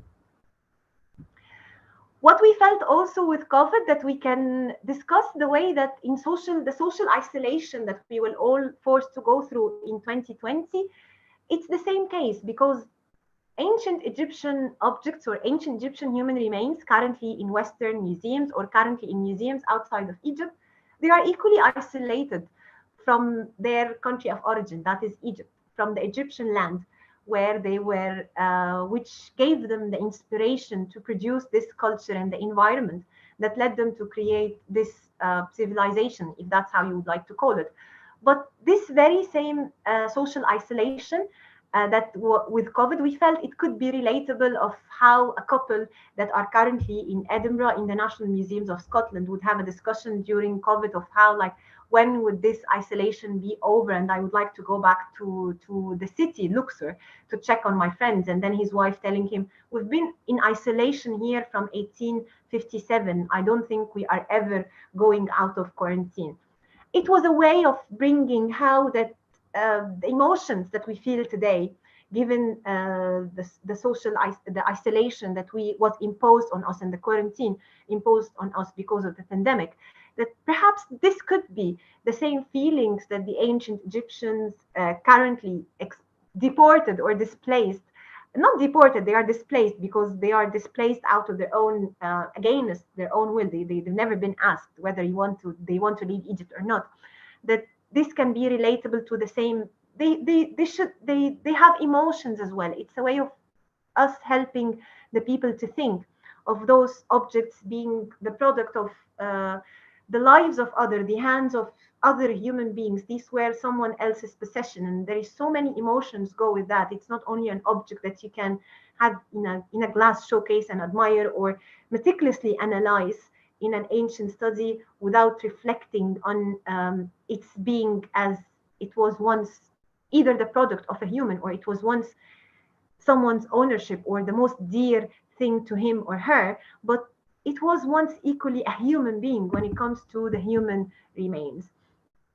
The last example I would use here is how that there is usually the claim of how heritage is safe everywhere in the West, safer far than it could be in Africa or in the Middle East. That's the claim that it's 2021 that we're still hearing. And we felt that maybe the case of Liverpool World Museum and the incident in 1941 could be a wake-up call for people to feel that heritage could be destructed everywhere. This is heritage destruction. This is part of the political drama or political war. And there was the Second World War too, where Germany blasted the whole city of Liverpool, and this led to the destruction of the whole Museum of Liverpool. And the Museum of Liverpool at the time in 1941 used to hold 3,000 ancient Egyptian objects, and this was the second largest collection in the whole of the UK after the British Museum. And all of these objects were gone in a blink of an eye.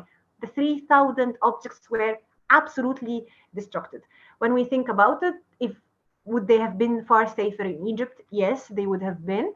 Would they have been far safer even if the local community, as usually discriminated against and perceived not very careful of the heritage? Yes, they would have still have been existing today.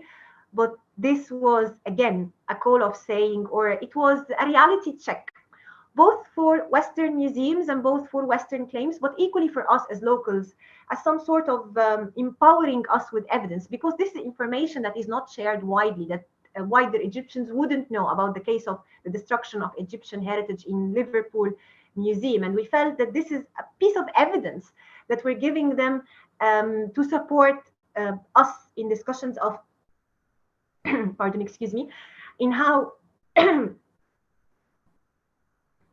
objects are safer in Egypt as they would be in the UK or anywhere around the world, and destruction can happen everywhere, and even looting happened in museums in the UK, in Germany, and the recent incident of the far right throwing oil on ancient Egyptian remains during COVID.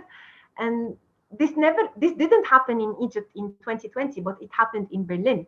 So it again shows how this is out of racist view, and this is out of discrimination against certain communities, not a valid point that heritage is safer in the West rather than anywhere else.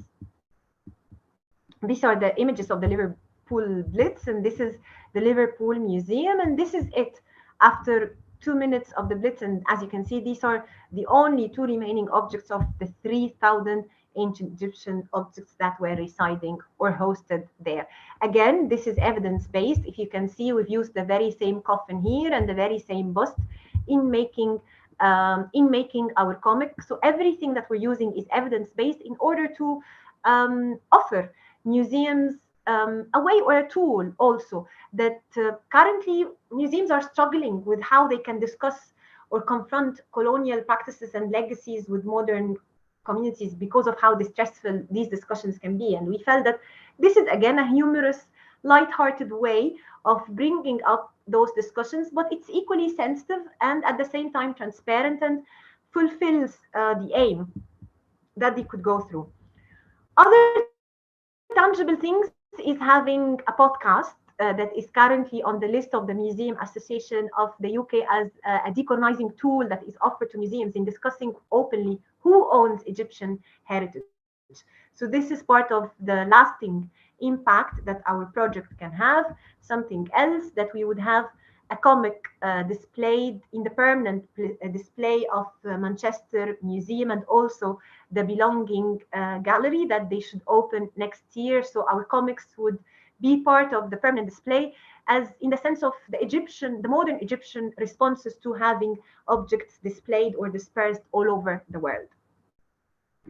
Again, we've used examples of statues. This is just to show you statues, and this is a statue from Scotland, from the Museum of Edinburgh, to make another comic. It was our highlight. Another lasting impact is that we were behind having the first Egyptian Arabic web page within a UK museum website that is the National Museums of Scotland, and this is thanks to the persistence and understanding of Margaret Maitland, the ancient Egypt or the world culture, the senior curator for world cultures, and that involves ancient Egyptian collection. So we've got a web page that is dedicated to our project, but interestingly, it's not just in Arabic, in classical Arabic, but it's in Egyptian Arabic, as we perceive Egyptian Arabic as heritage that we have today, terminologies that get changed and the language changes, that it goes through it as a dialect that is representative of the way the Egyptians perceive and represent themselves. And this is the first incident of having a web page related to an ancient Egyptian collection within a Western museum in Egyptian Arabic or in Arabic in totally. And we are very grateful for the National Museums of Scotland for their partnership and their understanding and openness for offering us this opportunity. We've equally had a public discussion that or a public panel, because we hope that any discussions we make with the Egyptian communities, if it doesn't go back to the UK, then it would be pointless. We want to engage with the Egyptian communities and empower them with the evidence or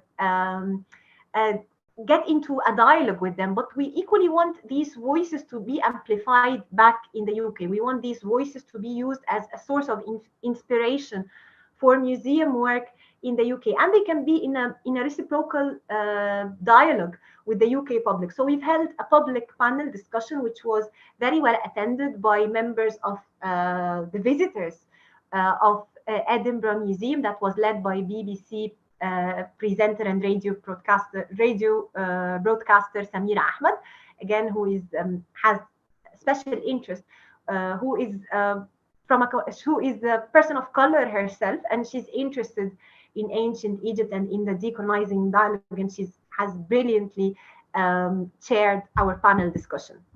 Something else is the work that we are doing currently with the @Ō��Support community. This is, as I said, one of the most deprived socially and economically areas in Egypt, and children in @Ō��Support in this part of Cairo might never have the opportunity to leave Egypt.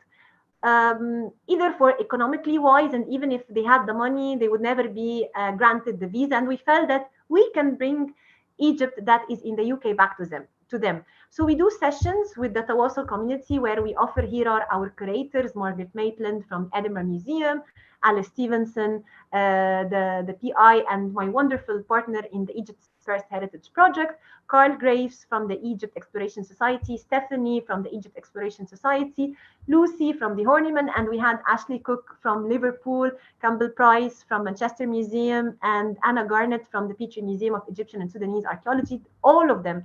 We had a 2-hour discussion with the community school where even Lucy was standing live outside of the Tower Bridge in London because she wanted to truly take the community back to London and to offer them something in return, even if it's symbolic. And that does have a contribution to their lives from the sense of them feeling that they are worthy, raising their self-esteem, and them feeling that they have something to offer, not just to Egypt, but to the wider world beyond Egypt itself. The final contribution we had is how we wanted to work equally with the academic community here, but not necessarily the Egyptological or the archaeological, but from the architecture point of view. Something that usually gets dismissed in the decolonial lens is the design. How do we design museums? How do we design the space where we would display ancient artifacts coming from previously colonized communities? For example, the white walls that we see in museums, this is not very Egyptian. This doesn't make you feel like you are being taken back to Egypt, whether the ancient or the modern. It looks more like empire trophy display. And we felt that design itself should equally be decolonized, and this is something that gets hugely dismissed. So we worked with the group of students into having a module within the master's degree offered by the Arab Academy for Science, Technology and Maritime Transport with the College of Engineering and Technology, that we, for a whole semester, that we were discussing the Egypt's dispersed heritage. And in the end, the product of the module would be for the students to produce a variety of designs of a museum from their perspective. What sort of Egyptian heritage they would like on display, and how would this display space look like? And the results were extremely creative. Here we are in discussions, and we try to be as socially distant as possible, but we were allowed to have a face-to-face interaction in Egypt at the time, at the end of last year, despite COVID. So we've been following regulations as well. And the results were really impressive. The various booklets that we have, the various museums, we had a museum for Egyptian food, we had a museum for Egyptian TV series, we had a museum for Egyptian music. They introduced to us a museum for a particular square that has an ancient Egyptian colossal statue of Ramses, and it does have it means it has a lot of we can relate to this square very much as Egyptians, because it has witnessed a lot of modern political changes. So we had a museum for that. So it was very creative, and this should be published on our website, which we will be launching by the end of this month, hopefully, inshallah. And we would make sure that we share it with the Saving Ancient Studies Collective as well as Digital Hammurabi, so they can advertise it for you and for everyone online. Another impact is how we got to display our project in the Egyptian Archaeology magazine for the Egypt Exploration Society, asking the questions of who owns ancient Egypt. That was quite a bold move, and it stirred a lot of discussions online and a lot of discussions between the membership, and hopefully it's a step toward decolonizing, or perhaps an anti-colonial Egypt Exploration Society future membership and future activities, where we equally had in the centerfold 2 of our comics, so the readers could tear them up and just stick them into any wall. And we offered English translation for people to relate to, and this will be a recurrent. So if you would like to become a member of the Egypt Exploration Society, they use all the money to fund projects like ourselves and other projects. And you can equally just buy the Egyptian Archaeology magazine and own one of our comics yourself, and hopefully hang it in the wall, and maybe send us a picture as well if you once you hang it in the wall.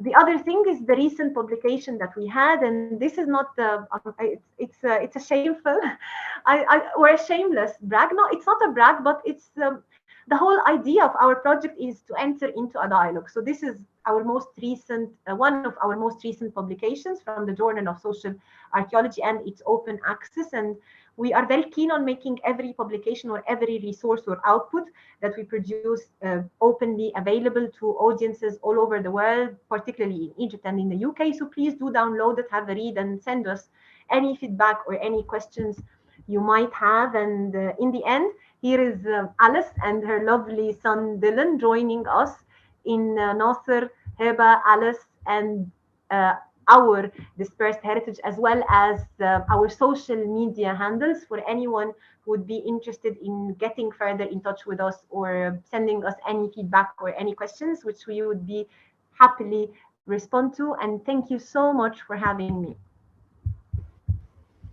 Thank you very much, Dr. Abdel-Gawad. Unfortunately, we're running a little bit over time, so we'll have to direct all questions to you on Twitter, but they just got your Twitter handle. So anybody who is watching on YouTube, please direct your questions there. For the upcoming presentations, very sorry to the coming presenters, we got a little off track on time, but we will move the roundtable to 5 p.m. Eastern time so that you'll have enough time to present. Very sorry to keep you waiting, but we really wanted to let Dr. Abdel-Gawad tell us about all this interesting stuff you're doing. I'm sorry to not give you any questions, but I'm sorry, but for the internet, I didn't see any of the warnings of how I'm running out of time. So I sincerely apologize. I totally apologize. No, I'm so sorry. Apologize. I'm so sorry. Thank you so much for your wonderful talk, and I will pass it back to Megan now. Wonderful. Thank you very much, Heba and Christian. We had a lot of fantastic questions in the chat. So if you do have questions for Heba, please put them on Twitter. She, I'm sure, will be very happy to answer them. We are going to get started with our third session, which is entitled Literature 1. And to start with, we have Maria Luisa Bernardini, who lives in Tuscany, a city near Florence. Maria Luisa graduated from the University of Siena and obtained a PhD from the University of Florence. Her fields of study are archaic Greek lyric poetry and the intersection of poetry and prose in 5th century Athens. She became passionate about these studies because she believes they can still teach something important in the 21st century.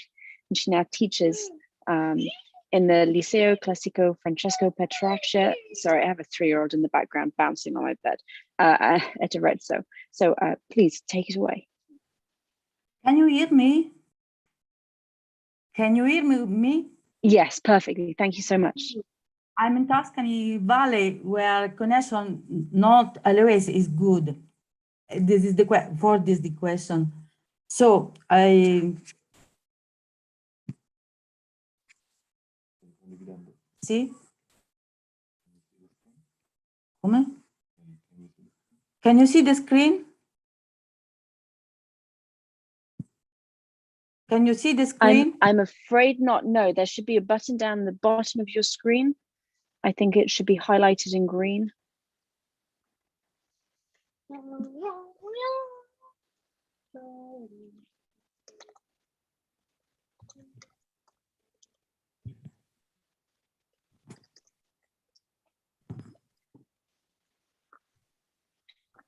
There we go. Perfect. Perfect. Yeah, we have your slides up. Yeah, there we go. Wonderful. Thank you. I'm sorry for my not fluent English, but I'm so happy to be here with you. So I will speak to you about Euripides and Antiope, about the rising of intellectual between tradition and new political instances. Among the works of Euripides, the Antiope occupies a particular position. The tragedy, written towards the end of the 5th century BC, in fact, has come to us in fragments, incomplete. However, various clues reveal that this theatrical drama received a wide consensus in antiquity, in particular for the central theme of its famous agone.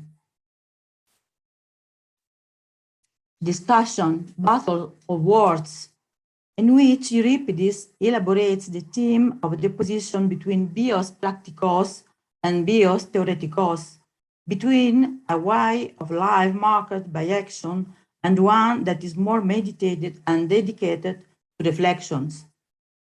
It is the first time that this theme has been treated in literature and will have a broad development both in literature and in philosophy. If on the one hand, the style and themes of the Antioch are fully inserted in the complex evolution of Euripidean production, on the other hand, a specificity stands out, which illuminates it as a very particular tragedy, and this seems to offer confirmation of the remarkable fortune obtained in the time. We find the themes in Aristotle, with the formulation of concept of bios politikos, political life, in Seneca, which addresses in the Otio and the Tranquillitate Animi the problem of whether or not the scholar should participate in political life, until reaching Augustine of Hippo, who reflects on vita negoziosa or actuosa. Most of the fragments have come down to us through in indirect tradition, above all thanks to anthology of the 𝒀�Support, but the passages of the Agone between Amphion and Zetus, inserted in anthology in Plato, in the dialogue entitled Gorgias, are worthy of special mention, as they constitute a precious source for reconstructing the Zetus speech in the contrast with his twin brother, and together with other traces that emerge in the Platonic dialogue, signal a presence of the tragedy that is anything but occasional and limited to those quotations, supporting the hypothesis that the Antioch can even be considered a subtext of the Gorgias. The discussion between Amphion and Zetus was centered on the theme of bios Aristos, the best life. Zetus reproaches his brother because he thinks Amphion wastes his time in useless activities, indeed harmful, by stealing time from those really important for a man, while Amphion claims the importance of music and virtue, stating that his way of life is not only not harmful, but is useful to the polis, the group of citizens who not only live in a place, but who also recognize themselves in a political order.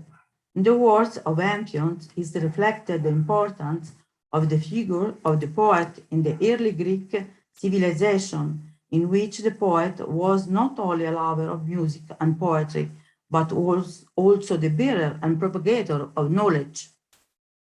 The myth presents Amphion as a protos poietes, the first poet. He received the lyre directly from Hermes. I'm afraid your audio is cutting out. We've only had a couple of words in the last few minutes. Can you hear me? The poet of the archaic tradition who recites a cosmogonic hymn, a representation that tends to push the situation back in time as a sort of mythical birth of song and poetry, placed in a mythically remote era. Other elements give an emphasizing coloring to the Antioch. They are acquired from archaic poetry, and for their intertextual significance are used by Euripides to make this tragedy full of meaning. It contributes to this name, for example, the revival of a module of archaic poetry in fragment 910 Nauk, whose assignment to the Antioch is conjectural but accepted by most scholars. The passage occupies a particularly relevant place within the group of Euripidean fragments, not only for the intrinsic importance of the tragic dictation, but also for the considerations to which the background of the poetry invites. The passage, in fact, reveals to be full of intertextual references and branches out consequences that will continue to live on for a long time in subsequent literary and philosophical production. The scholars who assign this line to Antioch enhance the fact that in the passage there is a vibrant praise of the man dedicated to speculative research. These verses presumably had to close the battle of words between Amphion and Zetus. This reconstruction lacks reliable evidence, but in the surviving verses of the Agone attributed to Amphion, the concept of 𝑒 blessing, cornerstone of fragment 910, returns with insistence. Therefore, after the end of the passage in which the two brothers opposed their different lifestyles, it is probable that the choir recited these verses. Olbios hostis tes historias estematesin, mete politon epipemosinen, meteis adicus praxis hormon, alathanatu catoron physios, cosmon ageron, petes ineste caiope caiopos, tois de toiutos udepota estron ergon meletema prositei. Blessed is who possesses the knowledge derived from research and does not harm himself to harm his fellow citizens or to commit unjust actions, but contemplates the imperishable order of immortal nature, in what way it was constituted, and from where and how. Such people never approach the practice of shameful actions. It is a macarismos, a lyric passage in which someone's happiness is declared on the basis of a particular situation considered privilege. In this passage, the praise stands out of those who consider it happy and at the same time worthy of a prosperity granted by the gods, Olbios, because he has embarked on the path of knowledge. He is enabled to err, to harm, and commit unjust actions. Research devoted to knowledge is accompanied by a behavior that excludes damages and injustices. From the words of the poet, the practice of historia, research, appears to be an integral part, not yet perched in the splendid isolation in which it will be relegated to later times. This proud attestation of awareness is substantiated by Euripides, one false poetic strategist, the aim of which is to add nodal concept to the words used to establish a scientific philosophical language, and at the same time, as we will see, recalls the authority of poets such as Hesiod and Pindar as an endorsement of the message entrusted to these verses. Such a representation of research imposed itself and proved paradigmatic to the point of living for a long time in ancient thought. The main witness of fragment 910 is Clemens Alexandrinus. He quotes these verses to compare the beliefs of those who pursue knowledge with Plato's statement that he who contemplates ideas will live as a god among men. In addition, a little further on, Clemens, in the fourth book, mentioned fragment 911 now, a lyric piece attributed by scholars precisely to the Antioch. The one who speaks in these verses declares to have golden wings on his back and the winged sandals of the sirens, which will allow him to rise in the ether to unite to Zeus, a suggestive image that cannot fail to refer to Plato's famous description of the soul as a winged chariot. In our fragment, therefore, Euripides closely connects the practice of Sophia, wisdom, and a life marked by righteousness, which find its proposition in the will not to commit injustice. Theory does not end in knowledge, which also raises those who practice it to contemplate the truth, but find its fullness in respect for relationships. From a formal point of view, fragment 910 takes up well-known models already belonging to archaic poetry and presents point of contact with the more well-known macarismoi, even if it is immediately distinguished from these precedents, since in the verses of Euripides, the happiness of the sea is not attributed to a revelation or to a knowledge of initiatory character, but in search.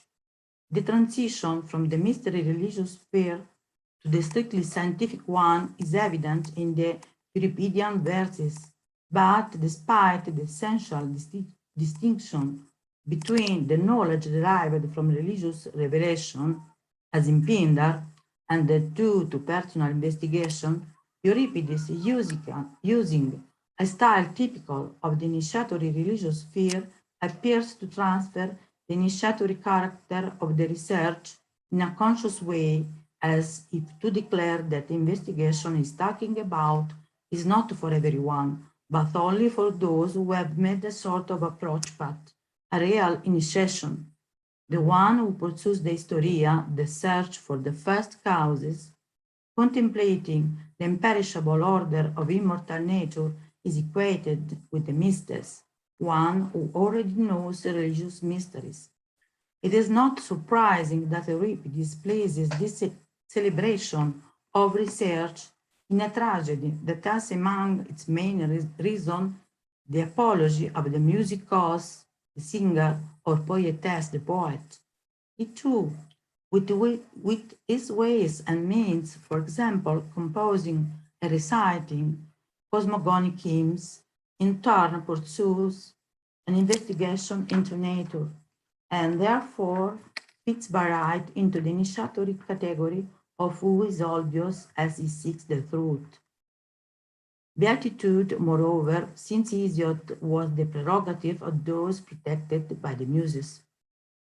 In Greek literary history, the figure of macarismos has a long history and is used for different purposes, but I consider it to be of particular interest the comparison with the macarismos that excludes the erga of Hesiod, a text very familiar to the ancient Greeks of all age.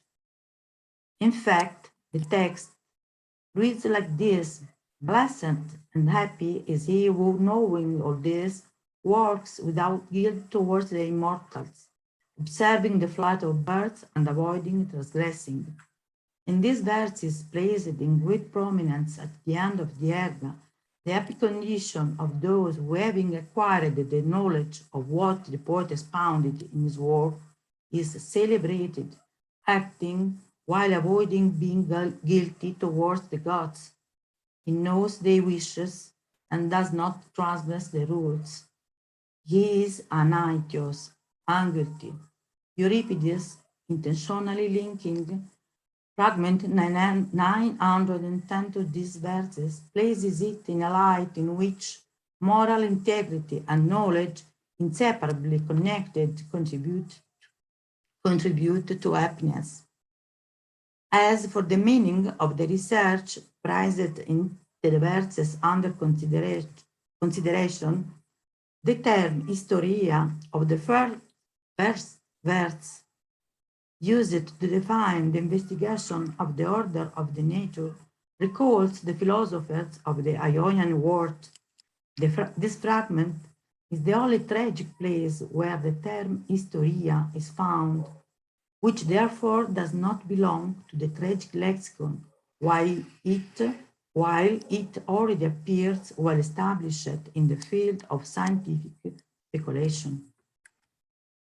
All scholars, starting from Valkenhaer onwards, agree in seeing in these verses the influence of Anaxagoras, even if the influence of other philosophers is not excluded. However, we must not forget that so-called pre-Socratic philosophers, in their attempt to explain nature, didn't neglect the intention of finding a moral order that would support reality. The theoretical commitments lavished by Euripides in Antioch and his its centrality for subsequent semantic conceptual evolutions is also highlighted by Benedetto, who, analyzing the participle catcher on, who contemplates, emphasizes that the verb, from the archaic use of looking from above, reaches with Plato a technical philosophical value that expresses the typical aspect of human investigation, and the scholar identifies the intermediate stages of this semantic path in Pindar and in Fragment and 910 of Antioch, where, with a sublime elevation, whoever embarks on the path of knowledge comes to look at the imperishable order of immortal nature from above. In conclusion, in Fragment 910, archaic motives and stylistic theaters operate. Among them, an important depth is recognized towards Hesiod and Pindar, with whom Euripides creates an intertextual relationship, substantiated by lexical and metaphorical references aim at regaining the prophetic function of the poet and to the enhancement of an action both poetic and political, which is capable of producing well-being of polis. In turn, Euripides fixes the image of the man devoted to speculation, coloring it with initiatory character. Just as a process of initiation into the mysteries is required, so the approach to the truth of nature postulates a path of introduction that finally makes the scholar not only able to understand natural phenomena, but once contemplating the eternal order of truths, also able not to commit injustices. Therefore, accepted the membership of Fragment 910 now to the Antioch, we can see the reason why this tragedy was received with such a lasting appreciation, in addition to possessing a plot capable of arousing the interest of the public. From what emerges from the intertextual lesson, the Antioch is configured as a fundamental junction, both artistic and intellectual, at the crossroads of topics, styles, and thoughts in full evolution at the time of its composition. In addition to the very famous and almost proverbial logon, Euripides' reflection on the poet as the engine of the political life of the polis, and as an educator, stand out according to the form of archaic thought in which the transmission of culture was entrusted to the poet. In an attempt to recover the poet from a position undermined by the new educators, the sophists, who proposed themselves as teachers and guides of the youth destined to become the future ruling class. Euripides is linked to the contents and styles of a poem of a high moral caliber, creating connections and references that cover the Antioch with an archaizing patina. These links propose a message both new and ancient, filled with those values which were challenged by the rationalist skepticism of intellectuals at the end of the 5th century BC in Athens. The profuse speculative commitment of Euripides testifies once again that it is completely inserted in the topicality of the philosophical discussion in his time, so much so that he had the nickname of Skenikos philosopher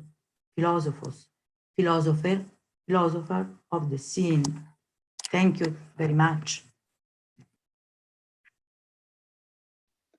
Thank you so much for that fascinating presentation. We do have one question before we move on to our next presenter from YouTube. So what was the conclusion? Should a scholar be involved in politics or not? Yes, they are very in politics, but the poet is intrinsic in the city, not out, not in the ivory tower. it is in the city and guide the city, is the educator of the young, until the sophists began the guide of the new youth. Thank you so much. Okay, for now, I think that a poet would be, we need a poet in the city, a poet who will be a guide and not only a bearer of verses. And now the best poets are today even prophets.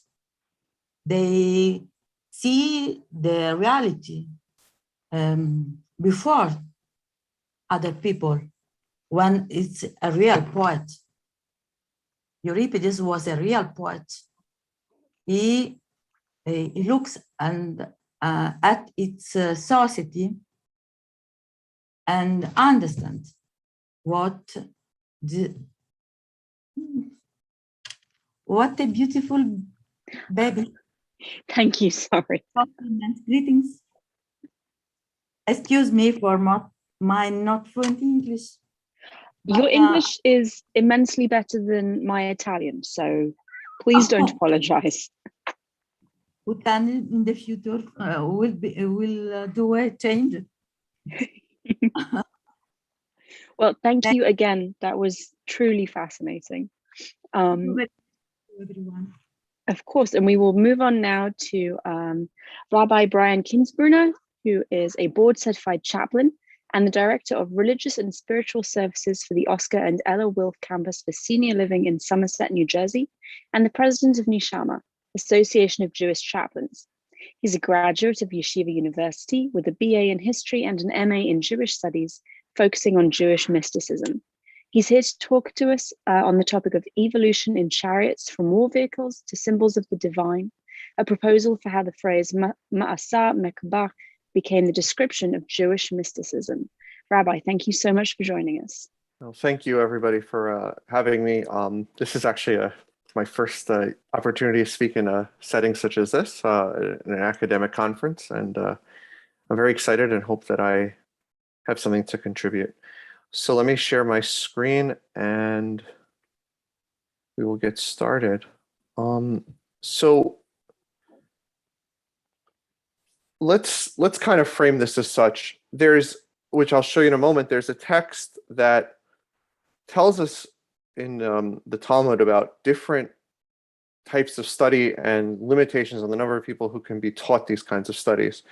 And what we're going to see is that one of those studies, this Maaser Merkava, or the account of the chariot, seems to come, in the one hand, is very well known. We all have heard this phrase because it's always immediately attributed to the first chapter of Ezekiel, but it doesn't necessarily jive with a lot of what we then later on define as Jewish mysticism. And my goal here is to kind of take us a step back and I guess put our heads in the minds of those that are coming up with this phrase for this form of study to say, how did we get here? How did we get from a vehicle to something much more esoteric? And as we'll go through this presentation, we'll see some imagery, we'll see some examples from the Bible. There are post-biblical examples from the Apocrypha, Pseudepigrapha, which are not part of this. We'll see a couple of one of my most favorite modern renditions of the entire storyline of the first chapter of Ezekiel and why they make this connection, even though that first chapter actually never uses the word for chariot. It just kind of speaks around it. So let's begin.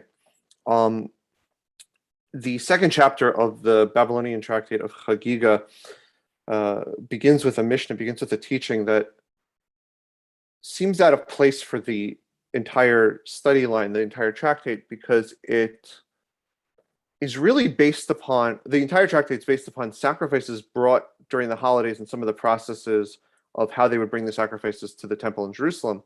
The end of the first chapter speaks about this term araya, which has to do with sexual relations. And immediately thereafter, because it's an oral tradition, they tie that word into some other teaching that's really out of place here. And it says as follows. This is only part of this first Mishnah, but it's really our focus for here. Ein dorshim b'arayot b'shlosha. We don't expound on the topic of forbidden sexual relations before 3 or more individuals. Below Maaser Bereshit b'shnayim, and then the act of creation, we don't expound before 2 or more individuals. And below b'merkava b'yachid, and nor does one expound upon the accounting or the design of the divine chariot, except in a one-on-one setting, and that's only if Ela im ken haya chachamu maybe midato, and the person has to be wise and understanding and somehow have a knowledge base that will be able to understand these things beyond, let's assume, the simple reading of the text. And I say let's assume that because that's actually a debate about how to interpret this teaching in the in academic scholarship, is the question of whether or not these 3 topics are the literal topics of, not speaking about Leviticus 19 and other sections that speak about all those sexual relationships that are considered to be forbidden in the holiness codes, and Maaser Bereshit being the story of creation, how to not really going into the depths of that, but kind of taking it at face value. And this Merkava, this chariot story, being the literal reading of the first chapter of Ezekiel. Others will tell you, and I think very clearly from this, that there's a deeper sense about the third one. And I actually argue there's a deeper sense about all 3, where each category here of the forbidden sexual relations, the creation story, and the Merkava story are all different parts of an esoteric, what we now call a mystical tradition, dealing with how does humanity relate or connect to God. There's some literature that speaks about how this is maybe a polemic against Gnostic ideology, saying that we don't speak about this publicly except in these small groups. And there's another teaching in a different Mishnah that speaks about how we don't read some of these things publicly, specifically the Merkava, or the question of whether or not we should. And that's why I think that this goes way beyond just literal text and goes into some deeper subjects. But again, our focus here is on the third one, which is the chariot.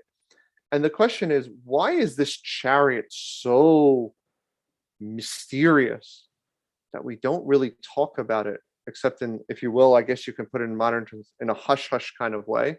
Obviously, in today's time, we have everything is public, so it's very hard to speak to it in a one-to-one sort of model. But back then, based on the fact that most things were either oral or scribe or manuscript, and your literacy levels were much lower, you could really keep certain information to just the select few. But let's get into that. What is this chariot? Why a chariot? Sorry, using 2 different screens here. And so first, in order to do that, what is a chariot? Let's talk about chariots in terms of what do we know from the ancient Near East? What do we see image-wise before we get into the text? So the first one in front of you are examples of Hittite war chariots that were found in Turkey, that are in some of the reliefs that remained. And you can see here, right? So the wheels are important, how it's being drawn, the number of people that are there. The next image, which I want to take a moment on, is from Egypt. It's a picture of Ramses III, and who's dressed in, I'm going to try to make this a little, let me see if I can make it larger. No, I cannot. All right. Ramses III is sitting there, and if you look carefully towards the bottom, you'll actually see like an imagery of part of a wheel. Apparently this image is Ramses sitting on the back of the wheel, the chariot, which has now become his throne, and is being and being brought to him is our captives and the various proofs of the victory in the battle. What's important in this picture, not as just the chariot, but that a king, and in the ancient world, of course, the king, the pharaoh, and other societies was a representative of a god, is sitting on the back of the chariot. The chariot becomes the throne. And in this particular picture, it's hard to see, but you have solar discs around, and we'll come back to that in a moment, the idea of the sun, right? So Pharaoh being the sun god in this context and other contexts as well, as you'll see on the next slides. Here's an image of a sun chariot from Denmark. The sun being the orb, of course, being drawn by the horse, and the wheels again will come, chariots. Another one, more well-known, Greek Helios on his sun chariot. And another picture of that. The chariot was not just the vehicle to go out to war, but it was a representation of how a god would travel. A god has to travel in style. You can imagine, if we were depicting it today, what that would potentially look like. Where does Ezekiel get the imagery from? In his own mind, right? A vision is going to be some sort of, whether one takes a very, an imagery of prophecy in its most literal sense, or some sort of dream-like image or vision-like image, you're going to learn it from somewhere. And many claim that Ezekiel, in his own mind, saw this from, for example, from these, what Lamasu, which are protective deities, a hybrid of a human head on the body of an ox or a lion. This is a better side view. You see the wings again. These are found in different places: Mesopotamia, Nineveh, Persepolis, other places that guard the gates. But again, this sort of divine or semi-divine or palace imagery is clearly in the mind of our text that we're going to see soon. And of course, the Kruvim, the cherubim, again, the wings are going to be part of this as well. Overall, the idea being that the imagery that is being pictured by Ezekiel for his text, and subsequently by the rabbis when they take this idea a step further, is not coming out of nowhere. It's not coming out of thin air. It's coming out of the cultures around them, and is being incorporated into their own culture. This is just one example. You see in the middle, this is a mosaic that was found outside of a kibbutz called Beit Alpha. And in the middle square around the zodiac is the imagery of, there's four, they say there's four, so outside is four women of the entire square. This is the middle square of this bigger mosaic. And in the center is a man pictured driving a 4-horse chariot, 4 animals. Through the moon and the stars and the rays of the sun were coming out of his head. It was clear that this was an imagery of the Greek god Helios. A lot of mosaics were what they, of course we use the term Hellenistic. They were a combination of some, what we now would call, right, so Jewish ideology and Greek or other ideology coming together in this image, this artistic rendering. And again, the sun god playing a central role in this context, not as a depiction of what, that's obviously going to be part of the question. Just a couple pictures here of what Ezekiel might have seen. These are more modern renditions, right? You see God being right on a throne, sort of being ensconced in the sun. Towards the bottom, you see the wheels, you see the animal, and this is the vision that he's seeing. That's one example. Here's another rendering from the 18th century, again, similar. But in all these, this godlike picturing is being placed within a sun. I think part of the imagery that's coming out is, well, the sun gods of the ancient world, what are they traveling on? As we saw, they're traveling on the chariot. Before we get into the text, I also want to give you a more modern rendition of what Ezekiel may have been speaking of, or at least one of my more favorite speculations. In the 1970s, there was an author by the name of Eric von Daniken, and he wrote these books called Chariots of the Gods. And what he presumes is that Ezekiel's visions were not localized visions, but they were actually a global vision. And the chariot, which eventually takes him to see certain these images of a temple, and as described later in Ezekiel. How did he travel? Well, in the ancient world, you would have spoken of a flying chariot, which is what it describes. In the modern world, you would speak of a spaceship, helicopter, airplane, right? So if we were picturing how a modern leader would travel, Air Force One, just as an example, or this fun picture here, right? See the spaceship. The influences around us help formulate the imagery in our minds. And here, of course, is Ezekiel's imagery that we're going to see. But how do we get there from the Bible? And this presumes, of course, this was presuming a linear, step-by-step, Genesis, Exodus, and so on, historical, right, rendering. And so in Genesis, we, of course, see how the importance of the chariot in the story of Joseph, that when Joseph, after interpreting the dreams, when Pharaoh wants to appoint Joseph the second in command, one of the things that he does is he has him riding the chariot and people crying out to him, Avarech, or blessing onto you. And this is a way of signifying that this person's status is now raised up. They're not just a minister, but there's something special about them. Book of Kings, the story of Elijah and Elisha.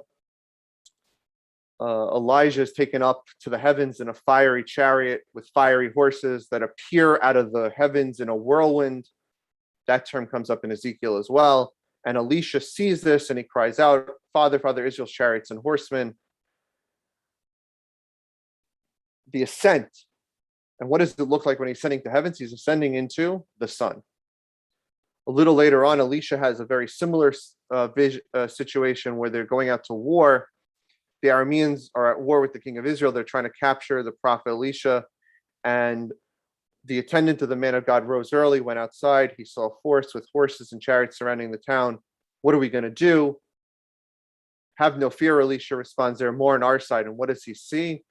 Right? What does he do? He prays that God should open the eyes. And what do they see? They see God's the chariots of fire. A few chapters later, in the story of Josiah, when he's trying to remove all the idolatry, he did away with the horses that the kings of Judah dedicated to the sun at the entrance of the house of the Lord near the chamber of the eunuch Nathan Melech, who was in the precincts. And what did he do? He burned the chariots of the sun. The chariots of the sun are not just something of the earth. There's something beyond that. There's something of an imagery that goes higher. Book of Jeremiah speaks of chariots coming, the vision that the chariots mark Kevotav, Kalum and Esharim, right? They come out of a whirlwind. The horses are swifter than eagles. So the horses, probably we can picture horses with wings in this context as well.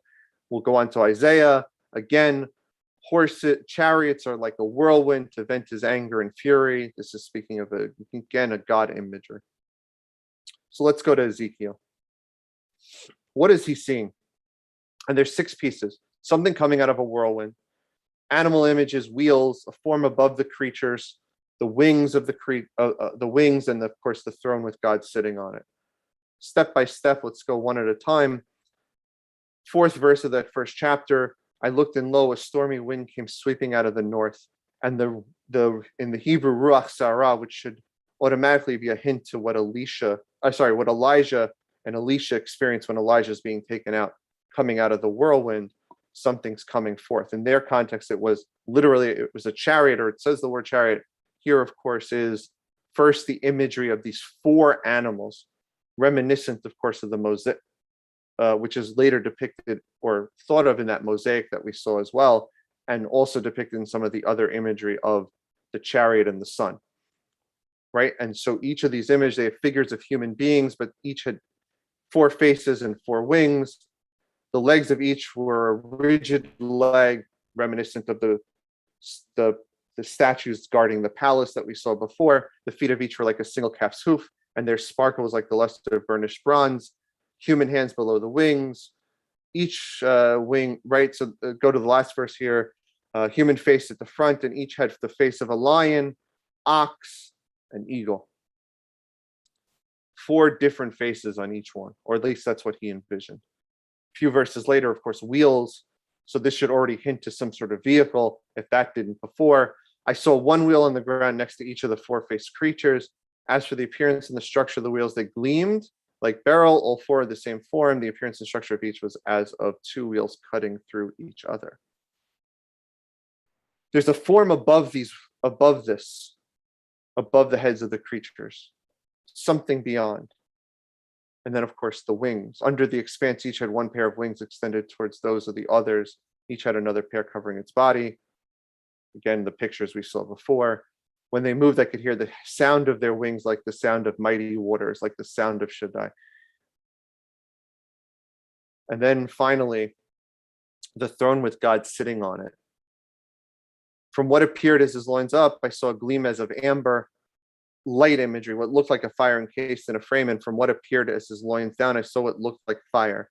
There was a radiance all about him, like the appearance of the bow which shines in the clouds on the day of rain. Like the rainbow, such was the appearance of the surrounding radiance. That was the appearance of the semblance of the presence of God, of the Lord. When I beheld it, I flung myself down on my face. So let's put this picture together. We have something coming out of the whirlwind, so we have to look up. We have the faces of the animals, reminiscent of some of the imagery, past, future. We have wheels, which should automatically hint to us a vehicle, and the wheeled vehicle then that might be traveling would be a chariot, but not named as such. We have, sorry, let me go back 1 second. We have a form above the creatures. We have the winged imagery, and of course, finally, looking up towards the radiant light, which is symbolized by the sun, throne with God sitting on it. So what does this all mean? This all, of course, means the imagery of chariots that they saw around the world. So when the rabbis then later on are speaking about the account of the chariots, which they are hinting to this chapter specifically, at least that's the interpretation that everybody kind of goes with, and then the subsequent literature that became known as the Hechalot literature, which is the palace literature, which speaks of ascents to heaven, and which also we see in the pseudepigrapha in the books of Enoch, which reminiscent, of course, of the verse in Genesis, where Enoch is brought up to God, and in Genesis, he's only 365 years old, which should hint to, of course, 365 days of the solar year. Again, sun imagery. It's very clear why they go to that term of Merkava. They are looking at different forms of esoteric ideas, and they're trying to say, what can we not teach? What do we have to be careful with teaching? This picture of ascending to the sun, they don't want a sun god, right? So God in their imagery already is something overarching, which of course later on becomes an imagery of non-imagery. There's no image of God, which is later Jewish thinking over the centuries. But they're picturing a certain kind of esoteric knowledge, which a vehicle that will take somebody up to the heavens. And then what they speak of later on is your day Merkava, which is then descending back down from heaven. And I think that rabbinic scholarship then expands upon this to take it beyond just the literal, okay, they're going up to heaven, or they're going up to the sun, but they're going up to the heavens, or they're going through it in some sort of meditative state, which of course we speak about over the centuries and study as what in the more modern Jewish mystical traditions. And then finally, why do I bring all this up is I think that what they're picturing and what Ezekiel himself is picturing, speaking in a language that we would understand, those that are reading it, is what is the societal and cultural influences that play, how they played a role in how they perceive their imagery, and then of course how they spoke a language. And in this context, that language is the language of chariots. So that, in short, is my thought for today, that takes us sort of from the end and brings us back around through somewhat of a chronological line through the biblical text to the rabbinic text, and then of course subsequently the centuries developing an entire corpus of thought, which we don't have the time to go into, of Jewish mysticism or mysticism in general. So there you have it. Thank you. That was really, really interesting. I appreciate you taking the time to present your research to us. Well, you're very welcome. It was my pleasure. We don't have any questions from the audience, so I'm going to move right along as we are behind. But again, thank you so very much. Next, we have Jackson Reinhardt, who is a graduate of Vanderbilt Divinity School with a Master of Theological Studies. He currently resides in Seattle, Washington, after finishing his program in Nashville, Tennessee. And he's been published in various peer-reviewed journals, such as Bible and Critical Theory, Anglican Theological Review, and the Pacific Journal of Theological Research. His main scholarly interests are biblical theology, pastritics, and postcolonial theories. He's going to talk to us on the outskirts of paradise, depictions of Hades in early Syriac literature. Jackson, thank you so much for joining us. Great, thank you, Megan. Can I share my screen? Please do. Great. Share, and I'm going to present this. Well, I want to thank SASA for providing this wonderful opportunity. This conference has been extraordinarily informative, and the erudition and brilliance of the speakers before me, and I very much presume after me, is commendable. So my presentation is Outskirts of Paradise, Depictions of Hades in Early Syriac Literature. In the following, I examine depictions of Hades, Sheol, terms I use interchangeably, in the earliest Christian Syriac literature, with particular emphasis on three influential sources of the tradition from the 3rd to 4th century CE, the Odes of Solomon, the Acts of Thomas, and the poetical and prose writings of Ephraim the Syrian. There was a dearth of material on Hades and eschatology more generally in English language Syriac academic discourse. Frequently, examination of the posthumous state is seen through the prism of Christ's Decensis ad Infernos, his preaching of the gospel to the Old Testament saints in Hades and their deliverance into heaven. Over the past several decades, various monographs and dissertations have studied Christ's descent in Ephraim, the Odes, and early and medieval Syriac literature. But there is little explicit surveying in the role of Sheol beyond this now obscure theological doctrine of the Decensis. This paper attempts to analyze and elaborate on Hades' location, inhabitants, function, and greater cosmological eschatological significance in the early Syriac tradition. I contend these presentations possess notable but basic commonalities about Hades: belief in the location and some comparable conceptual ideations about the locality's appearance or inhabitants. In this sense, there is a consensus on the aspects of Hades among these sources, yet simultaneously, there exists a real theological diversity in these Sheolic portrayals, as these sources go beyond shared commonalities and engage in an active, imaginative theologizing, one which results each work featuring creative, distinct depictions of Hades.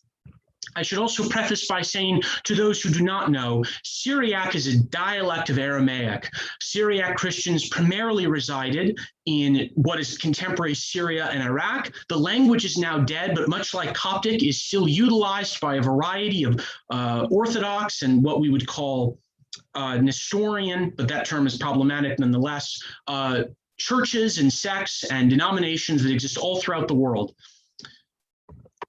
So, the Odes of Solomon. The Odes of Solomon are a collection of 42 psalms pseudepigraphically attributed to the eponymous Israelite monarch. It is most likely an early Syriac text written in the late 2nd to early 3rd century CE. While Jesus Christ is not explicitly mentioned by name in the Odes, it is undeniably a Christian work influenced by Christianized readings of the Hebrew Bible and the Gospel of John. Many of the Psalms frequently mention Christ's underworld descent along with his actions therein, allowing for a sufficient depiction of Hades in the text. Sheol in the Odes is a landscape of watery pits, or a plurality of abysses filled with disparate bones and shadowy beams. There is no life in Sheol, but a kind of disembodied existence, pitiful too. One of Christ's many seminal acts in his descent is performing an Ezekiel-esque action in which he took dead bones and covered them with flesh. The personified death rules over this realm, and the Odes frequently portray this figure as equivalent to the evil one and or Sheol itself. Death is a chaos monster, a seven-headed dragon who vociferously devours all who descend into his realm. Death is also a jailer, as Sheol is surrounded by a gate of iron with the dead held in chains. One may notice that mixed descriptions about the state of the dead in Hades appears throughout the corpus. For example, in Ode 22, the dead are indeed in graves within Sheol, while in Ode 17, the dead are enchained and existing as cognizant, but nonetheless non-corporeal spiritual beings in the afterlife. There is no mention of explicit punishment, but the Odist portrays the posthumous state as miserable. Regardless of pictorial ambiguity, the odes appear quite clear on what happens to Hades when Christ descends into it. He empties it and destroys its power to consume any more deceased humans. Ode 22 states that Christ defeated the seven-headed dragon. He, quote, obliterated the beast's evil venom and destroyed his seed, end quote. Adrian Jervis contends that this passage demonstrates the complete reversal of fortunes for Death and his cohorts. Death has tasted true life, i.e. Christ, and it is unclear whether he will ever possess the same appetite for the dead again. Ode 42, following this metaphor, states that Christ was like a toxic epitaph. Quote, I have been vinegar and bitterness to Sheol, which not only led Death to eject Christ, but shattered the power of this subterranean realm. Ode 17 details the utter destructiveness of Christ's descent to the whole physical geography of Sheol. Quote, I shattered the bars of iron, for my own shackles had grown hot and melted before me, end quote. This is Christ speaking. All that was closed becomes open, those bound now untied, and the dead are giving the living knowledge of, quote, the resurrection through his love, end quote. Thus, the Odes of Solomon cast Christ's descent as an extremely disruptive moment in eschatological history. Jervis writes that it signals the totality of Death's defeat, as Christ's salvific descent is comprehensive, final, and definitive. The Odist emphasizes universality and the finality of Christ's victory, in which, quote, not a trace of Death or his loathsome abode is allowed to endure, end quote. Jervis argues that this is not only an improvement on the existing scheme, but a complete overturning of everything that had gone before. The power of Death to hold the dead in his realm is totally devastated by Christ. We must be careful drawing any too fine conclusions because the ode features varying depictions of Hades, seemingly in conceptual conflict with each other. Nonetheless, the odes portrays this ghastly, watery location as having been weakened, destroyed, and or reduced to emptiness after the descent. It thus seems reasonable to conclude that Hades plays little or no role in the posthumous existence of not only believers, but all people post-descent. Whether this implies any sort of soteriological universalism in the odes seems impossible to firmly determine based on what is within the texts themselves. Continuing, the Acts of Thomas is a New Testament apocrypha detailing the missionary exploits of Thomas Didymus, the twin brother of Jesus Christ, who was apostle to the East, i.e. contemporary India. The provenance of the material is Syriac, with Bruce McCarran noting that, quote, it was composed in the Edessene area at the end of the 3rd century CE, end quote. The work was popular in late antiquity, finding support among both Orthodox and Manichaean Christians, the latter whom primarily valued the narrative's ascetic teachings. Indeed, the theme of asceticism is heavily apparent within the Acts, as Thomas calls upon recent converts to live a life of bodily rejection and celibacy. Throughout the narrative, the apostle breaks up weddings, commands chastity, and encourages extreme frugality, thrift, and charitable giving. Sebastian Brock, the foremost Syriac scholar alive, frames asceticism within the Acts as dualistic, oriented towards salvation of the participant. He writes, the basis of the Acts teaching consists in the contrast between the corruptible body and the soul, alone capable of incorruptibility. All that pertains to the body is to be rejected on the grounds that such things, being corruptible, are liable to hinder the soul in attaining its goal of incorruptibility. The ascetic life thus becomes an essential step in the road of salvation, end quote. Asceticism, which dominates the theology of this apocryphal history, provides an essential context for understanding the portrayal and function of Hades within the text. It is those having unrepentantly corrupted their souls through carnal sins who are doomed to vile torment and annihilation. The depiction of Hades within the Acts of Thomas is far closer to notions of hell that populate Western consciousness. The description begins in the work's 6th act, entitled The Young Man Who Killed the Girl. In the narrative, many ask the Apostle Thomas to investigate the case of a man whose hand mysteriously dried up while taking Eucharist. The youngster reveals that his girlfriend was trying to copulate with him, even though he desired to live a chaste and pure life. After falling to the temptation of the woman, he kills her. Thomas goes to the girl's corpse, and after performing a long supplication to Jesus, is able to resurrect her. Afterward, the apostle asks the maiden what she experienced while dead, to which she provides a long, elaborate digression of the inner working of Hades. She first meets a man who was, quote, hideous, with a black body, his clothes filthy, end quote. The strange character takes the girl to see a place full of pits that are stinking smell. The first pit is filled with blazing fires, which smolders a multitude of bodies. The black figure remarks to the girl, quote, into the torment are destined to come those souls which transgress the law, which change the union of intercourse that has been appointed by God, end quote. Elsewhere in this hellish landscape, there are those, quote, being given over to evil spirits and shall be for mockery and derision, and retribution shall be extracted from them, end quote. Some transgressors have sinned so mightily that they shall go into torment, which is worse than burning or demonic irritation. After touring these tortures, the black man takes the girl to a dark, foul-smelling cavern. In the cave, quote, the prison of souls, when the chastisement of each of them is finished, another come in its place, end quote.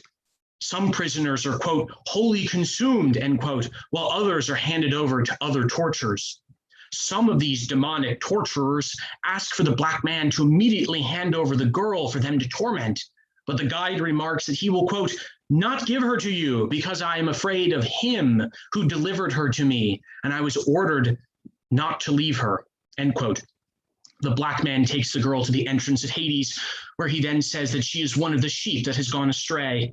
After hearing this story, Thomas speaks to the amazed crowd, quote, ye have heard, my children, what this woman hath said. Unless ye are converted to the truth which I preach, and restrain yourself from evil deeds, your end will come to these torments, end quote. With that impromptu sermon, the masses repent and begin to believe. In the Acts of Thomas, Hades is a place of punishment for earthly, temporal, and almost entirely sexual wickedness.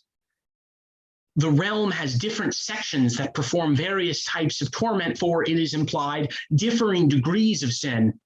Contrary to later Occidental medieval conceptualizations, the torment in this place is not necessarily eternal. While it can last some time, one assumes eventually the sufferer is wholly consumed. However, this does not seem to indicate any sort of purgatorialism in which the tormented soul is brought to heaven after a cleansing of their soul by fire and torture, a view found in some Greek theologians of the same time. Instead, they seem to be wholly destroyed and consequently miss out on the possibility of resurrection and/or heavenly communion with the Godhead. It is unknown what role God has within the torments inflicted. When the black man speaks of him who gives the girl, he might merely be designating God's role in allowing this tour rather than necessarily his involvement in the types of torment administered. Regardless, the fact that this location is primarily filled with men and women who have sexually transgressed the laws demonstrates the great importance of ascetic practice to the theology of the Acts of Thomas. As Brock noted, the more corruptible and bodily one's acts are on earth, the more corrupted the soul becomes. The individual then in turn loses their salvation. This tour of hell in the Acts of Thomas thus has a moralistic, didactic purpose. The girl's narrative is so grisly and discomforting that it should drive any right-thinking person to avoid all forms of sexual impurity, lest they are sent to the same locale. Continuing, we focus on Ephraim the Syrian, the most important, influential figure in the entirety of the Syriac Christian tradition and beyond. Primarily a 4th century theologian. Through his poems in the form of midrashe and memory, and prose writings, primarily letters and biblical commentaries, Ephraim theologized in a manner that's employed symbol, type, paradox, qualities that convey a nuanced texture of meaning and an emotive immediacy, noticeably distinct from the types of theological engagement seen in the Greek and Latin traditions. He is the foremost figure within early Syriac theology and spirituality, whose many writings and even false attributions have been sources of inspiration throughout Eastern Christianity. The following analysis will focus on Ephraim's Nisibene hymns and letter to Publius, both representing his poetic and his prose material. To Ephraim, Sheol exists outside the temporal and physical spatial realm. It is a liminal space located beneath the literal pillars which uphold the terrestrial earth. Sheol is the abode of the dead. All humans prior to the resurrection will be sent there. Only have Enoch and Elijah passed over habitation in Sheol and ascended straight into the heavenly realms. All humans are forced, due to Adam's first sin, to descend to this place. As Thomas Buchan puts it, quote, Adam alienated himself and all his descendants from the divine source through his transgression, thus initiating a process whereby there would be subsequent physical human decomposition at death, end quote. The physical dimensions of Sheol in Ephraim's thought are cavernous and blackened. The place is cold and dark, and like the Odes of Solomon, the realm is filled with displaced skeletal remains, surrounded by a large, impenetrable, and black gate that only Christ has been able to break open during his exit with the dead after his descent. The law of Sheol is, quote, to keep silent, end quote, indicating that its inhabitants are speechless, seemingly because this is the very characteristic of death itself, both as personification and process.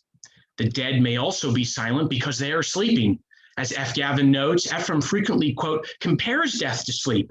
The resurrection is being waked out of sleep, end quote. Ephraim writes, quote, behold, sleep shows us how temporary is Sheol, for the morn wakes the sleeper, end quote.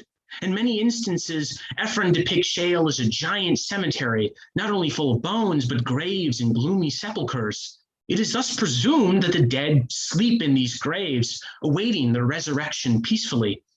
Throughout his prose and poetic writings, Ephraim gives mentions numerous inhabitants of Hades, particularly from biblical history, yet he gives great attention to its overlords. The ruler of the location is the personified death, who Ephraim describes as having both a throne in Sheol and the place functioning as his stomach. The role of Satan and his relationship to death is a bit more ambiguous. Ephraim is not clear on whether Sheol is Satan's continual abode and what his role and function therein exactly is. It appears that the evil one resides primarily in Gehenna, but is able to transverse across the visible and invisible cosmos, with the possible exception of heaven. The ambiguity concerning Satan appears to leak into Ephraim's characterization of death. In some locations, death is Satan's ally. They rejoice together, while the former provides counsel to the latter in moments of nefarious plotting. As Buchan remarks, Ephraim, quote, sees Satan, sin, Sheol, and death as equally complicit in the exploitation and oppression of humanity, end quote. Elsewhere, however, death seems opposed, even hostile to the machinations of Satan. In a dialogue between Death and Satan in Nisibene hymns, the former states, quote, I am he that rescues from thee the evil one, the sons of men, end quote. Later in the Nisibene hymns, Death questions why humans even weep over their dead when he has provided the deceased rest from sorrows and sins. Death is also portrayed as a just, impartial, guileless consumer who takes what is only rightfully given to him. Thus, Ephraim's depiction of death vacillates from co-conspirator against the Lord's reign to one who has, quote, gotten thy might from God, end quote. Related to the occasionally redemptive attitude towards death, the most distinct element of Ephraim's concept of Hades is how positive he casts the posthumous realm. While his physical descriptions appear quite gloomy, putrid, miserable, the place is nonetheless one of restful slumber, tranquility, and general egalitarianism. There is no hierarchy or social distinctions. All are sent to Sheol upon death, where they sleep peacefully until the final resurrection. No individual receives greater or lesser comfort. A refrain in the Nisibene hymns is, quote, happy are ye silent dead. How tranquil are ye, as they are, quote, freed from misery, end quote. Most shockingly is Ephraim's comparison of Sheol to heaven. He writes, quote, it is Sheol and heaven alone that are removed from all sins, end quote. He contends that regardless of which spiritual path one will go on in this life, they should not fear the next. Quote, He, therefore, that is prudent will either go up into heaven, or if that be too hard, will go down to Sheol, which is easy, end quote. While Ephraim's Sheol is not a picturesque locality, it is free from torment, suffering, and the challenges which make earthly living arduous. Yet only during temporal history is Sheol populated. The dead will physically depart from their entombed slumber in the final resurrection, leaving the entire realm empty afterwards. After this general resurrection and judgment, Gehenna is the destination of unrepentant sinners. Torture of the damned is reserved for Gehenna in Ephraim's eschatology rather than Sheol. In his letter to Publius, Ephraim, with constant biblical allusion and reference, describes the torment that befalls the unregenerate: weeping and wailing, gnashing of teeth, chained sinners, continually burning fire. The Nizabin hymns reiterates these fiery torments, mentioning those who have big rocks on them with the smoke from the fire burning their eyes in perpetuity. All this imagery reads as reminiscent of the visceral descriptions and depictions in the Acts of Thomas. Also, somewhat like the Acts, Ephraim describes the punishment in Gehenna as only potentially eternal. While the inhabitants in Sheol are dead asleep and thus lack a conscious will, hence Ephraim does not believe those in Sheol can repent, those in Gehenna are awake, resurrected, thus possessing a degree of volition. It is in Ephraim's theology of Gehenna that there is the possibility of repentance and restoration. This possibility is seen throughout Ephraim's writings, such as in the Nizabin hymns, when he writes, quote, "Hell in mercy shall be emptied," end quote. Elsewhere in his commentary on the Diatessaron, which is a collation of the Gospels, he notes that, quote, "When one will have made retribution in Gehenna, God will reward him for this in the kingdom," end quote. It thus appears that the inhabitants in either Sheol or Gehenna to Ephraim are only temporary waiting rooms until entrance into paradise in some potential conclusion. In conclusion, it appears that while every work agrees on the foundational elements of Hades, its location, entrance by Christ, and temporality, which this may itself constitute a kind of basic consensus on the doctrine. Yet there is rarely any commonality concerning Sheol's broader function and greater eschatological significance among these early foundational influential texts. The sources feature elaborate and distinct theological, pictorial, imaginative creations regarding Sheol's inhabitants, whether it be sinners, all of humanity emptied, Sheol's inner workings, be it torture or tranquility, Sheol's visualities, watery, inflamed, kind of silent, and gravy, cemetery-like, and then Sheol Hades rulers, whether that be kind of implicitly God, the evil one / Satan, death personified, whether death personified as just or as a chaos monster. These diverse engagements with Hades indicate that early Syriac theology, even when sharing ideational commonalities and even potentially being conditioned by general doctrinal consensus and or cultural literary contexts, was nonetheless able to conceptualize the manifold potentialities and possibilities freely and poetically of a given theological notion like that of the afterlife. Future research may examine if this diversity and theological attitude towards consensus doctrines continues in later depictions of Hades by other influential Syriac theologians and texts continuing in the early, medieval, and later period. Thank you so much. Thank you. That was really, really interesting. I must confess I have very little background knowledge on Syriac anything. So thank you for sharing your research with us. We had a brief question in the chat. Someone is asking, it makes me wonder if the author of Revelation thought that death was a literal entity, and quotes, and death and hell were cast into the lake of fire. It may be not something you've considered, but what would your thoughts be on that? Well, there are definitely, I can't speak to Revelation, but there are definitely moments, particularly within the Hebrew Bible, where Sheol is both portrayed as a place But then there are other instances where Sheol is portrayed as this hungry, devouring, personified entity that's constantly feasting for humans, for the dead. So there, I think anytime one approaches biblical and patristic and early Jewish and early Christian data on the afterlife, the posthumous state, there's always going to be a lack of uniformity. There's going to be a multivocality to it. And that's the kind of what I'm trying to portray is that multivocality is not a result of just people coming to the texts with their own ideas, independent ex nihilo of others, but even when there are these shared notions and similarities, there's this fascinating creative energy amongst these writers that take these ideas into different directions.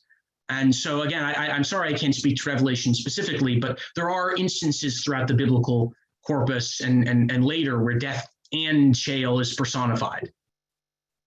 Wonderful, thank you. Thank you. So that is the end of this session. Thank you very much to all of our presenters. It's been absolutely fascinating, very enjoyable. In just 5 minutes, we are going to get started with our first roundtable discussion. So we'll take a brief break.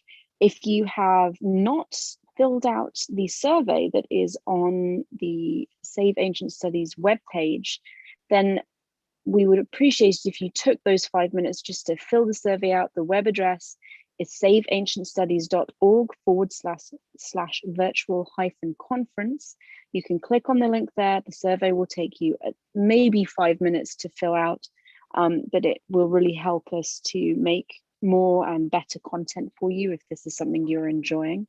And as a reminder, we are taking donations. Save Ancient Studies Alliance is a non-profit, and they do rely on fundraising like this to continue their good work. So if you would like to make a donation, then you can go to the Save Ancient Studies website. And the webpage again is saveancientstudies.org/virtual-conference, and you can make a donation through there. We'd be very grateful for anything that you can spare.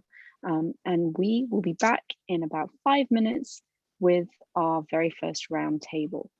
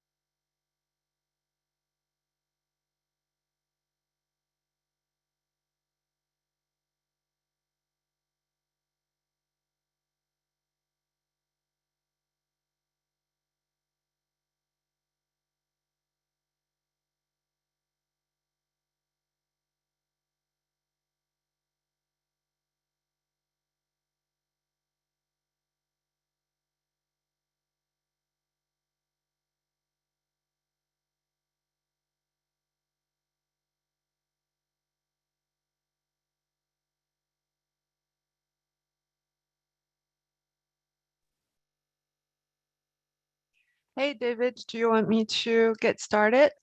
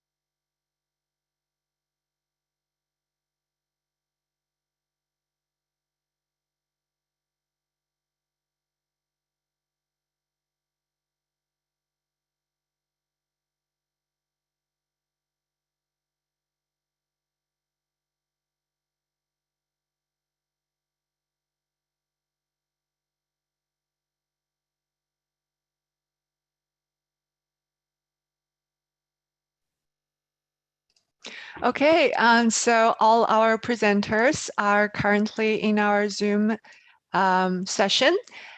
And I am the moderator for our first roundtable today.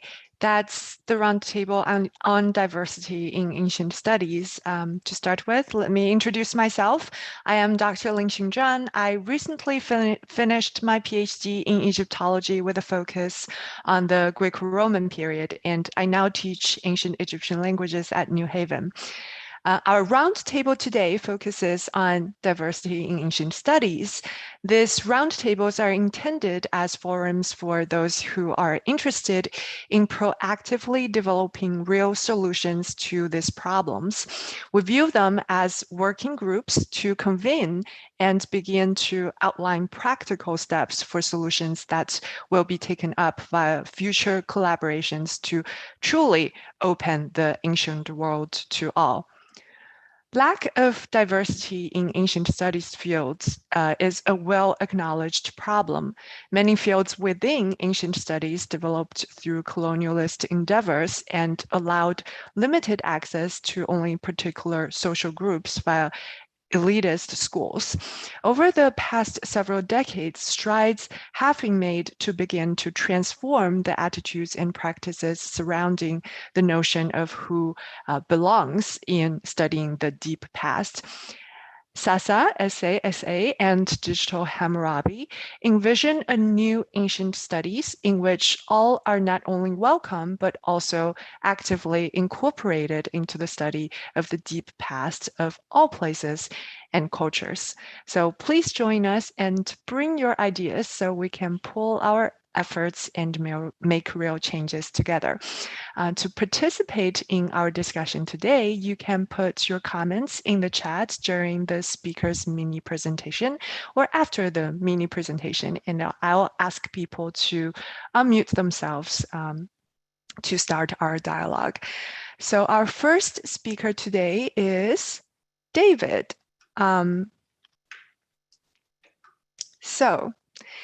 David, I'm sure a lot of you, if you have been participating in this weekend's conference, are familiar with him. David is a PhD candidate at New York University's Institute for the Study of the Ancient World, studying ancient Near Eastern history and in particular the changing identities of immigrants in the 6th to the 5th century BCE Babylonian. David is the creator and lead researcher of the NEH-granted Shanati project, which is working to reconstruct the ancient Babylonian chronology of the 1st millennium BCE to the day. He is also the founder and director of SASA, Save Ancient Studies Alliance. So David, I'll pass the mic to you. Thank you so much, Ling Shen. Okay, first of all, I'd like to invite everybody to turn on your cameras so we can all see each other face to face. I'm going to leave this in speaker mode so people can see who's speaking, but you can thumb through the gallery also to see who else is on. I'm going to drop a link in the chat. Also, I just wanted to mention first that to everyone that we are streaming live so people outside of this Zoom can see our discussion. And I'm going to drop in this chat the link to a Google Doc, which is going to have notes of the roundtable taken in it. It's only open for your viewing, but so everybody can see the comments and discussion and questions that people have, because we really want to take this seriously and work towards building solutions together to the problems that we're discussing. Today, the issues of diversity in ancient studies, and at tomorrow's roundtable, how to build a broader community of scholars, both people who are in and outside of academia, as one unified community in ancient studies. So, in thinking about how SASA approaches dealing with the issues of diversity in ancient studies, and really trying to work towards opening up ancient studies to everyone, we first naturally take a proactive approach of trying to court people of all different backgrounds and all different contexts and all different occupations. One way in which we're doing that is through our outreach team. Our outreach team is sort of our first handle on connecting to people out there.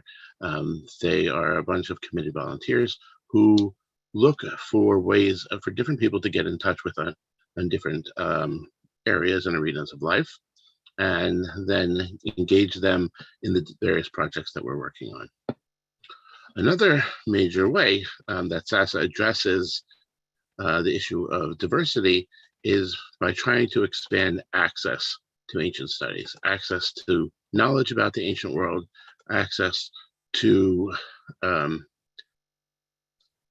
learning about the ancient world in educational contexts and in informal contexts, and in working people's way into higher education and supporting them along the way.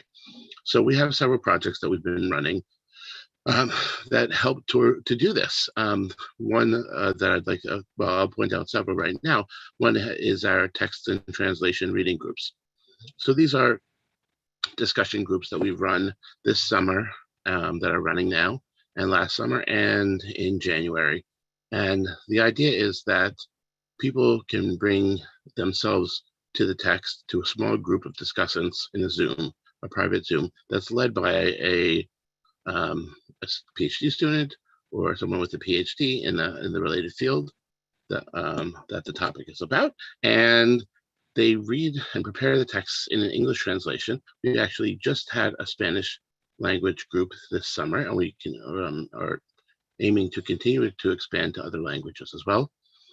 And without having knowledge of ancient texts, they can engage with them directly in a friendly environment and with people of all different ages and backgrounds. And I've sat in on a bunch of them, and they're really, really amazing. Another area that we started working on is to provide resources to people who are interested in the ancient world. So we actually just made public a couple of days ago, I'm going to drop a link in the chat, a new database on our website of ancient studies resources. If you're looking at the website, you can find it in the nav bar under the resources drop down. This currently is a database of over 900 websites in a variety of ancient studies fields that are aimed at providing good, accurate, interesting content to people who are interested in studying the ancient world and in growing their knowledge and in researching. And we're very thankful to the wonderful Access team at SASA that has been working on this for a long time. Big shout out to John Haberstroh, who has been leading this team. I think he's on the call somewhere there. He can wave or something, I don't know. And also to all the wonderful volunteers on this team who have been helping and hunting for these great websites that we found, really in fields spanning from ancient Siberia to ancient Americas to ancient Near East, my specialty. In particular, I want to point out and thank you, Selena Bebenek and Patrick Griselli, who have both really dedicated a lot of time to hunting for these websites and really helping create a great resource. And we expect to continue to work on that. Okay, now that I've talked too long, I want to present an idea about ancient studies that I'm hoping we can discuss. And this idea is something we've thrown out at SASA. The point is to help bring diversity into ancient studies from the ground up. And we think that one of the best ways of doing that is engaging young students of all backgrounds. So we've developed a concept that we're hoping will continue to grow. It's a very new concept, and we don't have that much in it. So we're looking for your help. The concept is the SASA ambassador. And by that, we mean a middle school or high school teacher or a community college professor who prioritizes ancient studies in their teaching and wants to find a way to engage students both in and outside the classroom, to engage them in ancient world and ancient studies more. So I'm very interested to hear if people have ideas about how we could develop the idea of the SASA ambassador, giving teachers tools to be able to do this. I think the format is that if anybody wants to make a comment or ask a question or say something, please drop it in the chat and Lingshan will call on you. Thank you so much. Thank you, David. If you wish to respond to the question David raised, please type in your comments in the chat.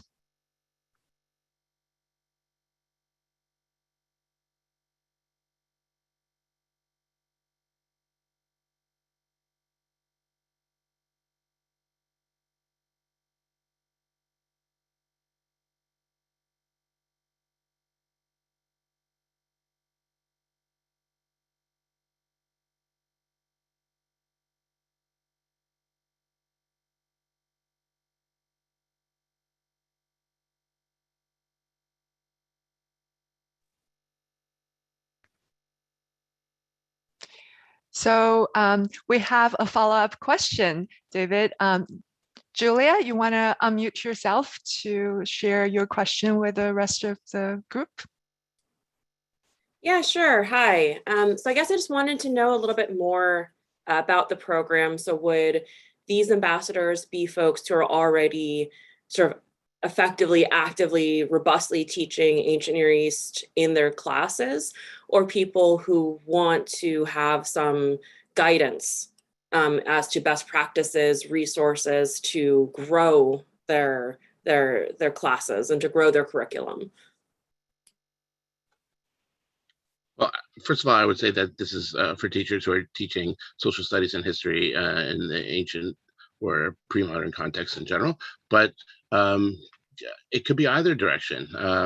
Either teachers who feel like they have good competence but are looking for extra tools, or teachers who are interested but don't have the tools at all. And if anybody has other ideas of things to discuss about how to improve diversity practically in ancient studies, please speak up or drop it in the chat. We have a lot of comments coming in, so I'm gonna just call on Greta, because they have a perspective as a librarian. Greta, you want to unmute yourself and share your comments with us? Yes, I mean, I'm so excited to participate in this conference. And I will say, helping researchers and students at the college and university level, one of the hesitations that people have when they are passionate and enthusiastic about this is that they are not always, and I think this can apply to the middle school and college professors, is that they're not confident. And so one of the things that the resources do and instruction about pedagogy and approaches is going to do is to make people who do care and do want to teach and do want to do the kind of outreach you want in this ambassadors program to have the tools. I guess I'm focusing on the confidence to do this kind of work. So I love this database. I think it's very exciting. Thank you so much, Greta. I will call on, I see that both Stefan and Solange have some experiences to share with the rest of us. Stefan, you want to unmute yourself and share your comments? Sure. Hi. So I teach 6th grade language arts in an urban district in New Jersey in Passaic. I don't know if anybody knows where that is, but anyway, we do a unit on, ancient Greek mythology and such, and we teach Percy Jackson, which I don't like. I don't like the book, but I like the opportunity because, I studied classics extensively in college. And I mean, I have Achilles in Greek on my arm. So I use it as a way to just throw as much real stuff at them as possible. And they're very interested in it. And so one thing I've been doing all summer, I've been to a number of these, webinars, conferences, whatever, trying to find ways that young urban youth can relate even more, because they love the stories, but I'm interested in how it can relate to their world. Yeah, definitely, to create relevant and interesting and engaging content, right? Solange, do you want to share your experience with the rest of the group? Sure. Yeah, I'll just second what Greta said. We just started an organization called the William Leo Hansberry Society a year ago on July 4th, and it's a group of Black scholars who research ancient Africa, at this point, Northeast Africa. And so we've had a handful of elementary school teachers reach out to us to try to get better training, a better grasp about what is Nubia, since that is just sort of coming to people's consciousness recently. And so I'll just mention my colleague, Deborah Hurd, has been really good about putting a lot of time and energy into running seminars for those teachers. And I think that that's really powerful. People wanted to talk about Nubia, but pretty much nobody, including Egyptologists, knows anything about Nubia. And so there's a lot of education that needs to be done. Great, thank you so much. So we, in the comment section, Melissa Matthews mentioned that there might be a need to conduct a survey, so to better create engaging content. Melissa, you want to share this comment with us? Sure. So I'm actually researching right now with SASA how to decolonize ancient studies. So it's very interesting to me to hear all these questions from teachers about how do we teach this subject, or and from my perspective, hearing what you need as a teacher to teach different methods and different cultures and different ideas. So for me, decolonizing the syllabi is first and foremost. I come from a philosophy and an anthropology background, so that's key for me. But as a researcher for SASA, I would love to be able to just ask teachers generally, because I can see how it might change based on area, East Coast, West Coast, Southern. There's so many different methods that might be, we just need to ask about to see what would work for different teachers in different areas. Yeah, so if we could make that happen, that would be great. So on the topic of surveying, running a survey of different topics of interest and creating syllabi, we actually have two related comments. The first comment is from Anna Goldfield. Anna, do you want to share your insights with regard to syllabi creating with the rest of the group? Well, it was just more of a question, because if this would be a step that would come after the sort of survey step where teachers would indicate what they needed. But in terms of the available resources, it would be neat to kind of create small kind of modular syllabi that could be put together given what a teacher is teaching. So if it's social studies or if it's languages, things like that. So if you're teaching maybe not K through 12, grades 6 through 12, languages, here are resources that are most relevant for you, right? So like kind of packaging things for teachers, just like a tiny moment of tooting my own horn, and spoiler for a presentation that's coming out tomorrow. But I'm one half of the DIRT podcast, and we do something very similar where we, any episode that we have that might intersect with an Archaeology 101 topic, we've included it in a modular syllabus for teachers. That's, you know, if you're teaching gender studies, this might be good for you. If you're teaching sort of ancient history of different civilizations, here's the episodes that we've done that are relevant. So something along a similar vein, we found has had good, reasonably good success, and we've gotten some feedback that it's been helpful. So structuring things like that as a resource after finding out what sort of thing is needed, after the surveying process, could be one avenue to pursue. Thank you, Anna, so much for your thoughts and comments. So there are many more comments in the chat, and just for example, there are questions about whether we should expand this project to include K-12 students or into high schools. And we hope that we can continue this conversation even after our panel today. But right now, just to respect everyone's time, we do have to move on to our second presenter today. And our second presenter is the queer classicist Yentl Love. Yentl Love graduated from Cardiff University in 2019 with a degree in ancient history and has since been awarded an MA in classics and ancient history from the University of Exeter. She is passionate about ancient concepts of gender and sexuality and is currently in the process of applying for a PhD. In her free time, she runs the website The Queer Classicist with the goal of making ancient history seem accessible, sexy, and fun. All right, Yentl, welcome you. Take over. Great, thank you very much for that introduction. I'm just going to quickly share my screen.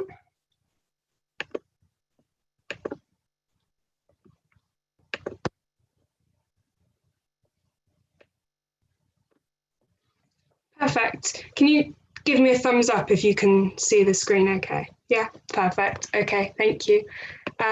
Yeah, so hi everyone.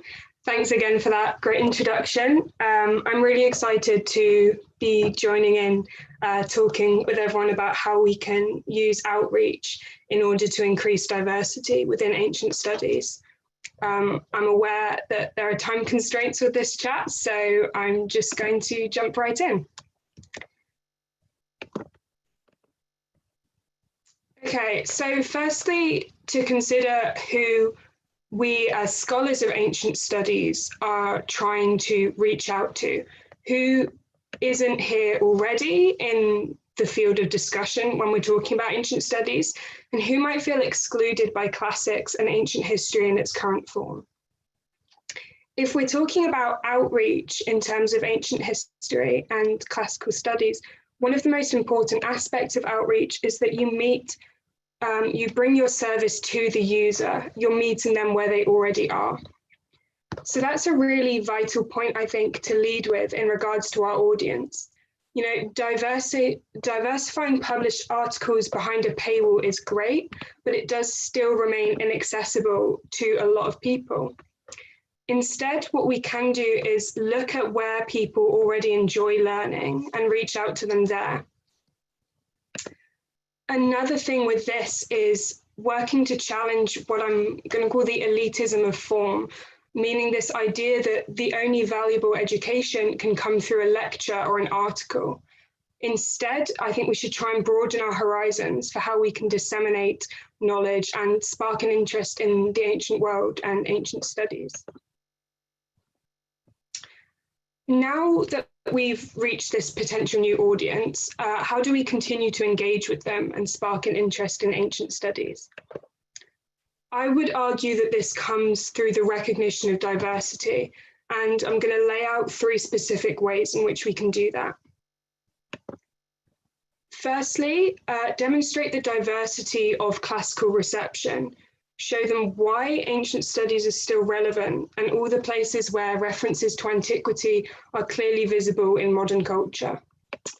Whether this is through games, like the Assassin's Creed Odyssey here, music videos, or high fashion editorials, the influence of antiquity is everywhere in our consumer culture, and they will have definitely already encountered it. So show this to them, explain the ancient history that they are seeing in everything that they consume and explain it to them. Secondly, diversify our own scholarship. And what I mean by this is champion ideas that up until more recently were shared on the site Eidolon. So use the lens of ancient studies to talk about modern issues and interests, making antiquity relevant to the modern day. Whether it's through sharing the relationship between ancient art and cartoons, Greek gods and pop stars, ancient sex toys and sexuality, or how heavy metal music makes use of classical imagery, by taking subjects that young, diverse audiences are fascinated by, and by then linking them to antiquity, it has the potential to spark a much deeper interest in ancient studies as a whole. The final aspect in this 3-step plan is through demonstrating the diversity of the ancient world. Firstly, let's challenge the Eurocentricity of traditional classics, a view steeped in white supremacist ideologies, by expanding our view of the ancient world to the ancient peoples of Africa, Asia, and the Americas. As Solange Ashby mentioned earlier, there are far more civilizations to talk about than just what we focus in on the ancient Mediterranean, you know, Greece, Rome, and sometimes if you're lucky, a bit of Egypt thrown in. And people really want to learn about it and haven't learned about it. And so that is something that we should bring to the forefront of our scholarly explorations, just really opening people's eyes to these amazing histories of the world that have long gone untalked about. Secondly, people are interested in learning more about histories they can see themselves in. Show your audience how racially diverse ancient populations were and destroy the idea that all Romans were white, which we see cropping up on Twitter basically every week, it seems like. Turning to contemporary political issues, we're currently seeing a shocking rise in, also supported by pseudo-scientific and pseudo-historic claims. We can challenge this by demonstrating the history of gender diversity within antiquity, and at the same time demonstrating to our LGBT+ audiences that they are present in this history too. Ancient studies should be for everyone, and so we need to actively demonstrate this to our audience. The ancient world wasn't full of all straight and white people, and so we need to employ illustrations, writing, and other educational tools to really express this. I'm aware of the time constraints on us, but I just want to quickly take a moment to highlight some of the main points because I know we've really rushed through this topic. So firstly, the importance of taking ancient studies to the audience, not expecting people to come to us. Find which platforms are the most accessible to people and work with them. Secondly, emphasizing diversity, whether that's in the wide range of references to antiquity through pop culture, opening up topics of scholarship to more inclusive and relevant discussions, or emphasizing the diversity of people living in the ancient world. It's all extremely vital to creating a more diverse scholarly environment that makes people really excited to be a part of it. I'm really looking forward to speaking to you all in the discussion after this presentation, but if anyone wants to reach me later online to share specific thoughts or questions, you can always find me on Twitter at 𝒀RClassicist or through my website, thequeerclassicist.com. And yeah, that's all that I have to say. I'm looking forward to discussing it with you. Thank you so much, Yanto, for that fascinating presentation. And I completely agree. Once we start looking for ancient culture and their influence on our more modern society, we'll find that they're everywhere, right? So due to time constraint, we might only have time to 2 or 3 comments or questions. So if you have questions, please type it in the chat box. Amber, you want to join us by join the conversation by unmuting yourself? Sure, yeah, and I'll just relate what I put in the chat for everyone. Thank you so much for the thoughts that you shared just now. Brilliant. And I just wanted to call additional attention to your point about seeing oneself in antiquity, that people respond to that. And that's so valuable. And I just want to sort of lean into that and say that the same goes for seeing oneself among those studying antiquity, that, you know, perhaps it may like feel trite to some at this point, but representation matters. And so, you know, we hear that a lot and it can sometimes be hollow when it's said, but it is absolutely crucial, because if we risk making it look like all of us are sort of subscribing to the same colonial, white, heteropatriarchal like narratives, and that this is something to aspire to, and that those from other backgrounds or who do not see themselves in those narratives are in some way participating in it still. And so I think that there's something to be said about what you're looking for in the past in your research, but also who you're looking to among who's doing it.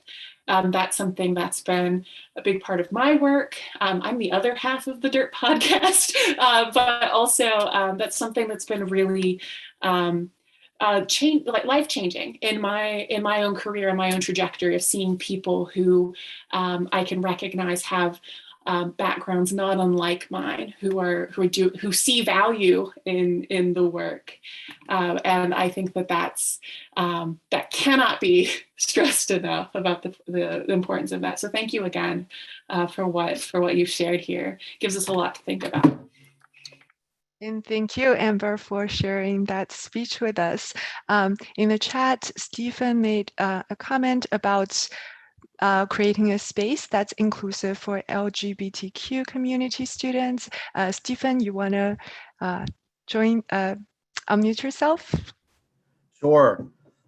So this is something I've been struggling with because I'm noticing, despite the fact that we're in New Jersey and we passed laws recently requiring, the inclusion of LGBT in the community, in the curriculum, there's a lot of pushback from students, and unfortunately there's a lot of pushback from teachers. And when I'm the guy with the pride flag on my door, and you notice that some teachers aren't in on it, some students, a lot of students need help, but my point is that the kids don't feel comfortable yet, even though we're supposed to be making them feel included and supposed to be making them feel comfortable. Kids come to me and a couple other teachers, but by and large, or you go to a faculty meeting and you hear people venting, well, why are we teaching? So I think my point is that I like anything that reinforces inclusion. And if you can point out that stuff like Yentl was saying, I think that's just great. And that's a goal of mine for this year, is to just make the community more inclusive in the school, because these kids are coming here and they don't feel accepted at home, and they really need to feel accepted somewhere. Yeah, thank you so much for that comment, and thank you for the work. I see that there is no more comments, and thank you again for our presenter, Yentl, and for your fascinating work. Well, let's move on to our second presenter of the day, Amelia Dahl. So Amelia is a deaf archaeologist currently working as a seasonal for the Bureau of Land Management in Colorado, and she obtained a Master of Arts in Archaeology from Texas State University. Amelia is also on the board of Deaf Culture and History section of the National Association of the Deaf as the chair, as well as a commissioner for Colorado Commission of the Deaf, Hard of Hearing, and Deafblind, and most recently a founding member of Disabled Archaeologists Network. Her long-term personal project is to gather resources on archaeological research regarding deaf people in ancient history. A warm welcome to Amelia.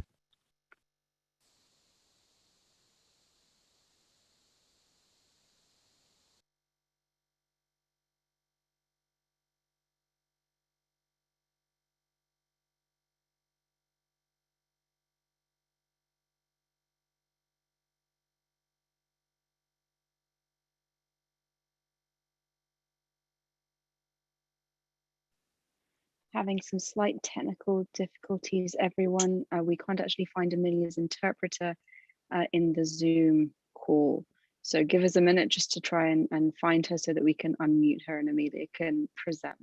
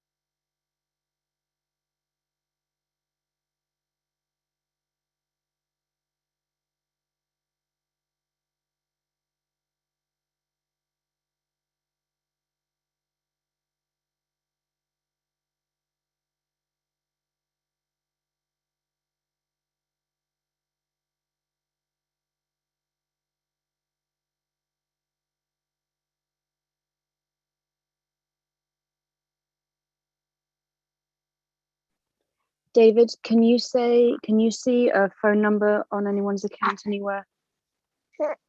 Okay, can you hear me now? Yes, perfect. There we go. Wonderful. Thank you everyone for your patience. And we can see Amelia as well. Okay, So yeah, I when just she have screen to shares, we'll be unmute good. myself too. Sorry. No, don't worry. Sorry. Okay, all right, that is new to me. Okay, so before I present my discussion, I would like to emphasize that by mentioning people's names and or making criticizing statements does not mean it's a way for others to cancel, but a way to recognize the issues and to improve.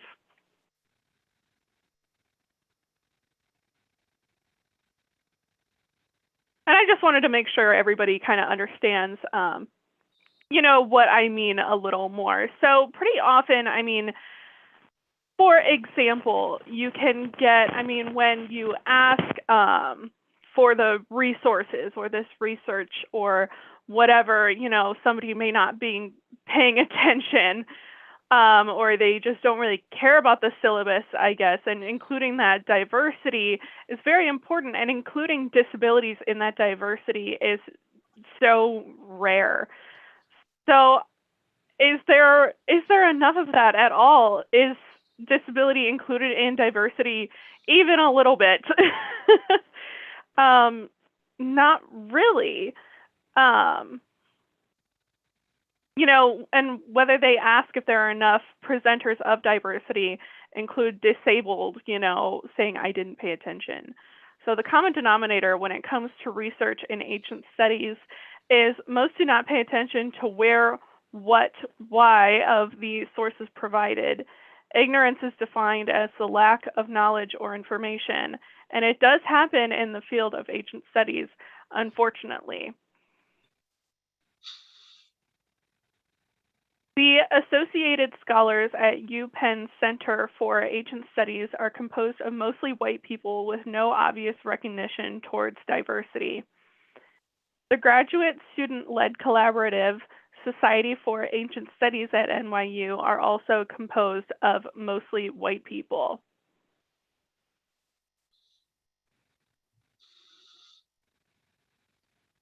The Diversity Committee from Association of Ancient Historians have 2 people of a different race on the board. However, it is chartered by a white woman with apparently no research or experience in diversity, by my knowledge and research so far. Paying attention also requires critical thinking. How many more universities, societies, organizations, workshops, conferences, etc., of ancient studies profession do not ensure diversity and inclusivity?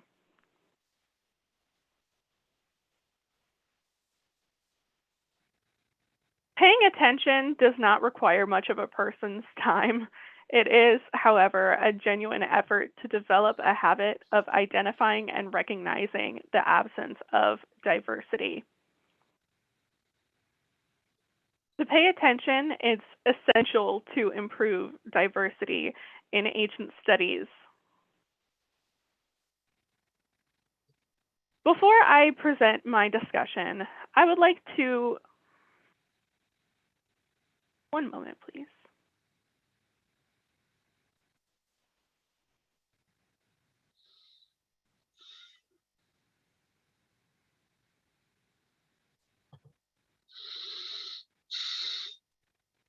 Sorry, one moment for the interpreter.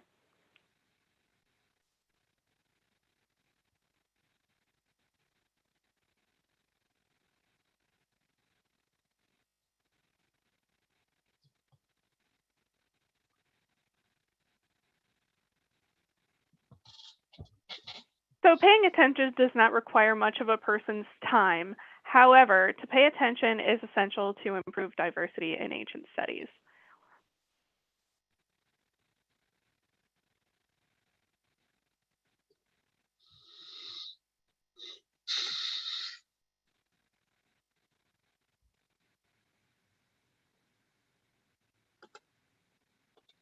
All right, that is all.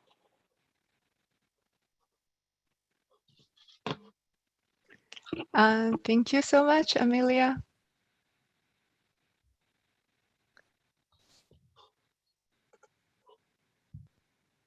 I think Amelia's presentation just now reminds us how important representation is, and in the time or the space that the representation is still lacking, it is important that we pay attention to the question of DE&I, right? So now we're opening up the chat for any comments and questions. So feel free to type your thoughts in there.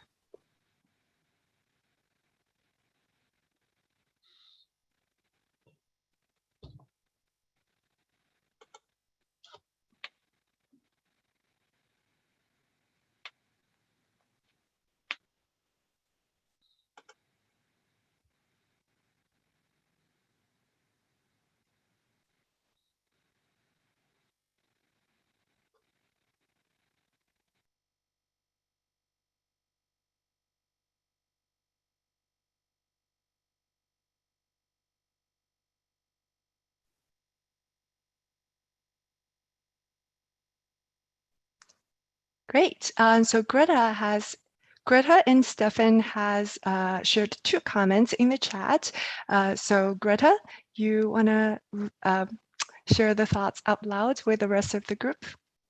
Yes, please. I just want to make sure that everybody, I was writing so fast I couldn't keep up with it.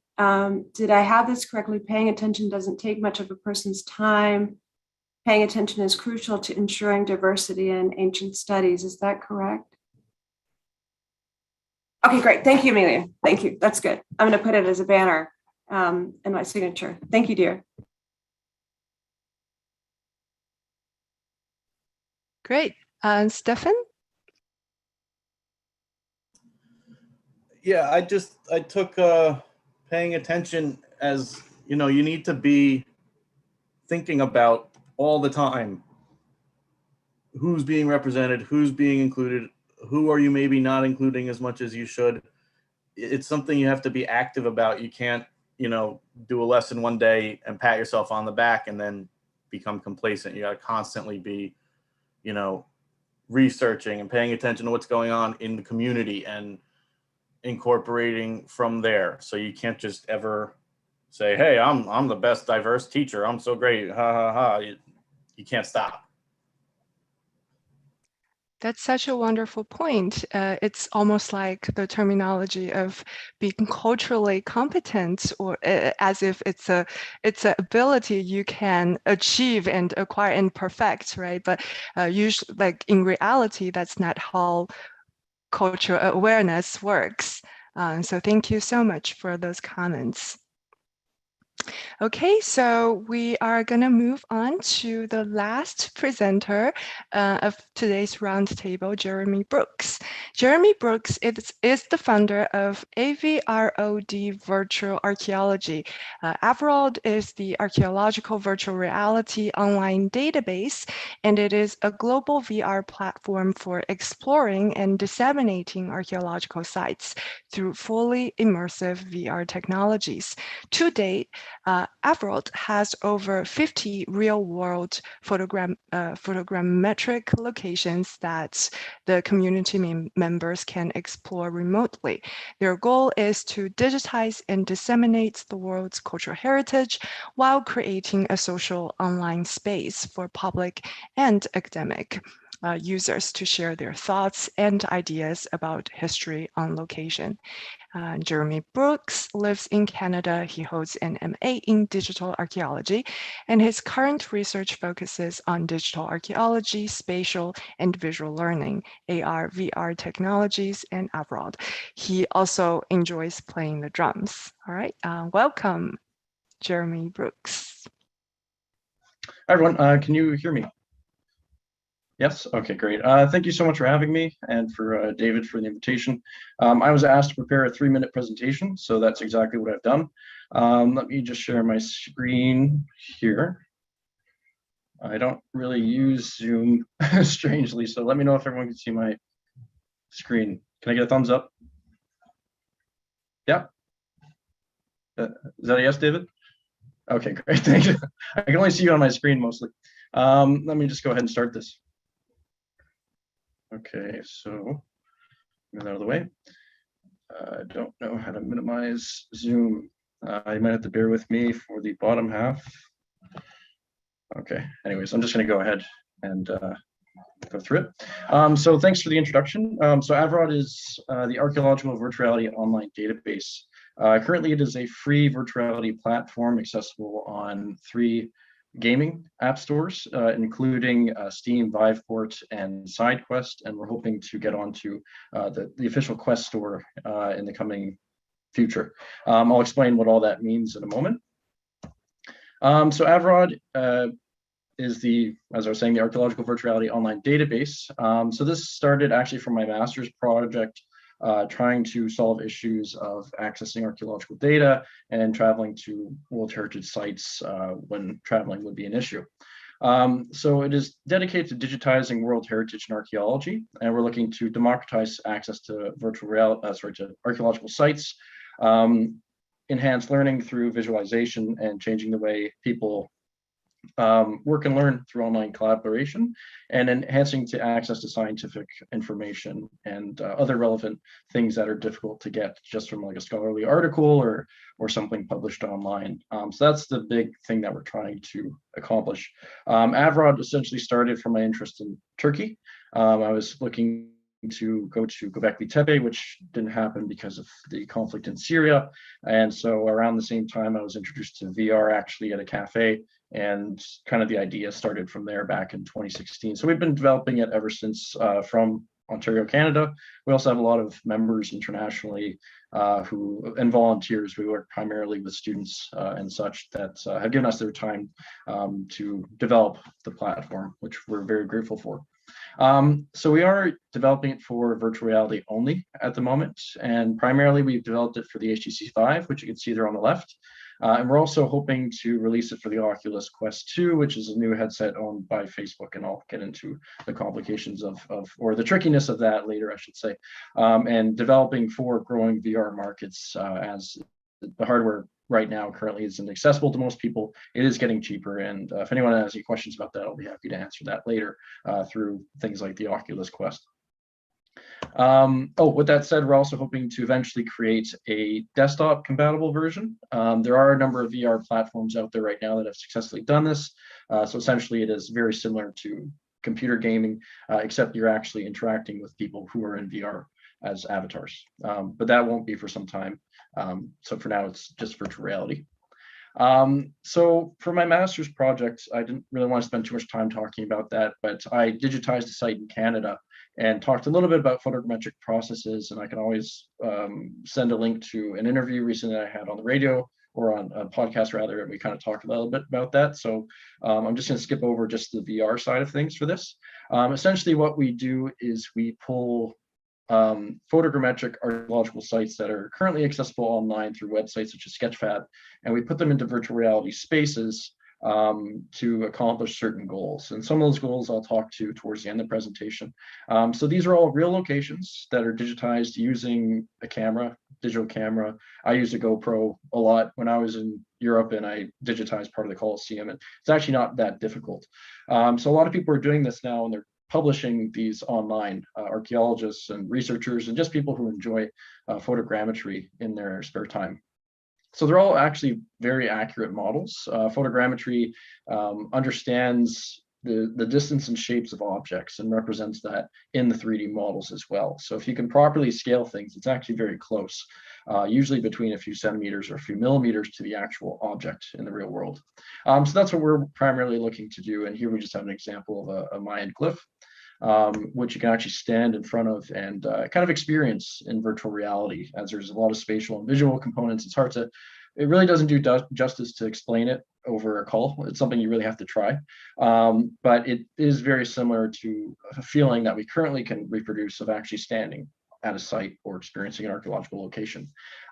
So currently what we have right now is access to about 51 sites. We're hoping to publish another 4 or 5, including the Lincoln Memorial, the Sistine Chapel, the Pantheon Dome, so just the interior, and the White House grounds.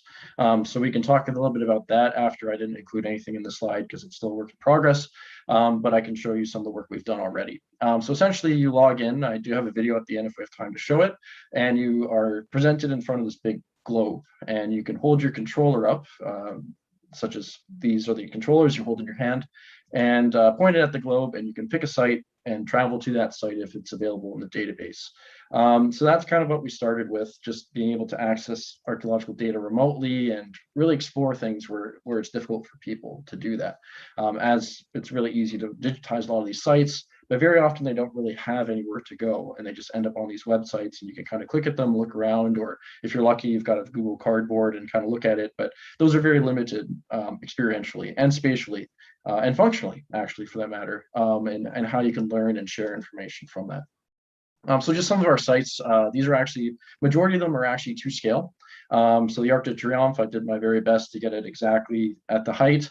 It's quite a large structure, so that took some time. We also have Teotihuacan, Apollo 11. So a lot of these have been published by people just trying to get the information out and share the information. We have a site down here in Tanis, Egypt, where I think one of the ministers of antiquity publishes these and posts them. So we request access to the models, and then we spend some time actually creating the lighting and putting them in environments, and then we publish them through the platform, which you can download if you have a headset and go through right now. So just some more of our sites, including the Robert Gaskin here, which is in Ontario. A real shipwreck underwater. We've also recently, I've spent about 4 months painstakingly trying to upgrade all the sites to high definition, because we were getting a lot of complaints of, the scenes aren't finished or things don't look the certain way I expected from some of our users. These are VR users, so a lot of them are gamers. So we really wanted to upgrade that to improve the experiential function of it. So everything you see can be explored in virtual reality and seen up close, and is pretty close to scale. We also have some literature on site, which you can access to learn a little bit more about it, and I'll go over that in a minute. So here we have the Robert Gaskin. This took, I'm sorry, I forgot his name, who created it. It took him about 2 years, an archaeologist in Canada, to photograph, and then he published it for free on Sketchfab. We then credit to the authors by creating a link back to their Sketchfab page. So it turns into kind of like a virtual reality equivalent to like a scholarly article where you just reference sources. And that's kind of what we're doing with the models, which is why we've been able to publish as many as we have. So everything that we have in the platform is credited to the creators. And we also provide extra information so people can stand and read about these sites. This is the Sistine Chapel. Some of them are actually artistically recreated. So the Sistine Chapel was recreated by an artist and then sold online, which we then purchase, and then for legal reasons we can use it however we wish.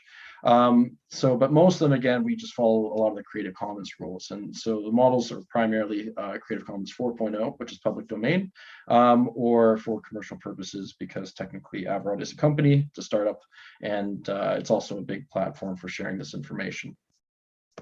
Beyond that, we just have more sites here. We've created a lot of these environments, and again, the models and information is accurate to what it is in the real world. We've also started experimenting with virtual museums. Obviously, due to COVID, museums were very difficult to access for many people, including here in Ontario. So what we did was we requested access to, this was in Sweden, these particular artifacts, and then we provided information from as many reputable sources as we could to actually allow people to stand there, read about the information, and understand it spatially as well. So just going through some more sites, we have the Oval Office, and again, some of them are artistically recreated. We do let users know if that's the case, because then they aren't going to be exactly perfect to what it is in real life, or they are photogrammetric, and we let the user know as well. So this is just a before or after. This was like my spring project, was just kind of upgrading everything, and we haven't actually published this yet, but we're hoping to in the next few weeks or so, if we can get everything optimized properly. We also are updating our globe room, like I showed you a picture at the beginning, and what we're doing is we're replacing a research center that this can become kind of like a hangout space for anybody who uses Avrod, so that you can interact with other users, talk about archaeology, get excited about it together, and then travel to those sites as well. And that's obviously open to academics. We would love, all peoples of all communities to actually be integrated in using this type of platform. And the technology will get cheaper and cheaper, as all technology does, and more accessible. So we're really kind of setting this up now so that in 5 or 6 years time, just like how everyone got smartphones 10 years ago, we're hoping the same will happen with VR headsets as they get cheaper and cheaper. So that's kind of our approach to this, and just making things accessible by just putting it out there online. We've also started working with archaeologists, mostly students actually, who have provided us with their knowledge of archaeological sites to provide pre-recorded virtual tours for people on site.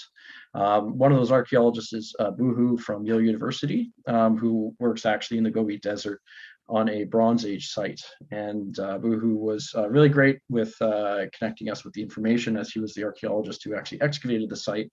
And this particular model is in the middle of the Gobi Desert, very difficult to access. And we were able to generate the 3D model from only 35 photographs of the site. So we use a lot of the technologies that are already out there in the field. This particular one was created with an aerial drone, which you see very often in the field as archaeologists. And you just snap a couple photos. The further away, actually, the better. I accidentally digitized like a huge part of St. Peter's when I was trying to take a picture of a door. So sometimes the bigger the object and the further away, the more patterns it has, the better it actually works out as a model, which is pretty incredible. So we're hoping that this will eventually work its way into like the regular work procedures of archaeologists on site. It's very quick to do, it's very easy to do, and it only takes about a few minutes, either before or after an excavation, preferably after you've kind of cleaned up a little bit, and you just walk around, snap a few photos, or if you have an aerial drone, snap a few photos, plug it into a photogrammetry software, and then it builds the model for you. And that's usually the workflow that most of these archaeologists are practicing. But the question, or the pain point that we're solving, is where do those go and how are those experienced by publishing them in a way that can be kind of felt face-to-face in a way. So some of the functionalities that we have outside of the virtual tour guides who actually talk to you and explain the site, we have taken a social media approach to sharing information. So one of those things is we wanted to create user-generated posts in 3-dimensional space. And my teammate, Manon, was brilliant with coming up with that solution. And so essentially what we've done is, instead of taking a social media post where you can comment on your friend's picture of a cat, what you can do now is you can do that, but standing in an archaeological site. So you can hold the controller, pull the trigger, or press a button, and then it will create what looks like a green dot. And then you can type a comment with the virtual keyboard, publish it, and then later somebody else can read it and then spatially reference it by seeing kind of where this green dot is in the scene. So that's valuable, obviously, because you can talk about different parts of any model published in the platform, but you also create dialogue, and that's what we're hoping to do. The internet these days is really just a battleground. Everybody's fighting and doing stuff. So we're trying to hope to create a space where people can add constructive ideas and share those ideas, no matter how they sound or what they are. We really want people to feel like they can learn about the information from the people who are qualified to do it, archaeologists or researchers, but also connect with them, ask questions, and pretty much do what they're doing right now on the internet, but up close, face-to-face, and with credible information to actually learn about it. And that's what we're trying to really tackle. So one of the ways that we're doing that is we provide access to publicly accessible websites of those sites, and people can kind of scroll and read the information. And then we also, to prepare for more and more sites, add 5-star rating quality, as some of the models don't look as good as others, because there was a process to doing this. So people can just get an understanding of, is this a 5-star site or whatever it is before they travel to it. And it's currently single player, but we are hoping to make it multiplayer eventually. We have it set up, but with VR, it's tricky because there's a lot of social and privacy issues. It's different from just doing a call like this, because when you are in virtual reality, you can literally get in somebody's face, and that can be very abrasive for a lot of people. So before you can actually make these things multiplayer and throw in all kinds of components, you have to add that comfort level so people can feel like, you know, they're safe and they don't have to worry about other players in the space, because it is the internet. So you have to put those protocols in place first. And that's what we're hoping to do some point in the future to make it more engaging.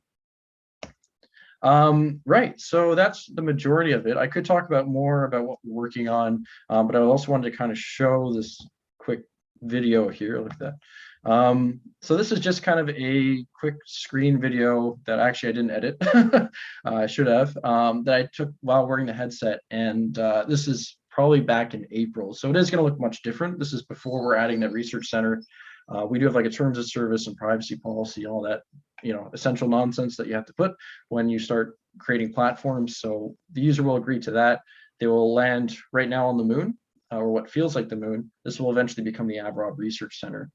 We provide instructions on, you know, how to use the controls and all the essential stuff that you would get any kind of video game or platform.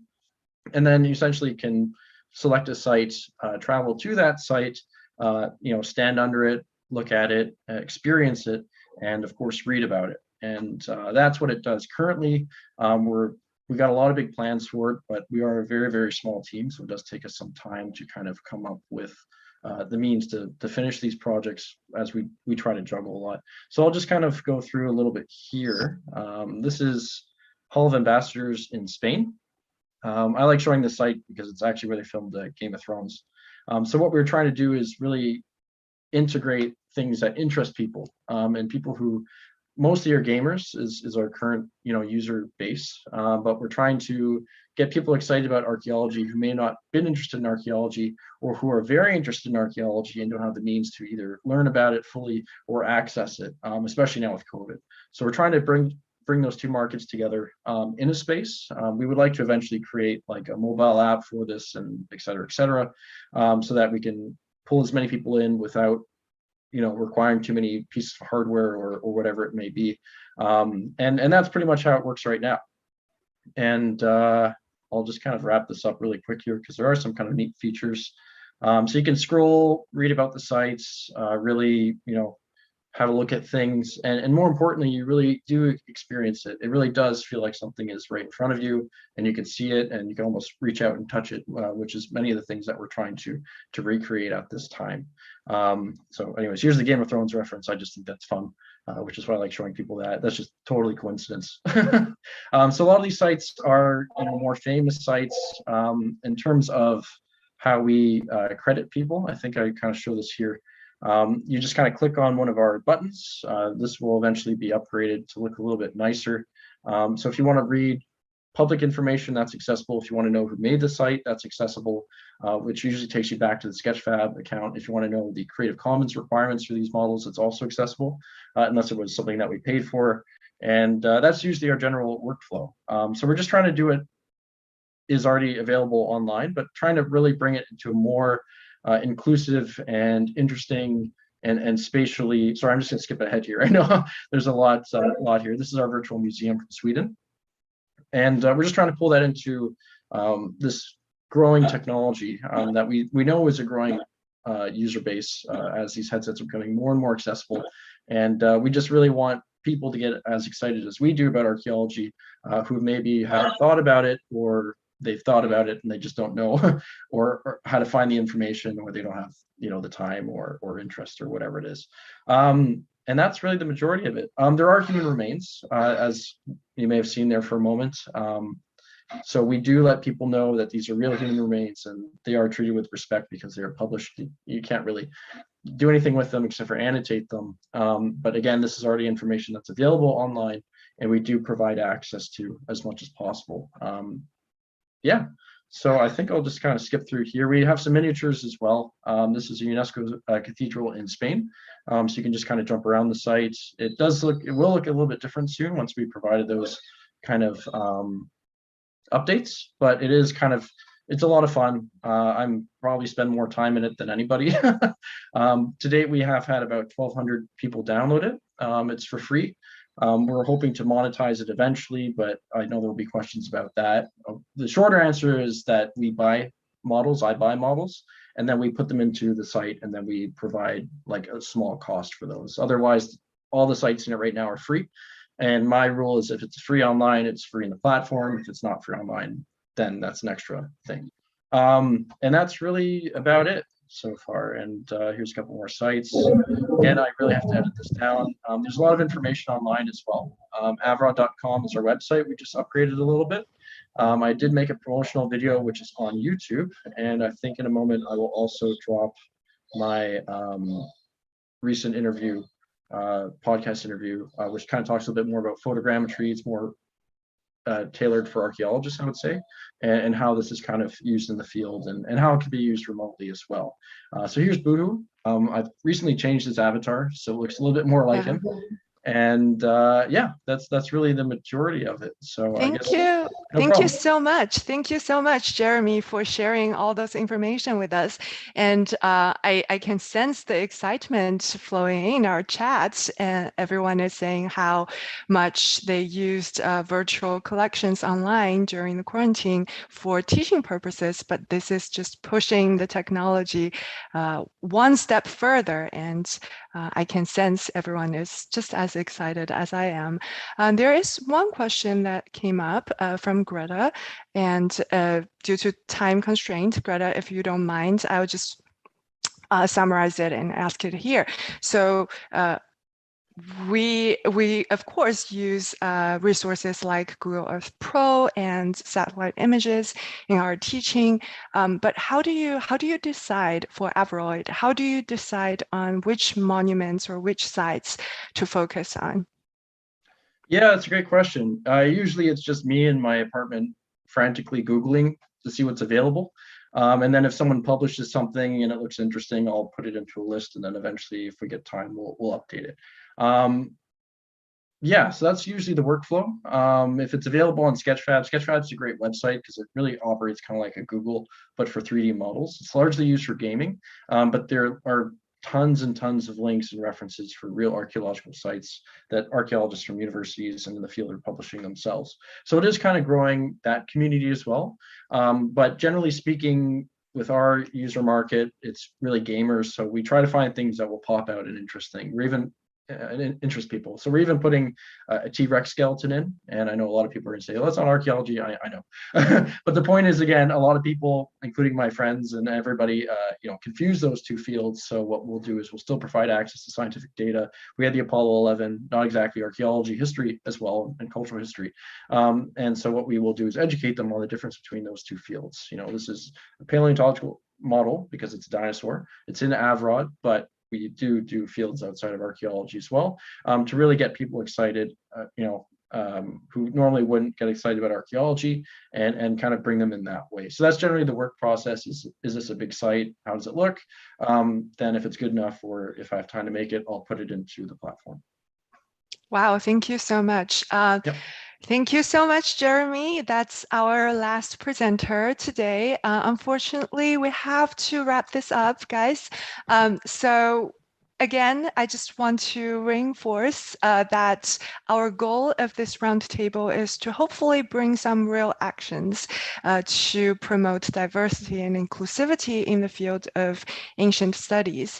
And this presentation will be cut up into shorter, into small clips and make available for people who due to various issues cannot join us today, and for them to watch afterwards. And we will also make the notes, roundtable notes, available. So if you prefer reading instead of rewatching the videos, you can review them afterwards. So finally, thank you everyone for joining us, and thank you for I want to thank David, Christian, and Megan for getting me involved at the very last minute, actually. So thank you everyone for paying attention to us and being flexible to the time change.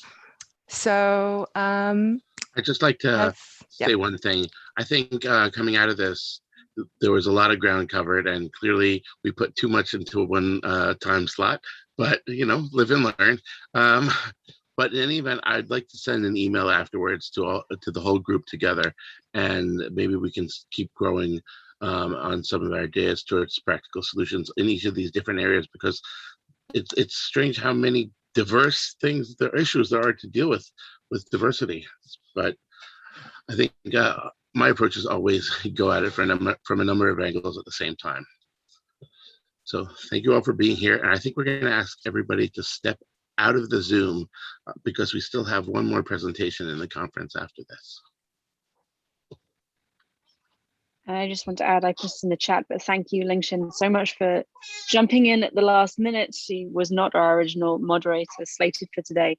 And I know that Christian and David and myself, I can't tell you how much we appreciate you coming in and doing this for us. Thank you for getting me involved. This is super fascinating.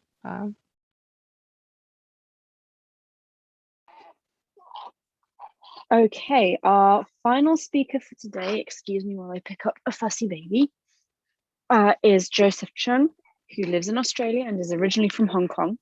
Joseph holds a PhD in theology from the University of Hamburg in Germany, and he's majored in the Old Testament. His current research is concerned with prophetic literature, especially post-exilic prophecy. And these days he works for the Charles Sturt University and St. Barnabas College in Adelaide as an adjunct and teaches subjects such as the Pentateuch, prophetic literature, Old Testament history and narratives, and biblical Hebrew. So Joseph, thank you so much. Please feel free to take it away. Yes, hello. Thank you very much. Can you hear me? Yeah, good. Absolutely. Yes, because it's running very late, so I'm trying to do it as quick as possible. So the topic for my presentation is the old religious traditions used in the new context by the prophet Haggai. If you would have read this short excuse me, book. Joseph. I'm Yes? sorry. We can see the presenter view at the moment with your notes on the side of the screen. Well, let me see. I'm trying to share the screen. So can you see my share screen? Yes, yes, we can. Yeah. Okay. Is it good now? Yeah, we have the whole screen with your all the slides down the left-hand side. Okay. Let me see.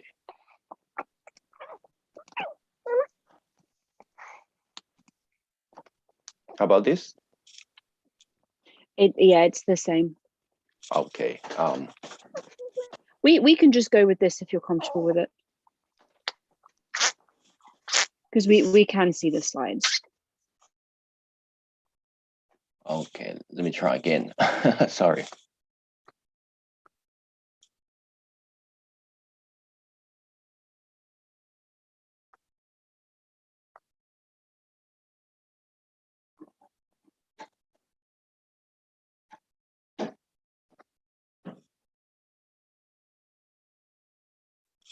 I'll try the sharing again.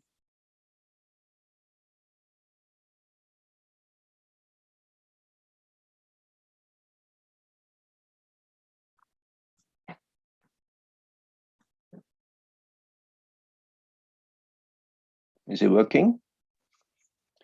Yes. Yeah. Good. If I go whole screen, is it better? Yes, that's perfect. Thank you. Yep. Yeah. Good. Thank you very much. So now I have 6 areas to speak about. So because it's running late, I need to go quickly.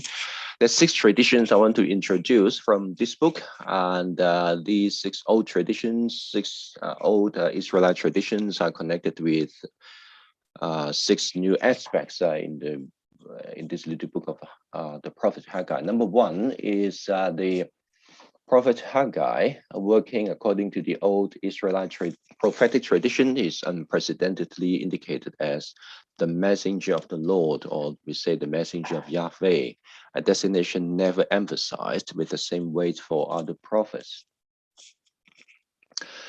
After the Israelite kingdom was destroyed in 587 BCE, Haggai was the first named Israelite prophet, and his prophetic activity can be substantially traced in the Hebrew Bible. Certainly, Jeremiah and Ezekiel were still active sometime after the people went into exile, but they apparently already started before Jerusalem was invaded. In fact, Haggai has demonstrated much similarity to these other two prophets, Jeremiah and Ezekiel, and you can also, if you're interested, you may read some more from other scholars, such as from Paul Reddit and Raymond Kashar, in terms of the correlation between Haggai and other prophets. But regarding Haggai, the person, we know not much about him. In the Hebrew Bible, he was mentioned by name only here in this book, and in the other book called the Book of Ezra. In contrast to the other contemporary prophet called Zechariah, he's a contemporary of Haggai. Zechariah was named as, was introduced as a son of Iddo in Ezra, in the book of Ezra, chapter 6, but Haggai himself was called only the prophet. So we don't know much about him. We can only ascertain the prophetic activity of Haggai, who actually lived in the post-exilic period in the late 6th century BCE, in association with this other prophet, Zechariah. But how these two persons would have actually worked together, we are not sure. But we can be clear that it is very common for prophets in the Hebrew Bible with highly limited personal information. And clear in terms of the role of Haggai is that he's actually working in the Israelite traditions, and some more evidence will be studied and explained below. So from here, I've put chapter 1, verse 1 of Haggai, the very beginning of the book. In the 2nd year of King Darius, in the 6th month, on the 1st day of the month, the word of the Lord came by the prophet Haggai to Zerubbabel, son of Shealtiel, governor of Judah, and to Joshua, son of Jozadak, the high priest. So this is showing how Haggai has received the commission from the Lord Yahweh, and this echoes the commissioning of other prophets, confirming the word of the Lord to be given to the prophet. The main argument of the book Haggai, which is the main task of the prophet, was to change the prevailing opinion of his contemporary people regarding the timing of the rebuilding of the Second Temple. His opinion alone is different from other people at the time. He's the only voice from God. The major concern of the book is to ask the people to rebuild the temple, in starting from just the next verse after his commissioning. So in Haggai chapter 1, verse 2. And here it expresses already the reluctance of the people to do the work. But the prophet, bringing the divine message from God, is speaking against the general opinion. And he was targeting not just the leaders, including the high priest Joshua and the governor Zerubbabel, but all the people. So we could imagine the opposition he could have faced. But this is similar to all other prophets in the Hebrew Bible. So like Jeremiah, he was charged by the Lord Yahweh to go to prophesy. But while he was saying, such as in Jeremiah chapter 6, he was other people saying, peace, peace. The prophet Jeremiah said, no, no, no, there was no peace. And similarly, the prophet Isaiah in chapter 6, he was also told by the Lord in his commissioning that he would face all the compositions in his ministry. Haggai looked,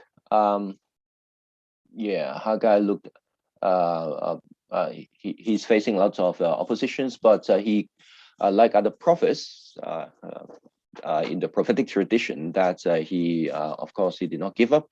And he has used a lot of rhetorical skills in the book of, especially in the book of Haggai, to convince other people. And you may refer to Mark Border in his research in 2000.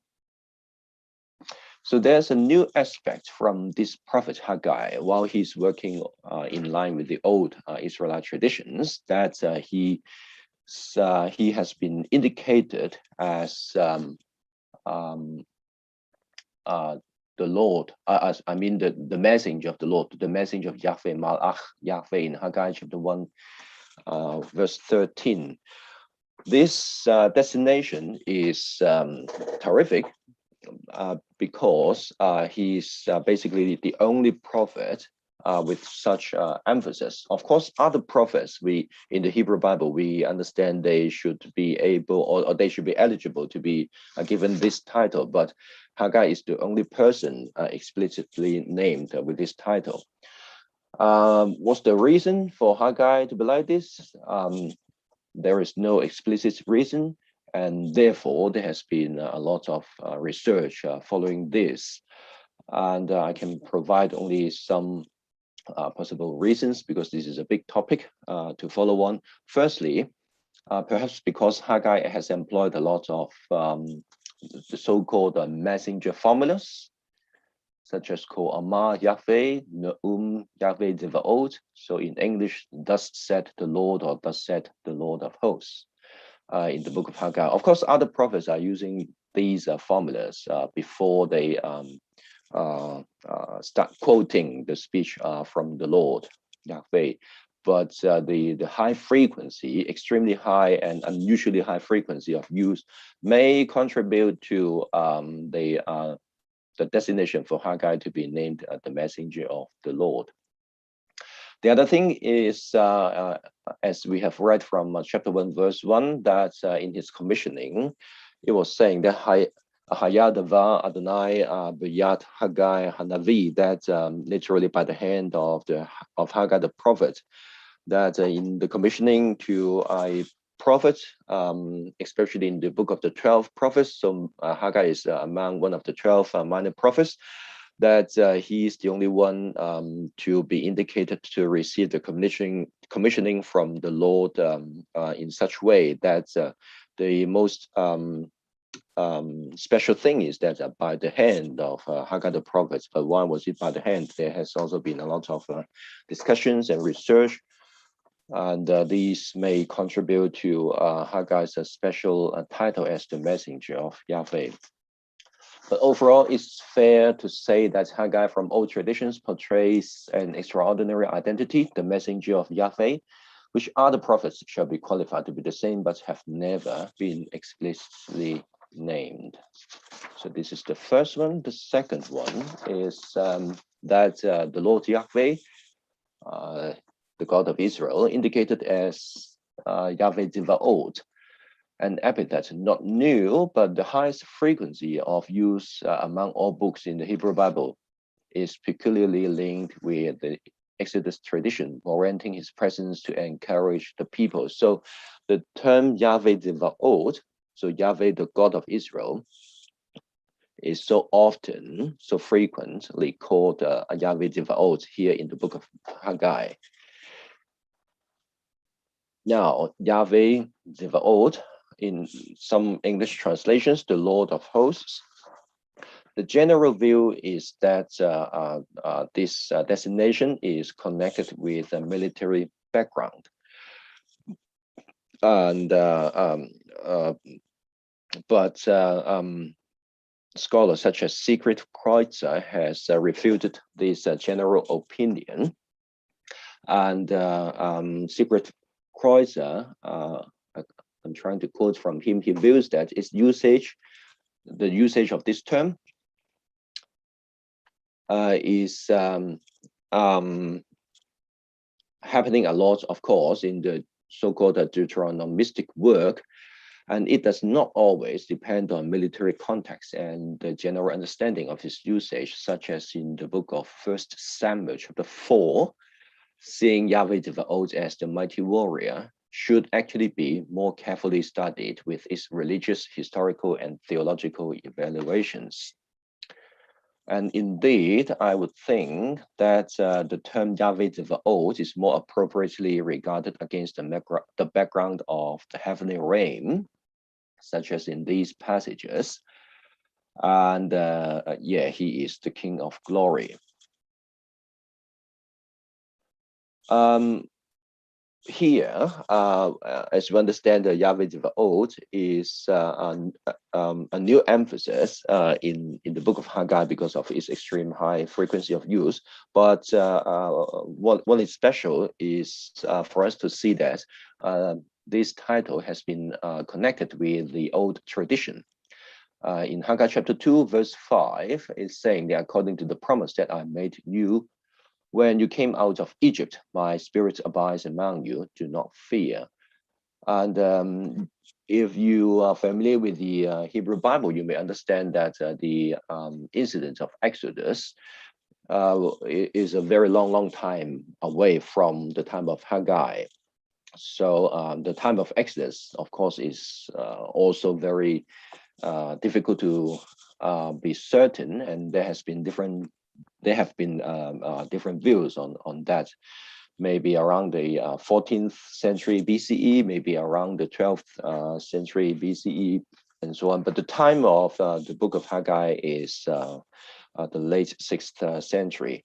So it's definitely the old religious tradition in Haggai, because Exodus is the extremely important event for the people of Israel as the descendants of the Lord Yahweh. But in the Exodus tradition, that the Lord Yahweh was not named, Yahweh Tzvaot was not named as the Lord of hosts.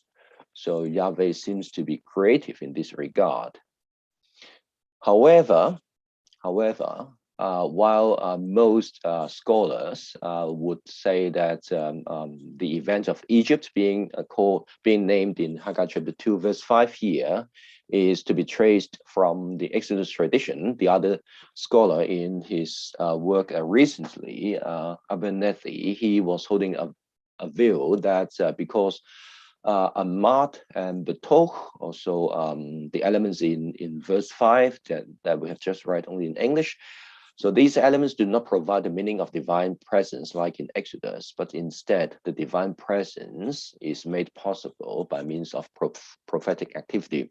So basically Abernethy was thinking that the old tradition of Exodus in Haggai was not exactly correct, although the incident of Exodus has been mentioned.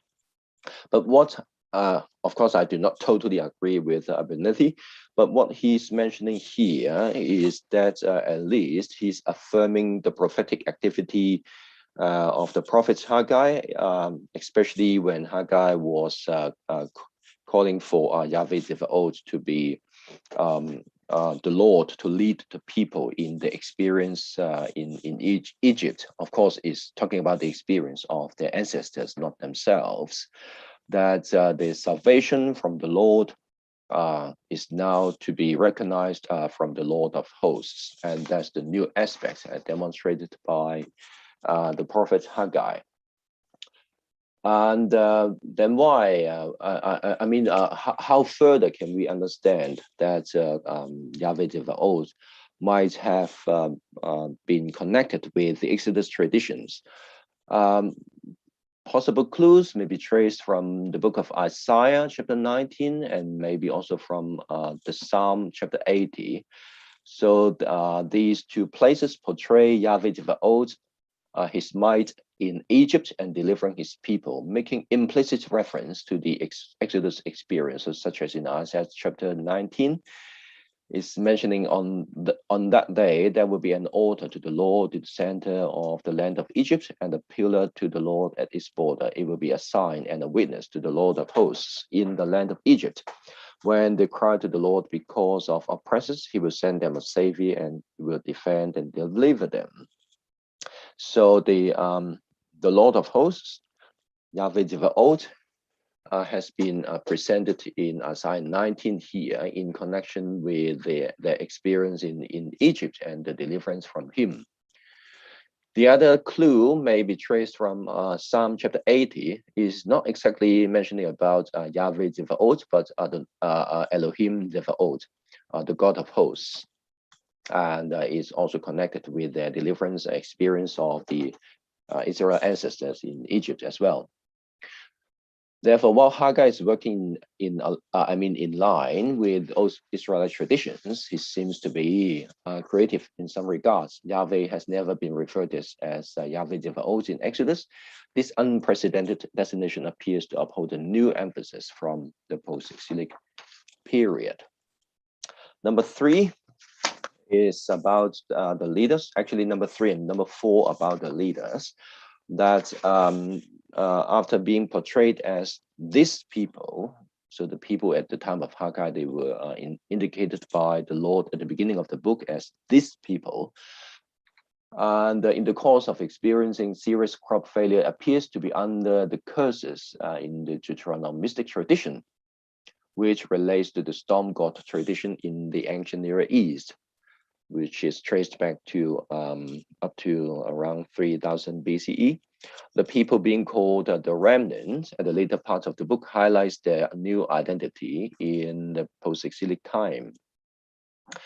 So the people at the beginning of the book of Haggai, they were indicated in the divine speech as this people, Ha'am Hazeh, right at the beginning of the book to introduce, and then is followed by the oracle of judgment to the people. So I've put the passage here that says the Lord of hosts, these people, so this is basically Ha'am Hazeh, Ha'am Hazeh say the time has not yet come to rebuild the Lord's house. Then the word of the Lord came by the prophet Haggai, saying, is it time for you yourself to live in your paneled houses while this house lies in ruins? Now, therefore, thus says the Lord of hosts. So this is also the messenger formula.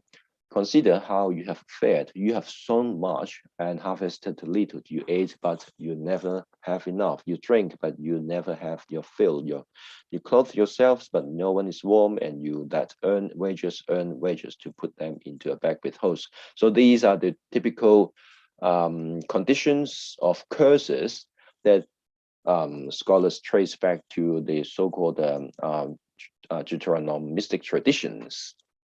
And these are the problems that the people of the time of Haggai are facing, and they were called these people, Ha'am Hazeh. So what we have read in verses 4 to 6 is widely recognized in research as a parallel of the covenant terms of punishment in the book of Deuteronomy, chapter 28, or they are parallel to also the book of Leviticus, chapter 26. So this is the old tradition, Deuteronomistic tradition, closely associated with the term Ha'am Hazeh. But Ha'am Hazeh, these people, while they are supposed by most scholars to be under the Deuteronomistic curses, new research from other scholars are seeing things differently. That some scholars are saying that in the Torah of the Hebrew Bible, so in Deuteronomy, building the temple is not exactly a one of the terms in the covenant. So it's not fair enough to suppose that they are really under Deuteronomistic curses. And John Kessler viewed this by means of form criticism as a response to some volitional direction on the people's part, which is at variance from the will of Yahweh and inimical to covenant faithfulness. That's the people are being punished in a way very similar to the Deuteronomistic curses. This is, according to John Kessler, in terms of form criticism, to be some volitional direction for the people. But it's still related to the covenant faithfulness, but not exactly violating the Torah. So the new aspect, still we can, while scholars are discussing about whether the Deuteronomistic tradition exactly traced in the book of Haggai, the new aspect from Haggai is that the people under curses, they were called Ha'am Hazeh. They were later called She'erit, the remnant. So we see that they were being cursed in the early parts of chapter 1, but then in just a little parts of the book, in chapter 1, verses 12 to 13, they were called the remnant. And here's a change of the relationship with God. That here in 1:12 to 13, Zerubbabel son of Shealtiel and Joshua son of Jozadak, the high priest, with all the remnants of the people, here is the term, the remnant of the people, obeyed the voice of the Lord their God and the words of the prophet Haggai, as the Lord their God had sent him. And the people feared the Lord. Then Haggai, the messenger of the Lord, spoke to the people with the Lord's message, saying, I am with you. So this is a clear indication of change, that while they were previously under curses for some time, but now as they obeyed the voice of the Lord, and that they have been guaranteed with the presence from God, and they are now not called Ha'am Hazeh anymore. They are now called She'erit, the remnant of the people. So with the implication from curses to blessings to happen soon. And God's favorable attitude towards the remnant, She'erit, happens not just from here, not just in here, but then in the following parts, in other parts of the post-exilic prophecy in the Hebrew Bible, such as in Zechariah, and also to be traced from 2 Kings as well. Number 4, Zerubbabel, the governor of Judah. So he's a royal descendant, but in the new context, under the Persian rule, he absolutely had no royal authority, but his future identity as a signet ring shall still be perceived in the Davidic tradition. So the old tradition I'm mentioning here is the Davidic tradition. And the new aspect is about his title being called being related to the signet ring. So the Davidic tradition, to put it very simple, is about the long-lasting dynasty of the King David, according to the promise from the Israelite God Yahweh. And this promise can be traced from the book. I think it's I think it's 2 Samuel, not 1 Samuel. The second book of Samuel, chapter 7. And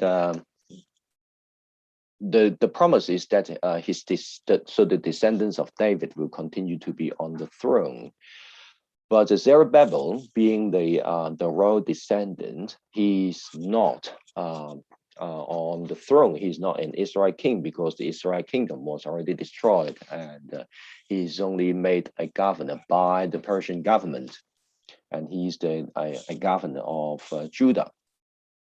And Zerubbabel would not be the first royal descendant of David to bear such title. His predecessor, Sheshbazzar, should be the first one to bear such title, and it can be traced from the book of Ezra, chapter 5. Because of the time, I'm not going to read Ezra, chapter 5.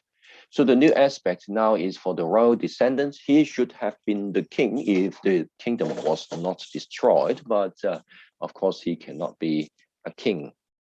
But the new aspect is now for these royal descendants to be related to a signet ring. So this is the promise from God at the very end of the book of Haggai, talking about the future of the people and the future actions of God in favor of his people, that God is going to make Zerubbabel like a signet ring. So God did not say that he would make Zerubbabel a king again, because this would be dangerous if Haggai would have written like that under the contemporary political environment. And the promise was only to make him like a signet ring. So what a signet ring is uncertain, but this is definitely something new in the book of Haggai, in line with the old tradition of Davidic promise. And signet ring can be traced in the other prophets from Jeremiah chapter 22. And more research and study can be traced from other scholars as well. So the title as the governor is something new to the Israeli people, especially in the prophecy under the new situation, the post-exilic time. Although they are going to restore the temple, the monarchy is yet to be re-established, and the descendant David, being the chosen one according to the Davidic tradition, is only functioning as the governor. However, the promise from God to make him like a signet ring has intensified the hope for the people. Now, the second last one, Joshua the high priest, more than simply working in the traditional priestly function, he's assumed to lead the people in cooperation with Zerubbabel. So the old tradition is, of course, the priestly tradition. And the new aspect is that this high priest, Joshua, he's doing more than being a priest. So in order to understand the priestly function and the priestly background of the high priest of Joshua, there has been a lot of comparison with the other prophets, Ezekiel.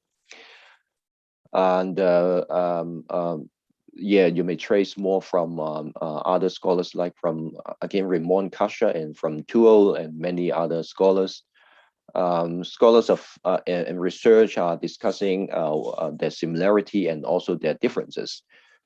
And I'm trying to highlight some differences, actually, because in Haggai and Ezekiel, mostly, I mean, in many places, you find a lot of similarities, but the scholars are trying to find out the differences as well. That in Haggai, he's emphasizing that holiness is not transferable, but in Ezekiel, the notion about holiness is transferable. So that's one of the key difference between Haggai and Ezekiel being discussed among scholars. But we can say that more than the traditional priestly role of the Zadokites pertained in Ezekiel, Haggai has firmly acknowledged the new administrative role borne by the high priest under the new context in the post-exilic time. Finally, about the temple is the building. So you may notice that the previous 5 points are all about people, 5 different characters. And this last one is not a person at all. This is a building. This is the building, the temple. So the temple to which the future eschatological or future promise of the glory of God draws in association with the anticipated God's salvation on that day is unprecedentedly called the house of Yahweh Zebaoth, your God, and recalls the Zion tradition. So the old tradition I want to mention here is the Zion tradition, or we call this also the temple tradition. The new aspect is that this temple is being called the house of Yahweh Zebaoth. So we can find a lot of times the temple being called the house of Yahweh, but being called the house of Yahweh Zebaoth is so special in the book of Haggai. So since the, well, I want to say, according to Victor Horowitz, I mean, in line with other scholars in ancient studies, it was not uncommon in the ancient world that the deity instructed the selected king to build him the temple. And in this vein, the King Solomon, the son of David, finally completed it and dedicated the temple in the mid-10th century BCE. But it was finally destroyed by the Babylonians in 587 BCE. Since the first temple was built, it was extremely important in Israel, just like everywhere in the ancient world. The Hebrew Bible indicates that after the first temple was destroyed and the Israelites were taken into exile in Babylon in 587, it is Yahweh, the God of heaven, inspiring the King Cyrus of Persia in 538 BCE to allow the people in captivity to return to Jerusalem in Judah to rebuild the temple. And this can be traced in the book of Ezra, again, just in chapter 1. So in the book of Haggai, the temple tradition is of paramount importance, and this is the key basis for the message of post-exilic prophecy as well in the Hebrew Bible. So like in other ancient cultures, the temple for the Israelites is the place to secure blessings. Prominently in Haggai, to build the temple is already to secure the blessings. And interestingly, it started with the opposite, that not building the temple has incurred themselves curses. Scholars have generally supposed the blessings and curses in the Deuteronomic tradition in Haggai with regards to the state of being sanctioned by means of deficiency in the economic life and failure in agriculture, as we have read from Haggai chapter 1 from verse 2 to verse 6, which has been mentioned above. And indeed, such supposition corresponds to the weather god tradition or storm god tradition in the ancient Near East, and particularly in connection with the divine will to build a temple, such as the Gudea or Lagash in the southern Mesopotamia in around 22nd century BCE. You may read a lot of studies in this area, such as from Mayers and Mayers, but many others. As such, Haggai has employed the traditional terms in Deuteronomic theology, echoing the ancient Near Eastern storm god tradition in his arguments to warn and motivate the people to return to the God of Israel and respond to his command. This has successfully maintained the temple theology, or we can say the temple theology in the Zion tradition. But what is more surprising is the recognition of the temple as not simply the house of Yahweh, but the house of Yahweh Tzvaot, corresponding perhaps to Psalm 48. Psalm 48 was mentioning about the city of Yahweh Tzvaot, but never saying the house of Yahweh Tzvaot. But why new expression, the house of Yahweh Tzvaot? Of course, there is no explicit reason, and that's why we can do a lot of research on this. So possible reasons to be mentioned here would be that, again, if Yahweh Tzvaot is to be understood from the heavenly background in the heavenly realm, then we may trace back just from the book of Haggai that the Lord of hosts is getting ready to do something to shake the heaven and the earth. And that might be a reason that Haggai would always emphasize Yahweh is Yahweh Tzvaot. That means the Lord is the Lord of hosts, because he's going to do a lot from the heaven and to give impact on the earth. So to summarize this point is that Haggai may point to Yahweh Tzvaot being the Lord of hosts of heaven. The divine action in future eschatological perspective in chapter 2 may further explain this point. So these have been the 6 points of my presentation about the Deuteronomistic tradition, about the priestly tradition, about the priestly tradition and the temple theology in Zion tradition, and also the Exodus traditions. They all, although being presented in line with the old traditions, they all are being used in the book of Haggai with all the creative new aspects as well. So thank you very much. I know the time is already very late, and I hope you enjoy the discussions. Dr. Chung, thank you so much. That was very interesting. We don't have any questions, so we will end here. I have a couple of words before we officially finish out. Thank you, everybody who presented today. This was incredibly successful. I think I speak for David and Christian when I say this is more successful than we had dared hope. We will be back again tomorrow, hopefully with another equally successful day of original research and conversation. We will start at 10:15 Eastern Daylight Time, the same time we started at today, same place. We'll be on Digital Hammurabi YouTube, SASA YouTube, SASA Facebook, and I think the Twitch account. If you have watched today and you've enjoyed, there is a feedback form on the SASA website. If you go to saveancientstudies.org/virtual-conference, click on the link that says feedback here. Any comments that you have about the conference, whether you're a participant or a viewer, we'd really love to know what you think so that we can use that feedback to improve for next year. So we will see you all back here tomorrow. Thank you again and have a lovely evening. Thank you. Bye-bye. Bye.